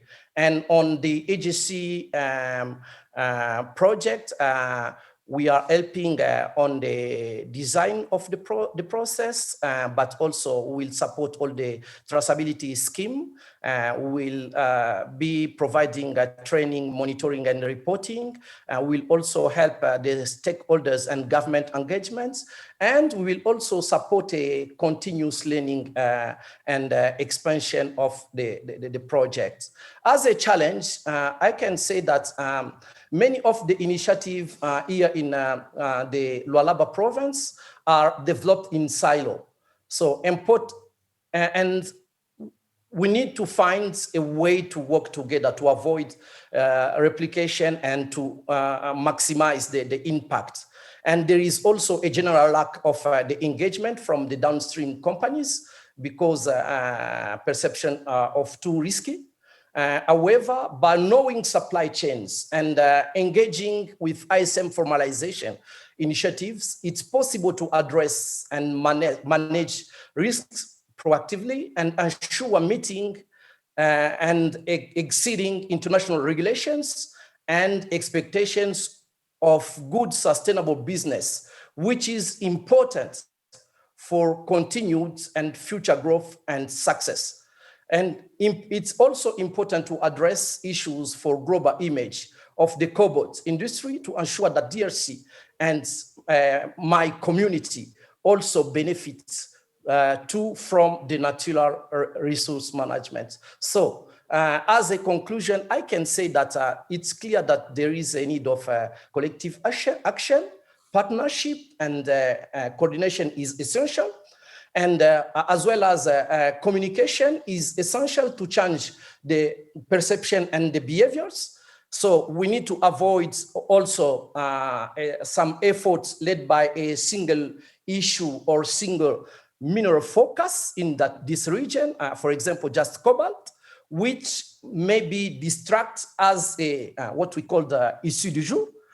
And I can say that change is possible, but the biggest obstacle is reluctance to engage.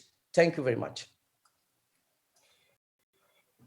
Thanks so much, Luke. I think you set the scene from the ground perfectly. I take away collective action, partnership, coordination, and communication, which are all things that we can build on in our discussion later, as we have a number of important stakeholders here today to pick up on that discussion. But as you mentioned, crucial to all this and crucial to achieving a sustainable ASM sector is ensuring that, in fact, the downstream, the end customers, do engage and to do that, to have the trust and confidence to source artisanal cobalt. And this is where I'd like to bring in Jared Connors, who is a senior subject matter expert at corporate social responsibility at Ascent Compliance, who is no stranger to our conference. And I believe it's essentially a return to our conference. And Jared will provide us with a downstream perspective on some of the common challenges and knowledge gaps related to cobalt, and I'm sure he'll share some other insights. Over to you, Jared. Excellent. Hello, everyone. As mentioned, my name is Jared Connors. I'm from Ascent Compliance. Just a little brief on Ascent. We're a downstream data support company for organizations that are trying to do everything from product compliance, REACH and ROS and other European regulations, all the way to responsible minerals. I want to give one stat from our information on responsible minerals sourcing last year to kind of set the tone of the number of companies that we support in this. And the reason why, to give you the stat, is because I want to express what a large number of companies have in terms of opinion on ASM and misunderstanding of how to do validated sourcing through their supply chains. Last year, we collected over 184,000 responsible minerals reporting declarations from companies globally. So just a vast number of organizations, and some of us on the call today listening in or participating in the panel have interacted with some downstream companies that are reporting on responsible minerals. And usually those companies are very in touch with what's happening on the ground in DRC, oftentimes participating in organizations like PPA or other boots on the ground type validation schemas to make sure that the flow of good materials out of the DRC or Central Africa is ongoing. But we don't often get to interact with the vast number of companies that are in the supply chain of those organizations, or even doing responsible minerals on their own accord, that don't necessarily have the budgets to go and get involved and attend OECD or be here today and attend the Cobalt Institute organization. So I want to speak from their perspective today, because it has a big impact on what we hear through the market. So thousands upon thousands of companies, when they hear from their customers or start to engage on their own accord for responsible mineral sourcing of cobalt, and the same thing occurred with tin, tantalum, tungsten, and gold. They say, why can't I cut ASM from my supply chain? Why can't I simply eliminate, as Ben said earlier? And Ben, I loved that line that you said, and I'm going to try to remember it exactly, but you said companies try to avoid risk rather than to address it. I promise you, Ben, I'm gonna wear that quote out. That was such a great line, because that's exactly what companies try to do, and it's unfortunate because they're not necessarily going out and trying to address this concern, and they're not also understanding that they can't simply avoid ASM and their supply chains of any mineral, actually, not just cobalt. So it's really important to help educate these organizations, because them giving misinformation back upstream leads to a lot of churn, in my experience, with upstream providers. So I'm going to give you an example. And to do so, I want everybody to picture in their heads an hourglass. And if we think about it, an hourglass is the best way to depict, and my thought process, the best way to depict responsible mineral sourcing and how companies look at validation. Top of the hourglass, if sand could stick to the top, that would be the mines. And going down in the upper half of that funnel would be processors, and then down to that pinch point in the hourglass would be the smelters. Downstream, laying on the bottom, is that downstream organization, right? Or the supply chain structure. And so companies that we might interact with on a regular basis, the big guys that have very vocal, very robust responsible minerals programs, might be those companies at the very bottom of that hourglass. And now we got to think about all those suppliers in between that lower half of the funnel. Maybe I'm a sub-tier electronics component manufacturer, and I'm not in the United States, I'm not in Europe, and I don't necessarily interact with the OECD or the Responsible Minerals Initiative, or even the CI on a regular basis. And what's my perception and understanding of this topic? And I have a big influence as one of those suppliers in the supply chain, because I impact the success of the data collection efforts going back upstream for those companies that are trying to validate their material sources of origin. And when my perception is that I need to cut out ASM or what I would consider problematic sources in my supply chain, it often skews that message as it goes back upstream. Think of playing the telephone game when we were all in grade school, and how construed the message became when it got to the last child in class, and what they verbalized. And we need to try to avoid that. One of the things that we do here at Ascent is we provide materials for companies as they work their way back upstream to keep that message consistent. Use this message as your own. And while we're there in the data collection support effort, we want to make sure that companies understand the nuances of what they're asking organizations to do, because we can't control downstream companies and what their efforts are and their messaging around cutting out sources or their perception of needing to cut out sources.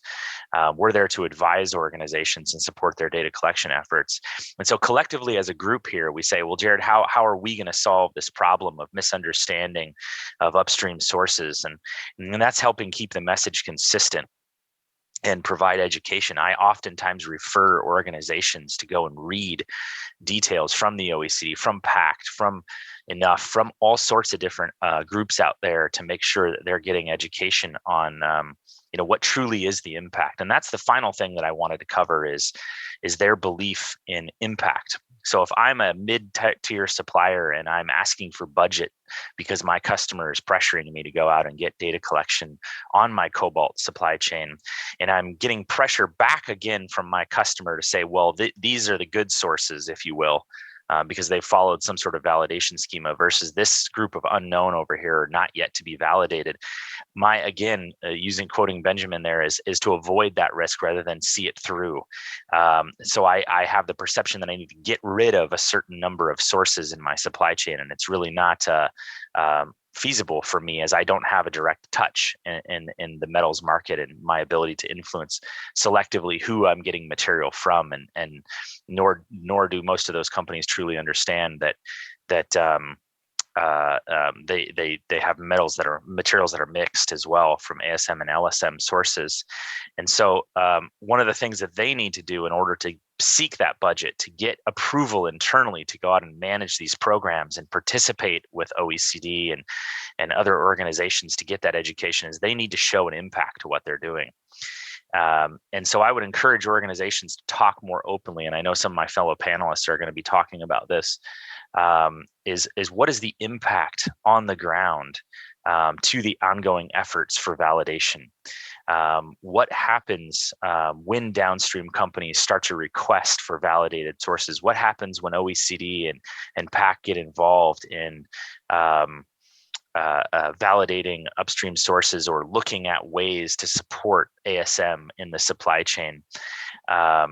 That is the good education that helps companies get more involved. So if we want more support from the downstream, we want more companies to be coming to the table and communicating, we need to be producing more documentation or examples, whether anecdotal or case studies, to say this is the impact of boots on the ground efforts of organizations like PACT, of the efforts for guidance that is produced by OECD, so that companies can stand up and say, this, if we get involved, this is the impact that we'll have, and they can provide that to their leadership to justify their budget or their effort. So it's kind of chicken or the egg. How do we get companies involved? We show impact, but we need companies involved in order to have impact. And so I would encourage organizations here that are participating in CI to help produce that impact statement, so that more downstream companies can be at events like this, can be at OECD in the spring, and can go forward to PAC and say, I'd like to put my hat in to see how I can support.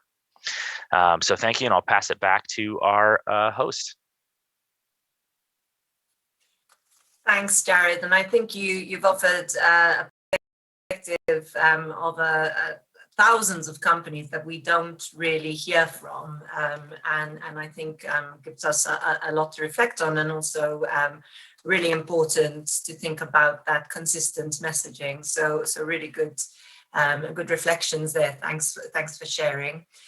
So we'll now move into a series of interventions for the next part of the session. So I'd like to invite speakers in, and I'll introduce them in the order that they'll speak, but then I'll let them just take over one from the other, so that I don't keep interrupting people. So I'd like to invite you to please introduce your respective organizations, although please assume that most of you will know you, and say a bit more about the work you're doing to harness the potential of the Cobalt ASM sector to enable sustainable livelihoods. So the lineup is, we're delighted to have James Nicholson, Head of Corporate Responsibility at Trafigura. He will be followed by Rachel Zhao, Deputy General Secretary at the Responsible Cobalt Initiative. Alex Czech, Senior Project Manager at the Responsible Minerals Initiative, will be here today representing the Cobalt Action Partnership. And last but certainly not least, from one of our biggest members at the CI, Anne-Marie Fleury, who is Sustainability and Product Stewardship Specialist at Glencore Copper, and also our chair of the CI's Responsible Sourcing and Sustainability Committee. So first in line is James. Over to you. Thank you. Great. Well, thank you so much, Susanna, and a good afternoon to everybody. So in brief, just by way of introduction, I work for Trafigura, an international commodities trading company. We handle over 365 million tons of oil and petroleum products, metals and minerals each year, so turning over about $150 billion. Now, as many are already aware, Trafigura has some experience in formalizing artisanal cobalt production. Our pilot project at Matoshi, that Luke has already referenced, helped us establish partnerships, frameworks and learnings that we are actively leveraging through our commercial agreement that we reached with EGC in October of last year. Now, important to say as well, operations haven't yet commenced. Trafigura is the only purchaser at present from EGC. Others will likely follow. Now, just in reflecting, the results, I think, of the interventions that we made back at the Matoshi pilot project, they have been well documented. They're readily accessible on our website. And there's one particular document that I would encourage readers to refer to, and that's the socioeconomic assessment that we conducted. And again, Luke touched on many of the findings of that assessment. But why I raise that is really to underline just what we can achieve if we formalize artisanal mining. So through those interventions that we made, and as referenced already, with the government, with the holder of the concession, CHEMAF, with the cooperative, Comircol, and with PACT, working conditions were remarkably improved. Freely accessible healthcare services improved the health of participants. There was a marked positive impact on the local economy, and that we saw the creation of new businesses in response to higher demand for goods and services. Luke has already mentioned that for every 1,000 miners active on the project, $1 million was pumped into that economy. Another unintended consequence that was so hugely beneficial was the fact that female miners participating in the project earned about 2.5 times more than their counterparts working on mines outside of the project site. Now, as we look to the current market, the EGC project and the commencement of operations, when they come, hopefully in July, present, I think, an incredible opportunity. And there are many lessons that we're going to take forward as Trafigura. Fundamentally, however, let's look at the bigger situation. We know that the rights of and freedoms of people in the cobalt value chain have been seriously tested in recent years, to an extent that surely no one on this call finds acceptable. We also know that at best, the market was too slow to react. At worst, it turned a blind eye. Now, the status quo is finally changing. The DRC government has clearly responded in what is a targeted manner.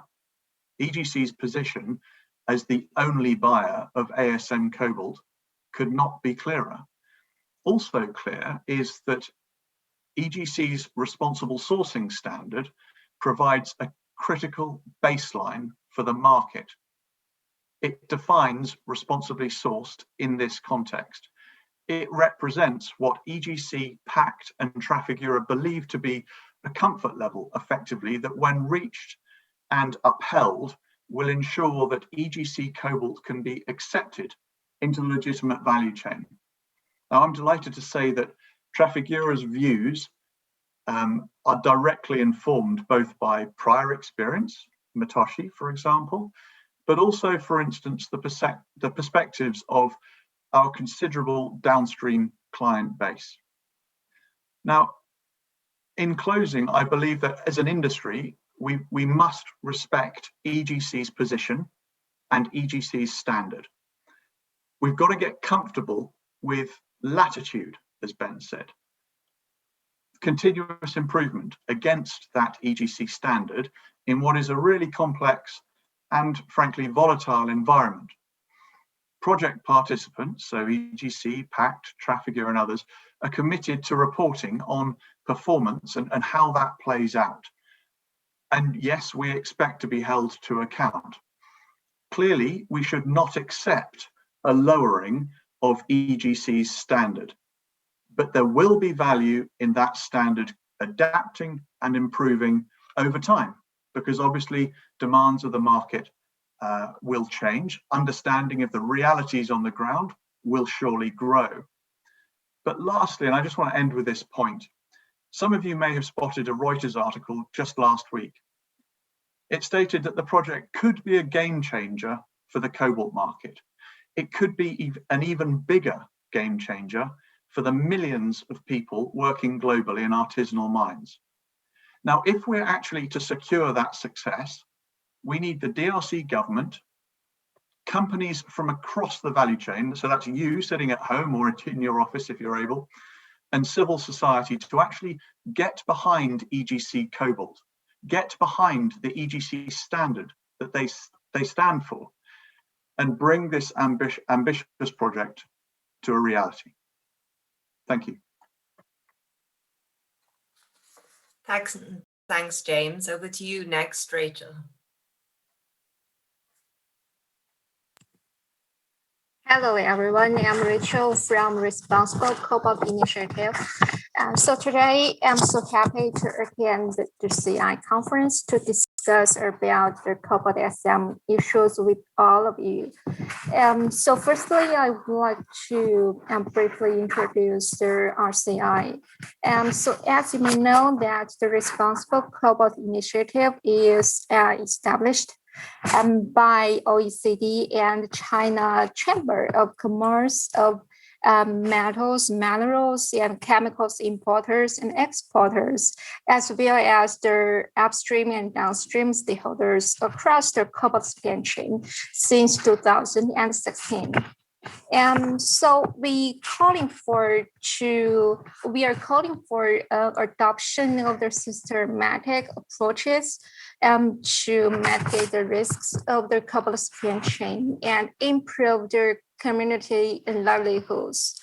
And we are not in favor of suspending the engagement in order to simply reduce the supply chain risks, so as not to exacerbate the deterioration of the local communities' livelihoods. We believe that removing the supply chain risks does not mean addressing the problems.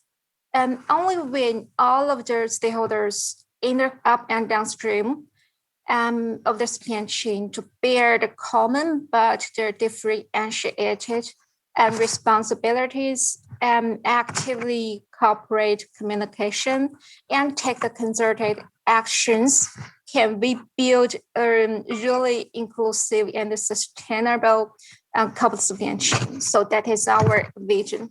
And so therefore we are carrying out the serious actions in the following three areas. And the first area is to improve the transparency and the governance capabilities of the supply chain. We have developed the cobalt refiner supply chain due diligence standard and promoted to be used by the global society.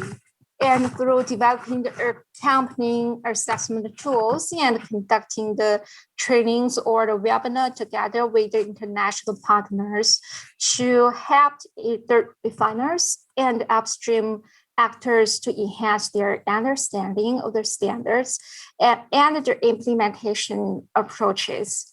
And also we support support their engagement with their upstream partners to enhance their responsible supply chain management practices. And the second area is to promote cooperation and dialogue with the multi-stakeholders. We are maintaining the close exchanges with their international partners, also include the CI. So we are supporting their members to implement the 6-step approaches creatively, that is the social radio actions, which has been supported by the OECD. So we also carry out the pilot projects of the Cobalt ASM formalized governance and community livelihood projects, which has achieved positive progress. Also, we are cooperating with their partners to conduct trainings, dialogue, and changes for the upstream partners in DRC, including their local government, cooperatives, and the ASM operators, and so on, to explore the effective methods and paths to mitigate the source risks. So also, I would like to share the recent insights from our side about the current challenges between the up and downstream stakeholders. So we know that maybe we have achieved great progress on the refiners' supply chain management, but we also faced certain challenges in this process. For example, the up and downstream parties may have inconsistent understanding once it came into the ASM cobalt sourcing, so which has led to the inconsistency between their policy and practices, so that there is a dilemma in implementing the responsible sourcing practices for the upstream actors. So that is why we call for all the stakeholders to clarify their misunderstanding and to come consensus to the requirements for the Cobalt ASM. So in order to promote, in order to reach this goal, so we have initiated to formalize the governance of the Cobalt ASM project since the end of the 2019. So we are hoping to develop the globally accepted requirements for the Cobalt ASM and to guide other upstream actors, including the traders, the ASM operators, refiners, mid and downstream actors to have the jointly actions to promote the governance, formalized governance of the Cobalt ASM. So now we are developing the Cobalt ASM ESG management framework together with the international partners like the Impact Facility, the Responsible Management Initiative, and help to consider the whole picture of the DRC reality and reflecting the principle of the continuous improvement, and to establish a credible, cost-effective, and incentive based Cobalt ASM support, evaluation, and investment mechanism. So we hope it could be a gradual improvement approaches to help the other industry actors to have a good understanding of the source risks and to promote a good environment for the traders in the upstream and to provide fair market conditions. So the last area for us is to promote dialogue between stakeholders and dissemination of their good practices through the field research, industry dialogue, and the exchange platforms. We are promoting to have a constructive dialogues between up and downstreams clarify their misunderstanding about the Cobalt SM and the important value of the Cobalt SM for the local residents. So in the last, I hope to strengthen that we are helping to call for all the stakeholders to consider the OECD's advocacy, which has been mentioned in the OECD forum, that all stakeholders could consider to change their engagement strategy from the de-risking to risk mitigation, and to address the root causes of the source risks. Thank you very much. Thank you very much, Rachel. I'll turn over to Alex, and then after that, Anne-Marie. May I just ask, in the interest of time, if you can condense your remarks as much as possible, that would be great. But of course, be sure that you keep your key messages. Thank you. Thank you, Susanna. I'll try to do that. And thank you for having me. As Susanna noted, I'm here as a representative of the Global Battery Alliance's Cobalt Action Partnership, or CAP as it's referred to.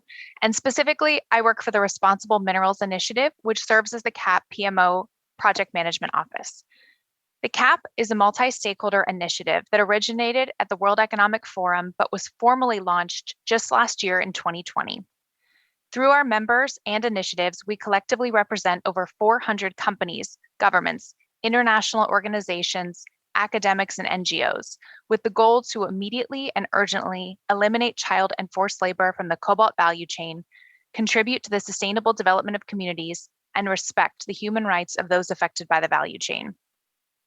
We, as CAP members, found this to be a pivotal time for ASM Cobalt, a time in which there is global awareness of the challenges and the need to invest in improvements to ASM Cobalt production practices, and there is a shared expectation that demand for cobalt will only rise significantly in the next decade with the increase in battery production. But in our eagerness to engage and address these issues, as opposed to avoiding them, which is what we've talked about so much this session, we also want to commit to doing this using the lessons learned from responsible sourcing over the last 15 years. And I've highlighted a few of those key lessons. First, our solutions to address risks at the miner level have to be miner-centric. This means inclusive solutions and prioritizing stakeholder voices and engagement in the process. Indeed, how can we respect and protect the human rights of miners and mining communities, as the UN guiding principles outline, without also respecting and protecting their voices? Second, we've learned that clear, uniform expectations that are mutually developed and accepted across the supply chain are critical if we want changes to be scalable and sustainable. Downstream companies, of course, need to understand the positive impact of sourcing ASM, but we also know that more engagement and greater oversight in the upstream is going to be needed in this space to maximize positive impacts and build trust across all supply chain actors. And third, and I think it's a good reminder, is that at the end of the day, all of us here today on this panel, I think, share a goal to improve the working conditions at ASM Cobalt sites and focus on eliminating child and forced labor from the cobalt value chain. And that shared goal really keeps us focused on the mission at hand. So you might be wondering how we at CAP are integrating those lessons. Well, over the past year, CAP has been working diligently on several work streams. First, we've been conducting in-depth research with supply chain and DRC-based stakeholders to understand the needs and perceptions of industry standards at the miner and civil society level. Second, we have staff working in Kolwezi now through our partner UNICEF, who's engaging stakeholders and focusing on child labor interventions like our 2021 action pledge in support of Alliance 8.7. Third, we've developed a draft framework or production requirements for ASM Cobalt based on a benchmark of global ASM standards and conversations across the supply chain and with key stakeholder groups. This framework puts forward a progressive model of development, which results in the final level of what we understand to be mutually acceptable production requirements. Finally, we are launching a consultation with 50% of the effort geared towards an international audience like downstream companies and buyers, and 50% focused on DRC-based stakeholders to make sure we're incorporating voices and getting input on the draft framework. We believe that initiatives like CAP have a role to play in this space. We can serve as conveners. We can bring together downstream companies, upstream actors, midstream refiners, governments, investors, international organizations, and NGOs to advise, to invest, to share, and to ultimately accept and endorse mutual expectations. I can tell you firsthand in my role, these initiatives are not easy. They require actors to give and take.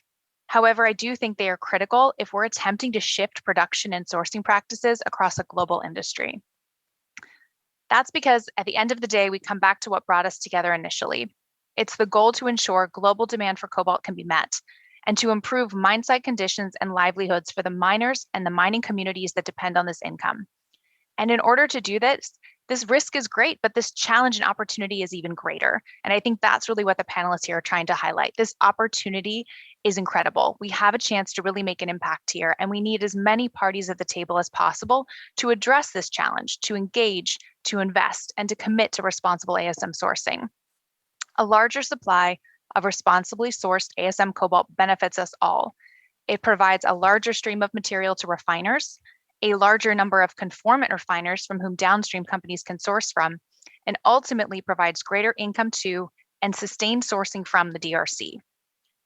We're proud to be large and representative. We do not represent one party or partnership or actor in the supply chain. Indeed, our goal is the large one, to improve mine site conditions for the benefit of all that work in the supply chain. So we hope you'll join these efforts in some way based on all of the panelists and our talking points today. We hope it's inspired you and that you're as optimistic as we are that the challenge is great, but that our ability to work together is even greater. We all have incentives to provide and ways that we can support these efforts. And if you'd like to learn more about our work or the upcoming plans consultation, you can reach out to us or email us at cap@responsiblebusiness.org. And I'm sure with that, Susanna would appreciate if I handed it back to her for time reasons. Yes, thank you. Thank you very much. Very, very concise, but poignant points. So great. And on to Anne-Marie before we move straight into the moderated discussion. Anne-Marie? Great. Thanks, Susanna, and thanks for inviting us to be part of the panel today. I think you called them the panelists distinguished panelists. So it's a pleasure for me to be part of this distinguished group. And also to be talking about this really important topic. If you'll allow me a small digression, if I think back, maybe 15 years ago, I don't think a panel on ASM would have taken a prime position in an industry association conference. So I think it's really a sign of how our thinking has progressed that we're even having this discussion. So I've come last in a long line of people who've made some really strong points. And I think I find myself echoing a lot of the points that have been made by my fellow panelists. But let me talk a little bit about the perspective of Glencore and Glencore's interest and position on artisanal and small scale mining. So I think most of you will be familiar with Glencore, a multi-commodity company.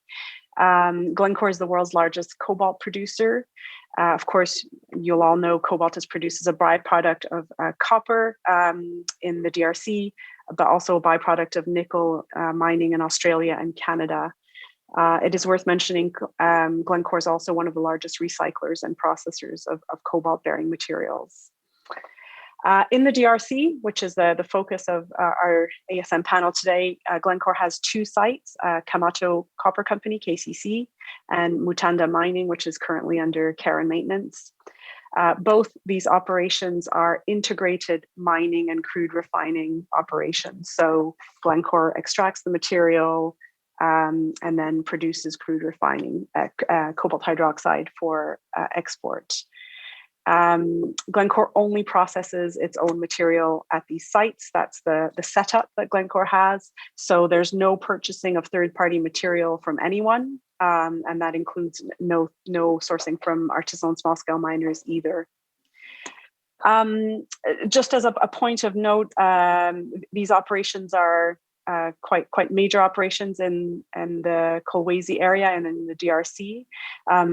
There are about 15,000 people employed if you include the contractors by Glencore in the DRC, 95% of which are DRC nationals.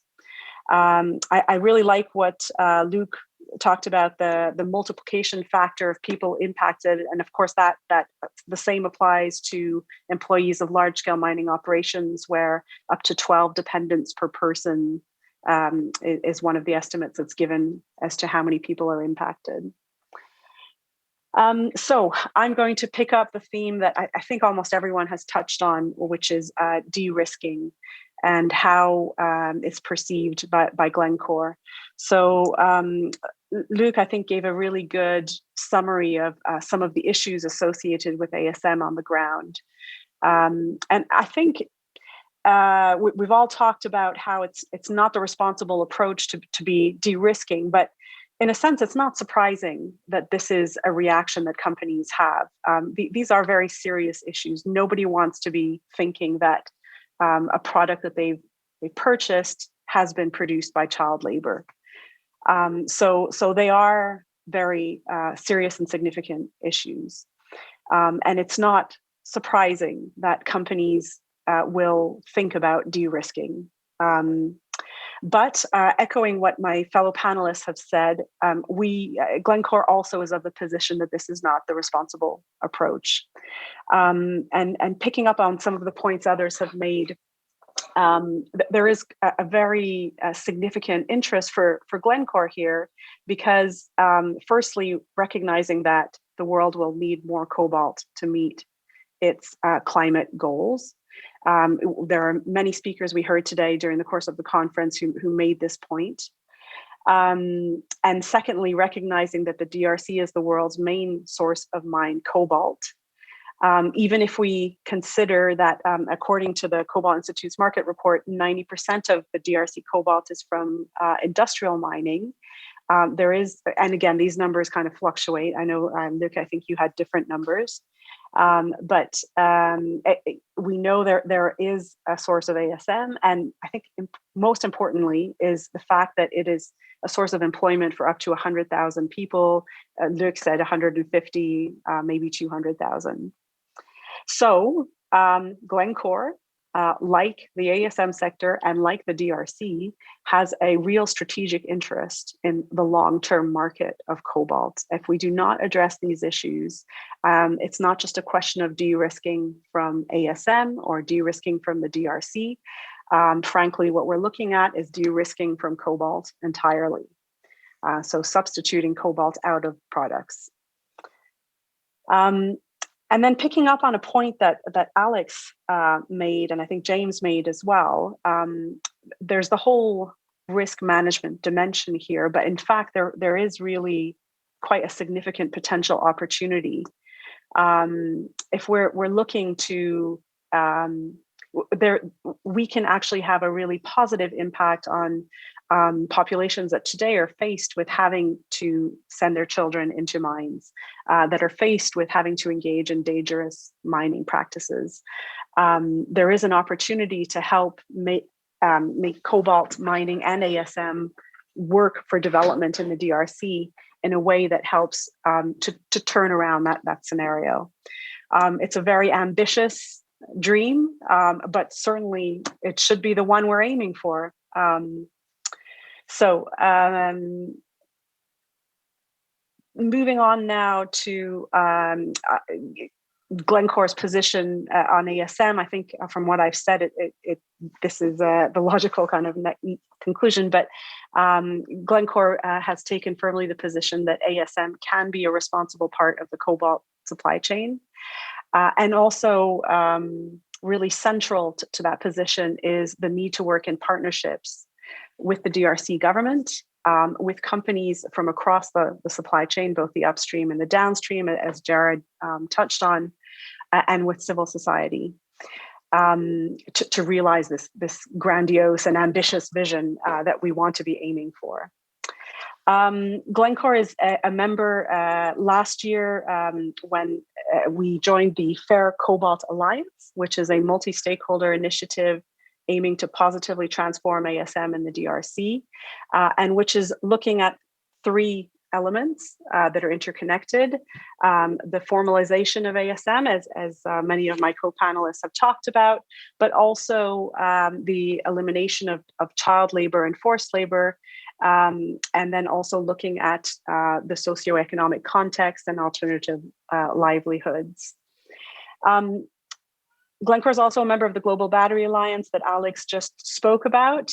And Alex talked about the ASM framework that is being developed, and FCA is one of the implementing partners in developing that framework, which I think most importantly is based on this notion of progressive expectations for the professionalization of ASM, and also is going through a very substantive consultation process that helps to really make sure it reflects the voices of the miners, as Alex was saying, and as well as reflecting the expectations from the global community and fitting within the framework that the DRC government is setting. So this is not an easy task, but in order to have all those elements reflected in the framework, this is what why the consultation process is such a substantive one. Finishing off, Susanna, you'll be pleased to hear. We also recognize, I also wanted to echo what Alex said about really feeling like there's global momentum and focus on this issue, which we think is a really good thing. So we welcome especially the efforts of the DRC government with the creation of EGC and ARACOMs. Many of my fellow panelists have spoken of these. We think these give a clear signal on the ambition to transform the ASM sector into a viable branch of the supply chain, and we strongly welcome those. And my last point then would be, obviously there's other ASM initiatives, I haven't mentioned them all, but one thing we are seeing is that there's a need to look for alignment and consistency between, and harness this momentum in an aligned way. So we can't underestimate the importance of aligning between the different initiatives and working together to establish, the uniform expectations and, as I said, helping the ASM sector become a viable branch of the supply chain. So again, echoing what most of my fellow panelists have said, but with that, I'll conclude. Thanks, Anne-Marie, for really sort of capturing some of the points made before, but also stating Glencore's position on ASM unequivocally. What I will say is that we don't have a lot of time for a discussion, so I am going to, or rather, I'm going to take on the challenge to try and distill some of what I've heard, and then I'm going to give each panel just a minute to react on any of the points that you want to, because there's just so much rich content in here for us to reflect on. And I'd just like to say this won't be the only opportunity, because at the CI we will take this back as feedback and reflect on it as we develop our responsible sourcing strategy. So just in terms of going through my notes and trying to synthesize here, very, very clear call for LSM, ASM, the interaction there, the need to leverage the extractive sector for development, a very recurring theme around collective action, partnership, coordination. I'm going to add there convergence and reducing the complexity amongst the different standards. And I know I'm echoing the questions here that I'm seeing on the moderator chat, as well as what I get from our own membership. There's a thread, and I think a really important one for us to consider in terms of where we encourage our members to go next, around reporting, communication, a role perhaps we can play at the CI around education and clarifying misunderstanding, engaging the downstream, consistent messaging, very clear from Jared, downstream companies needing to give more latitude. And one thing that really struck me from Luke's intervention avoiding a single issue, single material approach. Of course, we all know that cobalt is in most cases a byproduct. So thinking about that as well. So as I said, it's your, please pick what you'd like to respond to, but may I request that you do so quite briefly. I'm going to, I guess the person who's had the time to reflect on this the most was Ben, because he sat and listened to everyone. So maybe I will start with Ben. Sure. Thanks, Susanna, and thanks for that distillation. Yeah, I mean, I think as Anne-Marie picked up on, certainly given the context where we are now, it probably made sense that most of the panelists spent a great deal of time on de-risking. And I mean, maybe it also makes sense to sort of come back to where the guidance stands on ASM and on managing risks in this regard, because I think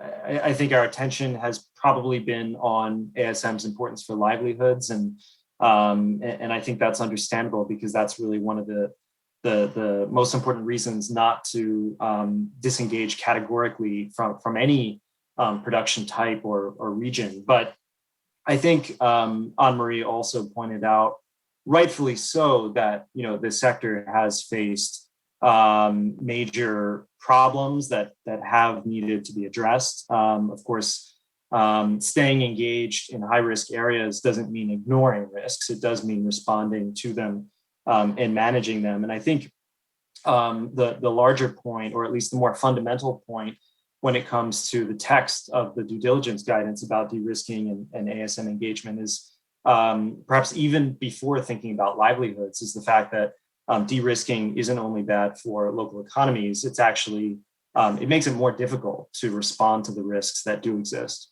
It tends more often than not to shift problems or to hide them, rather to enable resolving them or managing them. And the other issue related to that is, of course, the guidance does encourage companies to, or recognizes the importance of a credible threat of disengagement if conditions do not improve. But that's not to be applied to entire regions or production types. That's on specific suppliers. So I think that's what has been kind of muddled in the discourse on de-risking. There's been one side of the debate that said, well, look, there are all these major risks. We can't possibly tolerate them in our supply chain. And the other saying, well, we need to stay engaged because livelihoods are at stake. But really, I think if companies took a more took an approach that integrates the guidance more concretely, they'd say, sure, well, in some cases, in some circumstances, identified risks are so severe that we need to disengage, but that's on the basis of individual suppliers.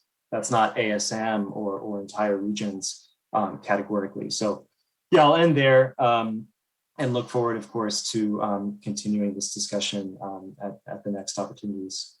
Thanks, Ben. Luke, did you want to add anything?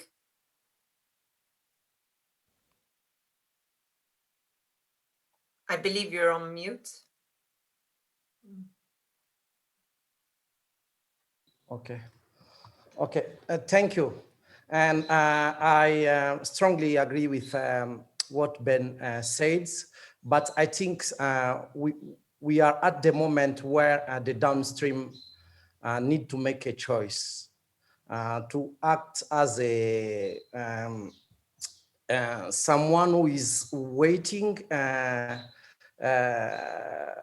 the fire to burn all the house and then come back as a or to be more proactive and start working with people on the grounds. So, and what I would like to emphasize is the fact that why it's important to think about improving rules and laws and interventions approach.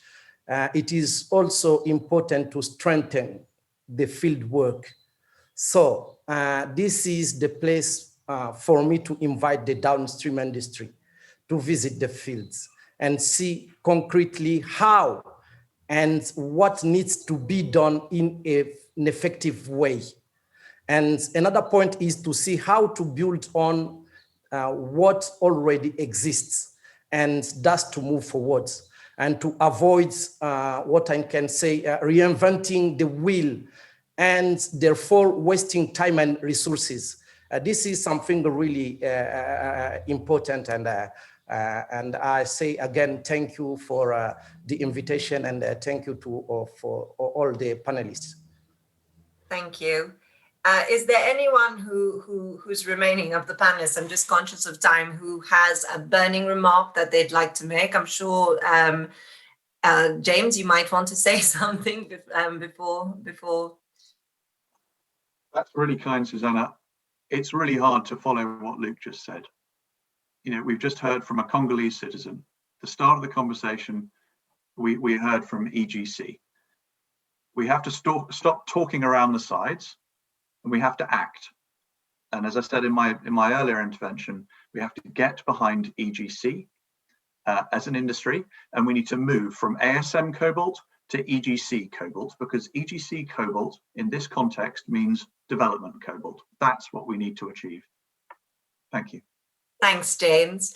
Anne-Marie, I'll come to you next, as I don't want to leave you last, like the last time. And of course, Glencore has openly supported the EGC and ARACOMS today. I just wondered if you wanted to offer any final reflections. Susanna, thanks. One thing that we didn't touch on so much today, I'm thinking of the OECD report on trends and stakeholder reporting and the narrative. I think that narrative at the moment, frankly, is feeding the de-risking fire. And we need to start seeing a shift in that. Something, you know, picking up on what Ben said, not something that ignores the problem and passes on to other problems necessarily, but something that does focus more on how to address the issues and the solutions and the positive impact that can be had. Picking up the point that was made earlier by Jared about impact here. So yeah, that would be my comment. Thanks. Thanks, Jared. I hope you've heard enough to take back to your clients. Do you feel reassured on what you're hearing? You know, as I'm taking notes vigorously with my thumbs here on my phone, so I'm not bending forward over my keyboard as everybody's seeing the video screen, I keep writing the word how. How do we get downstream companies involved that don't have resources that are dedicated to this, meaning individuals that are responsible sourcing experts that don't have huge budgets to go out and commit efforts to this, but want to have better education and involvement in this? So how do we make that, option? I'm going to my head thinking about my elderly uncle who has this cell phone plan that's for emergency use only, right? He's only allowed to use his cell phone when he needs to make an emergency dial. And I thought that was kind of interesting because he carries it around and never makes a call on it. So how do we get companies to have that low end cell phone plan, to have involvement where they don't have to have an expensive membership, or, maybe they don't have the resource to be able to take up Luke on his invitation to go see the DRC. So how do we get more companies educated and involved so that they can support the efforts of the great panelists that are talking here today? And I just want to say thank you for the education from my fellow panelists, because I certainly learned a lot today. So appreciate the participation. Thank you. I'll give the floor to Rachel, and then we'll close with Alex. Rachel, any final reflections? Thanks, Susanna. So I think I will briefly to provide their close remarks on the 2 points. The first one is, I think it's the good time for all of us to take actions. So we call for all the partners to clarify the effective and economic feasibility approaches to address their source risks and to take their concerted actions together. So the second point is about our Cobalt ASM ESG management framework will be, the draft version of the framework will conduct the global consultation together with the international partners like the CAP, the FCA. So welcome to join us co-efforts the webinars for consultation, and welcome your attention and participation. So thanks. Thank you, Rachel. We look forward to that. And Alex, of course, again, last but not least, but really looking forward to your final reflections to bring us all together through your multi-stakeholder lens. Sure. Thank you, Susanna. Everyone had such great remarks that I was also taking notes along the way. And I think just the best way to maybe think about this in closure is, as Ben said, everyone has a role to play. And I hope that everyone listening can take what we've shared and reflect and think about what incentives you can offer, how you can engage, what questions you can ask, what you can put forward. And I think when we're ready to do that, we can come together, and we look forward to that opportunity. We look forward to working with all of the panelists here today, our stakeholders, EGC, our comms, and specifically, I'm looking forward to that visit that Luke suggested. So we'll see you there.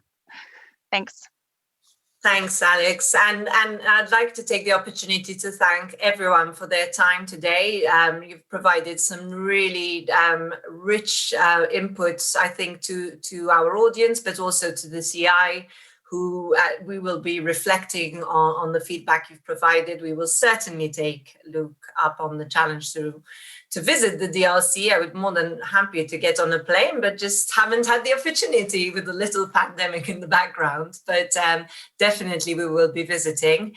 And the conversation on ASM doesn't stop here. I apologize that we're 5 minutes over time, so thanks for staying with us, but hopefully you found it worth it. Our next session will take that deep dive into ASM in the DRC.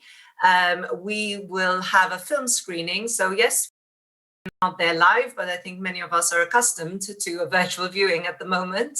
And my colleague Marina, our communications manager, will be leading that panel. So thanks once again, and over to you, Marina. Enjoy the session. Thank you, Susanna. That was a truly insightful panel. Ladies and gentlemen, greeting from Brussels. My name is Marina Temitova, and I'm a communications manager at the Cobalt Institute. I'm delighted to welcome you for the last session of the Responsible Sourcing afternoon and the screening of a documentary on cobalt in electric cars. I am delighted to welcome the last guest of today's event, Mark Muller, an engineer and a film director who successfully combines expertise in sustainable development with strong focus on societal topics. Mark toured the world on an electric car and crossed 4 continents in 2 years. Throughout his career, he was in charge of the solar energy department at the Swiss Energy Ministry. He launched a startup on energy transition and co-founded a video production company, New Production. The company produced a documentary on the role of critical materials, cobalt and lithium, in electric cars. The film we're going to screen today is called The Wrong Direction: Are Concerns About Electric Cars Just Fake News? It is an independent project conducted by a team of just 5 people who have been filming it for 2 years, including in the Democratic Republic of the Congo and in Chile.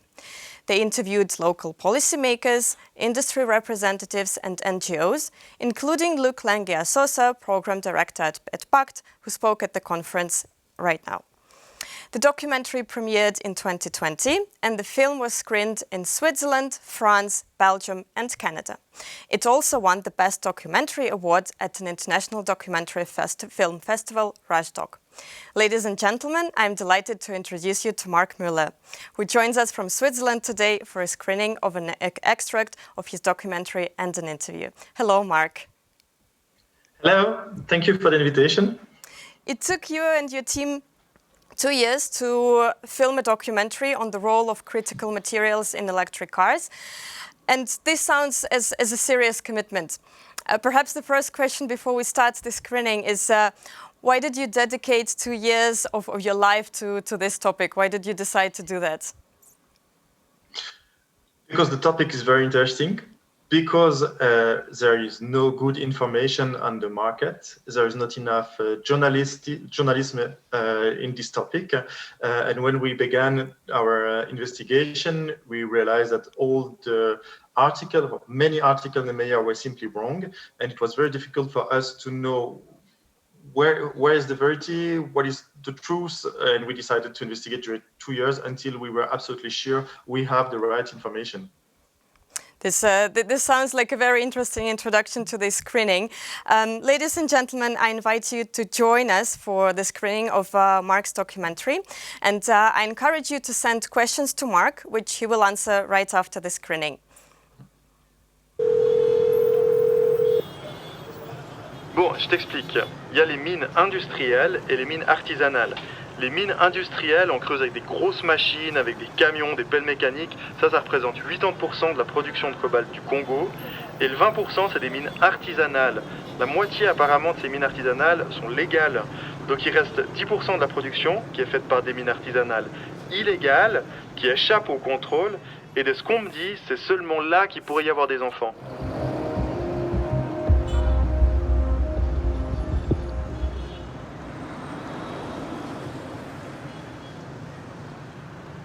Ici, à Kolwezi, j'essaie de comprendre comment on produit du cobalt dans la région. Donc votre but n'est pas du tout d'interdire les mines artisanales, mais alors au contraire de leur donner des lieux identifiés. Non, chez nous, l'exploitation artisanale est légale. Et ça va rester comme ça. Compatriotes, et ça va rester comme ça. Aujourd'hui, nous savons que les privés se plaignent, mais je voudrais profiter de vos micros pour informer les privés que c'est 180 000 creuseurs qui sont dans cette activité. Si nous les sortons des sites miniers, ils vont se retrouver dans la rue et ils risquent de chercher leur bonheur dans nos maisons. Je vois que nous avons tout à gagner en encadrant ces creuseurs. Si je dois parler à mon voisin et qu'il veut acheter une voiture électrique, est-ce que je dois lui dire c'est bien, achète, ça amène de l'argent au Congo, ou je dois lui dire fais attention parce que les conditions ne sont pas encore OK? Parce que les progrès se réaliseront toujours. Je vais vous parler du centre de négoce. Pour mieux contrôler les produits de l'exploitation artisanale, nous avons décidé, ça va se faire d'ici 6 mois, de détruire tous les comptoirs d'achat dans la région. Ça, vous avez engagé, c'est décidé? C'est une décision. Et toutes les transactions se feront sur un même site que nous appelons le centre de négoce. Allez-y par surprise, vous ne trouverez aucun enfant, vous ne trouverez aucune femme vulnérable. Mais on ne le dit pas assez. Nous n'avons vu que les mauvaises images. Mais là où les choses étaient bonnes, ça n'a pas été filmé. Vu de Suisse ou de France, beaucoup de gens disent « je ne vais jamais acheter une voiture électrique parce qu'il y a du cobalt dedans et le cobalt, c'est l'exploitation des enfants en RDC ». Non. Qu'est-ce que vous en pensez? Nous faisons beaucoup d'efforts. Je vous félicite pour avoir réussi à venir sur place et avoir la bonne information. Le Congo est victime d'un lourd programme d'intoxication. Nous sommes à la veille de 60 ans de l'indépendance, il faut que les gens nous fassent confiance. Autrement, nous risquons de comprendre que c'est du mépris.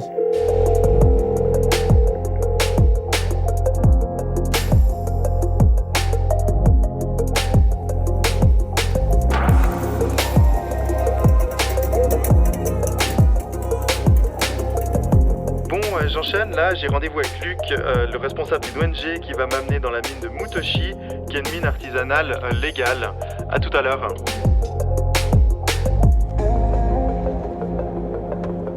L'État congolais a préféré que les gens opèrent au travers des coopératives. C'est comme ça que les exploitants miniers artisanaux, les creuseurs comme tu les appelais, qu'on va rencontrer, ils sont encadrés par une coopérative minière. Parce que maintenant l'exploitation en solo est interdite par la loi congolaise. Donc c'est vraiment des hommes et des femmes qui peuvent venir en individuel, mais quand ils arrivent pour travailler sur les sites, ils le font sous l'encadrement d'une coopérative minière qui a la responsabilité de les gérer et de s'assurer qu'ils travaillent conformément aux normes. Alcool, femmes enceintes? Enfants, alcool et les femmes enceintes, ils n'ont pas accès au site. Et raison pour laquelle, un, c'est clôturé, mais de deux, c'est pour cela qu'il y a le service de sécurité qui est un service privé, et qui vérifie, qui est comme un sous-contractant, effectivement, qui doit vérifier.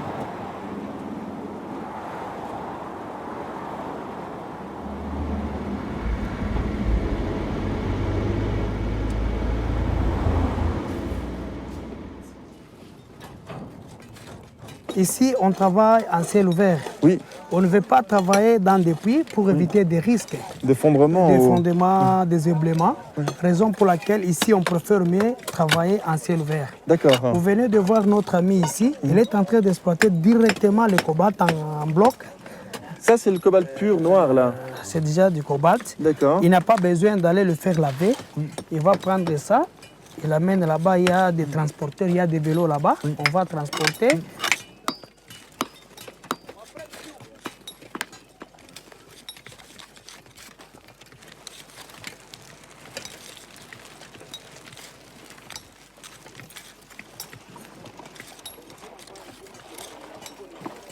Il y a une équipe de mamans qui sont ici juste pour laver les produits tels que vous voyez. Et les autres mamans qui sont là-bas juste pour trier les produits. C'est un processus aussi dans notre chaîne de provisionnement. Pourquoi c'est que des mamans qui travaillent ici? Souvent, ceux qui veulent laver les produits, ce sont des mamans. C'est vrai? Elles sont libres de travailler autant qu'elles veulent, il y a des sacs et puis elles avancent, puis quand elles sont fatiguées, elles peuvent arrêter. Elle est libre. Si elle termine à 7 heures, elle trouve bon, elle a déjà son argent, elle part. Elle part. BMW a dit il y a quelques semaines en arrière, on arrête la RDC, c'est trop compliqué. On doit voir ça comment? Bon, moi je trouve que ça c'est trop facile que de faire ça. Pour le besoin de protection de sa réputation, dire ok, on arrête. Mais est-ce que derrière on pense aux conséquences que cela crée par rapport à tous ceux qui étaient en train de s'approvisionner dans cette chaîne d'approvisionnement? Si tous ceux qui se pensent être responsables arrêtent, cela signifie qu'ils ne vont rester que du commerce au noir. Que ceux qui sont moins responsables. Et voilà, et donc ça va s'acheter encore à plus moins cher. Et donc, les conditions vont encore se dégrader davantage. Et vous pouvez bien vous imaginer que pour pouvoir produire suffisamment, peut-être que les familles vont être obligées d'impliquer plus d'enfants. Si des compagnies qui font du troc minier disent « stop, on veut plus ça », elles partent, elles vont en Australie, elles vont au Maroc. Qu'est-ce qui arrivera à ces gens? Ça sera juste le chaos, parce que les gens dépendent de ça. Le faire, c'est ignorer combien de personnes travaillent dans le secteur et combien de dépendants vivent de ça. Qu'est-ce que ça te fait de voir des images à chaque fois dans les médias européens de l'enfant dans la mine? C'est choquant, c'est choquant. Il y a un problème de travail des enfants, on ne peut pas le nier, il y en a, mais il y a de ces images de fois qui sont trafiquées, qui ne représentent même aucun endroit, par exemple de cette province. Alors en ce moment-là, ça fait mal, ça fait du tort à l'exploitation minière artisanale. Ces images-là ne méritent pas d'être là. On a la responsabilité de discuter de la question de manière franche, ouverte. Dire qu'il y a un problème, s'il faut diffuser des images qui montrent la réalité, mais que ça soit dans une perspective où on veut améliorer. Mais si c'est juste de la stigmatisation, alors en ce moment-là, je crois qu'on est en train de créer des dégâts plus graves et qu'on n'aide pas les populations. Je crois que ça doit vraiment interpeller, surtout pour vous aussi qui communiquez, vous qui faites les médias. Je crois que c'est aussi une responsabilité. Ouais.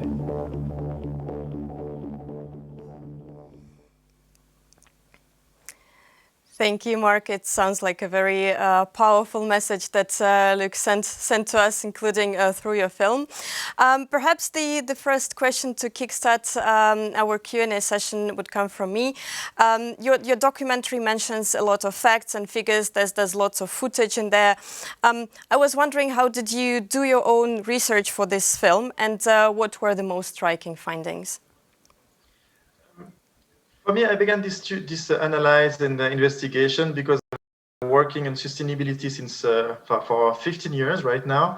And after 10, 12 years in this activity, I was absolutely unable to know if the production of an electric car was clean, not clean, was a disaster, was good. I had absolutely no answer at that question. And it was extremely difficult to find information, because if you look at what's happening right now on the social media or in communication in general, we are really in a kind of war between new technologies that needs cobalt, lithium, and other nickel or other materials, a lot of copper also, and old technology that are based on the use of oil. There's a strong competition and a very huge lobbying between these two kind of technology or activities. And if you see, there are lots of lobby not necessarily oil lobby, but lobbies in general that are creating wrong information. They're creating even sometimes the wrong institute to do wrong science or false science, to publish false study, and they put them on the market with a lot of communication videos. In the documentary we did, we present that kind of activities and how the lobby can modify the perception of the public on those topics. At the end, when you try to have information, you can go wherever you want. You never find the sources of this information. If I went to some media, some colleagues, and I told them, what do you know about cobalt in Congo? Or what do you know about lithium? They say, oh, there is an article about it. And when you read this article that makes a link to another article, at the end, you see it's all the time the same information, with no source at all. And even in the science, when you see very good universities, and I met a lot of researchers, I asked them, what do you know about gray energy for construction of a car? What do you know about lithium? What do you know about recycling of batteries? They say, oh, I know a study that talks about that. And you take the study and you look for the sources and you see exactly the same facts. The study refers to another study that refers to another study. At the end, there is no first sources. And when we read that, after 6 months of investigation, we say, okay, there is simply no data. And the technologies are evaluating very fast. There are also good practice evaluating in the good direction. So there is no data. So if we want to do a documentary on that topic, we have to do everything by ourselves. And it's what we did there. Thank you, Mark. You did truly profound research on the topic. So as you said, you went to the DRC to investigate the situation yourself. You spoke to the Congolese officials, industry representatives, NGO representatives, as we've just seen in the film. Is it true that you were the first journalists to interview people on the ground, and how did they receive your visit? It's generally well. It was not easy. It was very difficult to enter in some kind of mine. In some ministers, it was not easy, and there are reasons why it's not easy. And there is also a very special link between Africa and the European media. When European media goes to Africa, most of the times they know exactly what they want to do, what kind of information they are looking for.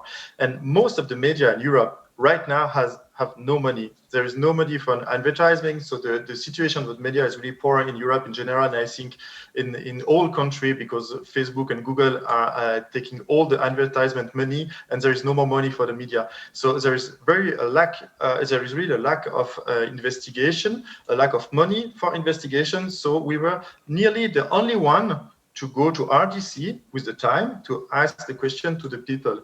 We have seen a lot of journalists that went to the DRC to see children working on the mine. They didn't want to know the reality about the situation. They just wanted to see a child in the mine. And if you are looking for a child, you will find a child for sure. RDC is very big. It's a poor country, so you can find for whatever you want. So if you want to see somebody poor, you will find somebody poor. It's not difficult. But if you spend enough time on the field and you begin to talk with the person, you begin to have discussion with different kind of organizations, suddenly you begin to understand what's happened there.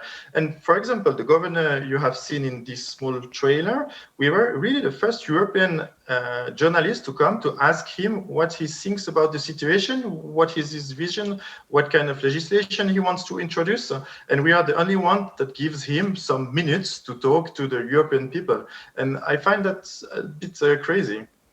It is. It is indeed. And since you mentioned a special media bias towards the situation in DRC, having been there yourself, how would you say the experiences that you've had filming this documentary shape how you define artisanal mining, the artisanal mining parts of the cobalt sector?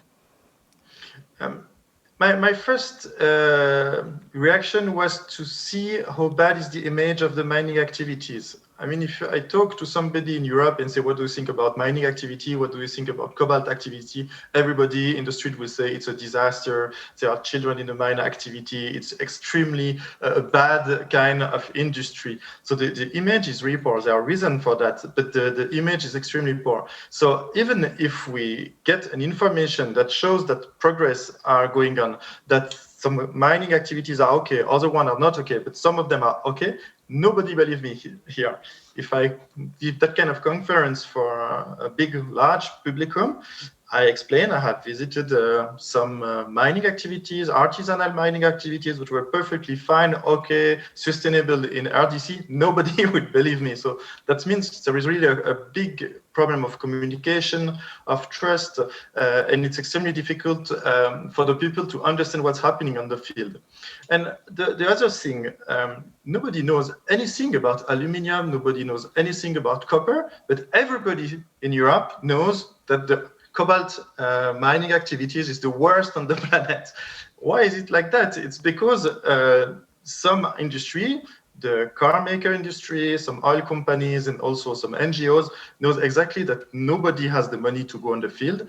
And it's very easy to attack directly that kind of activities because everybody will be okay. If the oil industry create a video, publish a video where they say, if you buy an electric car, you will put children in the mining activity, everybody will understand and everybody will think it's the truth. So it's extremely easy to manipulate the information, and it's extremely difficult for the cobalt industry to react to this kind of aggression in terms of image. Yeah, thank you, Mark. I think it's indeed the situation is a bit different. Also, as we heard at this session right before ours. It's not the case what we see in media. It's not the case sometimes on most occasions. And another question to you, Mark. Having been on the ground, having seen people in different regions of the DRC mining for cobalt, from your perspective, what do you think drives people to participate in the artisanal mining? Simply, artisanal mining is the only way to develop the country. Industrial mining, it produces money, it needs machines, it needs competencies from other countries. So the worker most of the time comes from India, Chile, Europe, or America, but it's very difficult to employ and pay well Congolese people. This is why the artisanal mining in such poor country like DRC is the only way really to bring money to the people. And as the level of education is not high, if you don't do artisanal mining, you will never help the region to develop. So at the beginning, I was thinking like an European person. When you see people working with hand breaking stones, for us, it's like going to jail. It's the worst thing I can do in my life. Artisanal mining, if you see the movie Lucky Luke, the bad person go to jail and break stones. And we have this image that artisanal mining is really for the gangsters, not for workers. But if you see when you are there, the needs, that there is such a poverty and they really need money immediately to develop the country, it's the only way to be sure that the money comes from the industry, it goes directly to the hand of the workers. Yeah. Maybe, well, you know all these numbers, but a big extraction machines in 10 seconds extracts, I don't know, 1 ton or 2 tons of material. So one guy with one machine can extract 1 ton of cobalt per 10 seconds. When at the same time, one worker in industrial mining will extract cobalt, better quality cobalt, during maybe 100 kilo per day. So if you see that the amount of work that creates 1 kilogram of cobalt, you are sure that for the same kind of money, you finance much more the development of the country. Thank you, Mark. That's really an interesting observation, and it goes in so much contrast with what we read in media. There's a question from the audience asking whether you've done similar research for nickel mining. I know part of your film is already based on lithium, so I invite our audience to watch the film in its entirety. The question to you now, have you done similar research on nickel, or perhaps you're going to? No, and not at all, because the goal of the movie was not to demonstrate that an electric vehicle is perfect and everything is fine and we have no problem with material. Absolutely, it's not the case. The goal of the documentary was to take the fake news or the ID that are in the brain of the people, and based on that, to see if these IDs were correct or not, and if they were not correct, why do they have these IDs? So it was it is a documentary and an investigation to try to understand how the information is manipulated, why, and who does that. simply. And nickel there's no attack on nickel. There's one documentary in France that attacks a little bit the nickel. Otherwise, nobody knows what nickel is. Nobody knows in the street that we need nickel for an electric car. And most of the people do not know that we need copper for an electric car, and that cobalt is just a very few percentage of the battery. So and more car have no more cobalt in the batteries. So it needs much more in effort and investigation. You want to see the big pictures, but for us it was just the goal to demonstrate there is a big manipulation of the information, and I think we did well. I fully agree with you, Mark. Perhaps talking about your film, since it's premiered last year, can you perhaps share with us the reactions that you have received so far about the documentary? Most of the people that have seen the documentary told us, I'm completely impressed because I was not expecting that at all. I feel angry. I feel angry against media. I feel angry against some lobby. I do not know anymore who I can trust. It's not a film against the media at all, because I'm working for media and I'm working for public media that works pretty well. But when you have seen this movie, you realize that with the social media, the risk of manipulation is extremely high, and most of us have been touched by this manipulation. And when you realize that you are sure of something, that it's impossible to recycle a battery, that it's impossible to drive a car only with coal energy, or it's impossible to have a cobalt that is more or less clean, and then suddenly you realize everything you know is wrong, you are angry. And for me, it's a good feeling. If we have this feeling, we did our work well. That's also the right topic to put public attention to. Another question from our audience is from an anonymous guest, but I'm sure that it's the question that pops up on the minds of many of our guests. Have you also seen illegal artisanal mining in the DRC? I'm sure there is illegal artisanal mining simply because there is cobalt a bit everywhere. If you see the story of the city where there is the mining activities, in the film we explained this story. It was a bit like the far West America when we found oil. Suddenly somebody was making a hole and the oil appears. The cobalt story in this region is a bit the same one. There was a small city, they make a hole, and suddenly somebody finds something black, and he said, "Ooh, what is that?" And he went to a Chinese guy and said, "Do you know what is that?" And the Chinese guy, "Yes, send us a bit more of that. Maybe we buy you these things." And then he went back home and make a bigger hole, ask his friend to come, and they deliver a lot of cobalt, and suddenly they become rich. And suddenly all of the region was making hole in the whole city under the house because there was cobalt a bit everywhere. So it's sure when something like that happened, you have a totally social disaster. I mean, if I would find gold under my house, tomorrow I will destroy my house and suddenly make a big hole where my house is and take the gold and become rich. Everybody will do this. And it's what happens in this region, that necessarily there are a lot of illegal activities. The question is, how do we manage to reduce the amounts of illegal activities? What kind of regulation, what kind of effort are done from the big company to have a transparent mining, to buy the cobalt at the right place, and to be sure that everybody plays a nice role and nobody will use the illegality to make more profits. That's also the question that has been discussed today, and I think the industry is on the right way to address it and to make sure that no illegal artisanal mining is taking place in the Congo. Another question from our audience, since we're talking about your movie, and there's so much into it that we just couldn't fit into this 7-minute extract. Our viewers are asking where can they watch your movie, and whether it's available online.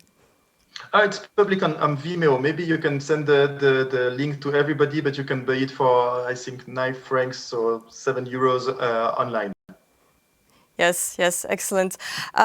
Perhaps last question from my today's session with you, Mark. This afternoon we've been talking a lot about artisanal mining from a responsible sourcing perspective, and the need for constructive engagement in this topic from the supply chain perspective from all actors in there. Based on your experience filming this documentary, what would be your message to the cobalt industry and its downstream customers?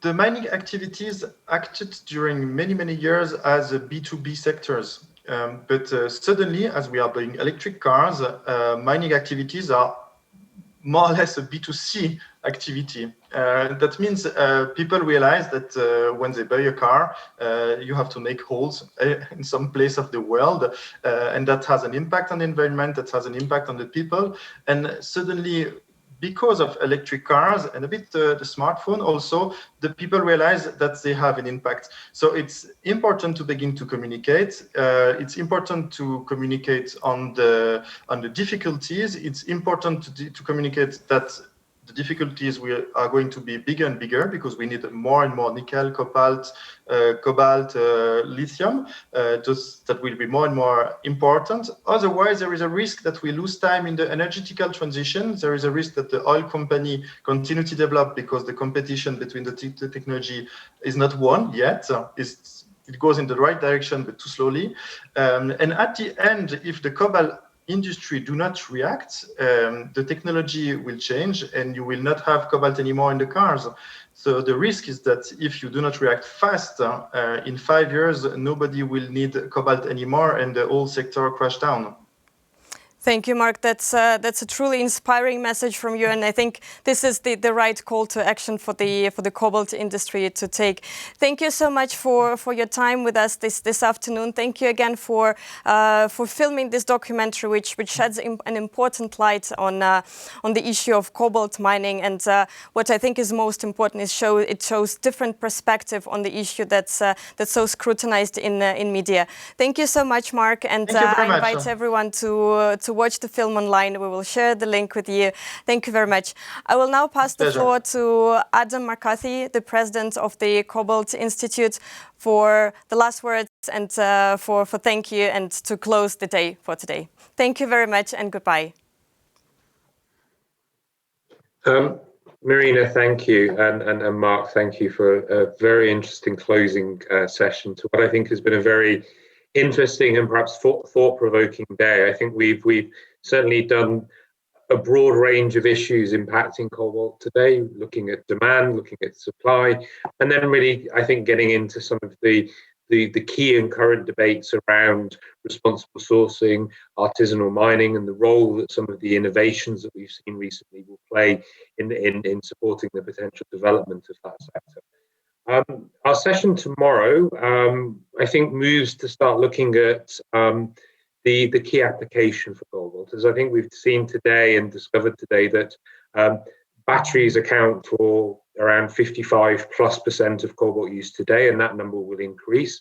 So we're going to have some discussions tomorrow around the use of cobalt in batteries, particularly focusing on a key piece of legislation at the European level, the European Batteries Regulation, which does touch on some of the issues we've talked about today, on recycling, on responsible sourcing, on the sustainability of the batteries.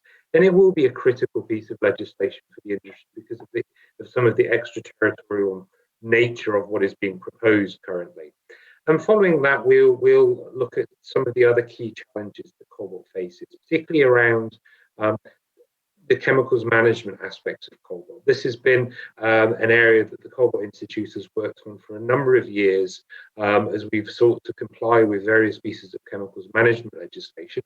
And we'll talk about the impact of chemicals management on the use of cobalt in batteries. We'll also hear from speakers who will talk more specifically around why we continue to use cobalt in batteries, why cobalt is, as I think we've heard today, an essential part of the battery chemistry. But we'll also hear from speakers from, for example, the United States, talking about the US's renewed focus on critical battery materials and what that means from a US perspective. So I think the focus tomorrow picks on a lot of the themes that we've discussed today. I think today it would remain for me to thank the speakers for their participation. I think we've had some fascinating comments, contributions. It remains me to thank my colleagues for, I think, their wonderful moderation of the event, and also the work that's gone into, I think, hoping to produce what has been an interesting day for the audience. And of course, to thank the audience for staying with us and staying involved and engaged with us. So thank you, and we look forward to seeing everyone tomorrow. I believe we start at 10 a.m. Central European time, although I stand to be corrected. But wish everyone a pleasant evening, and look forward to this discussions tomorrow.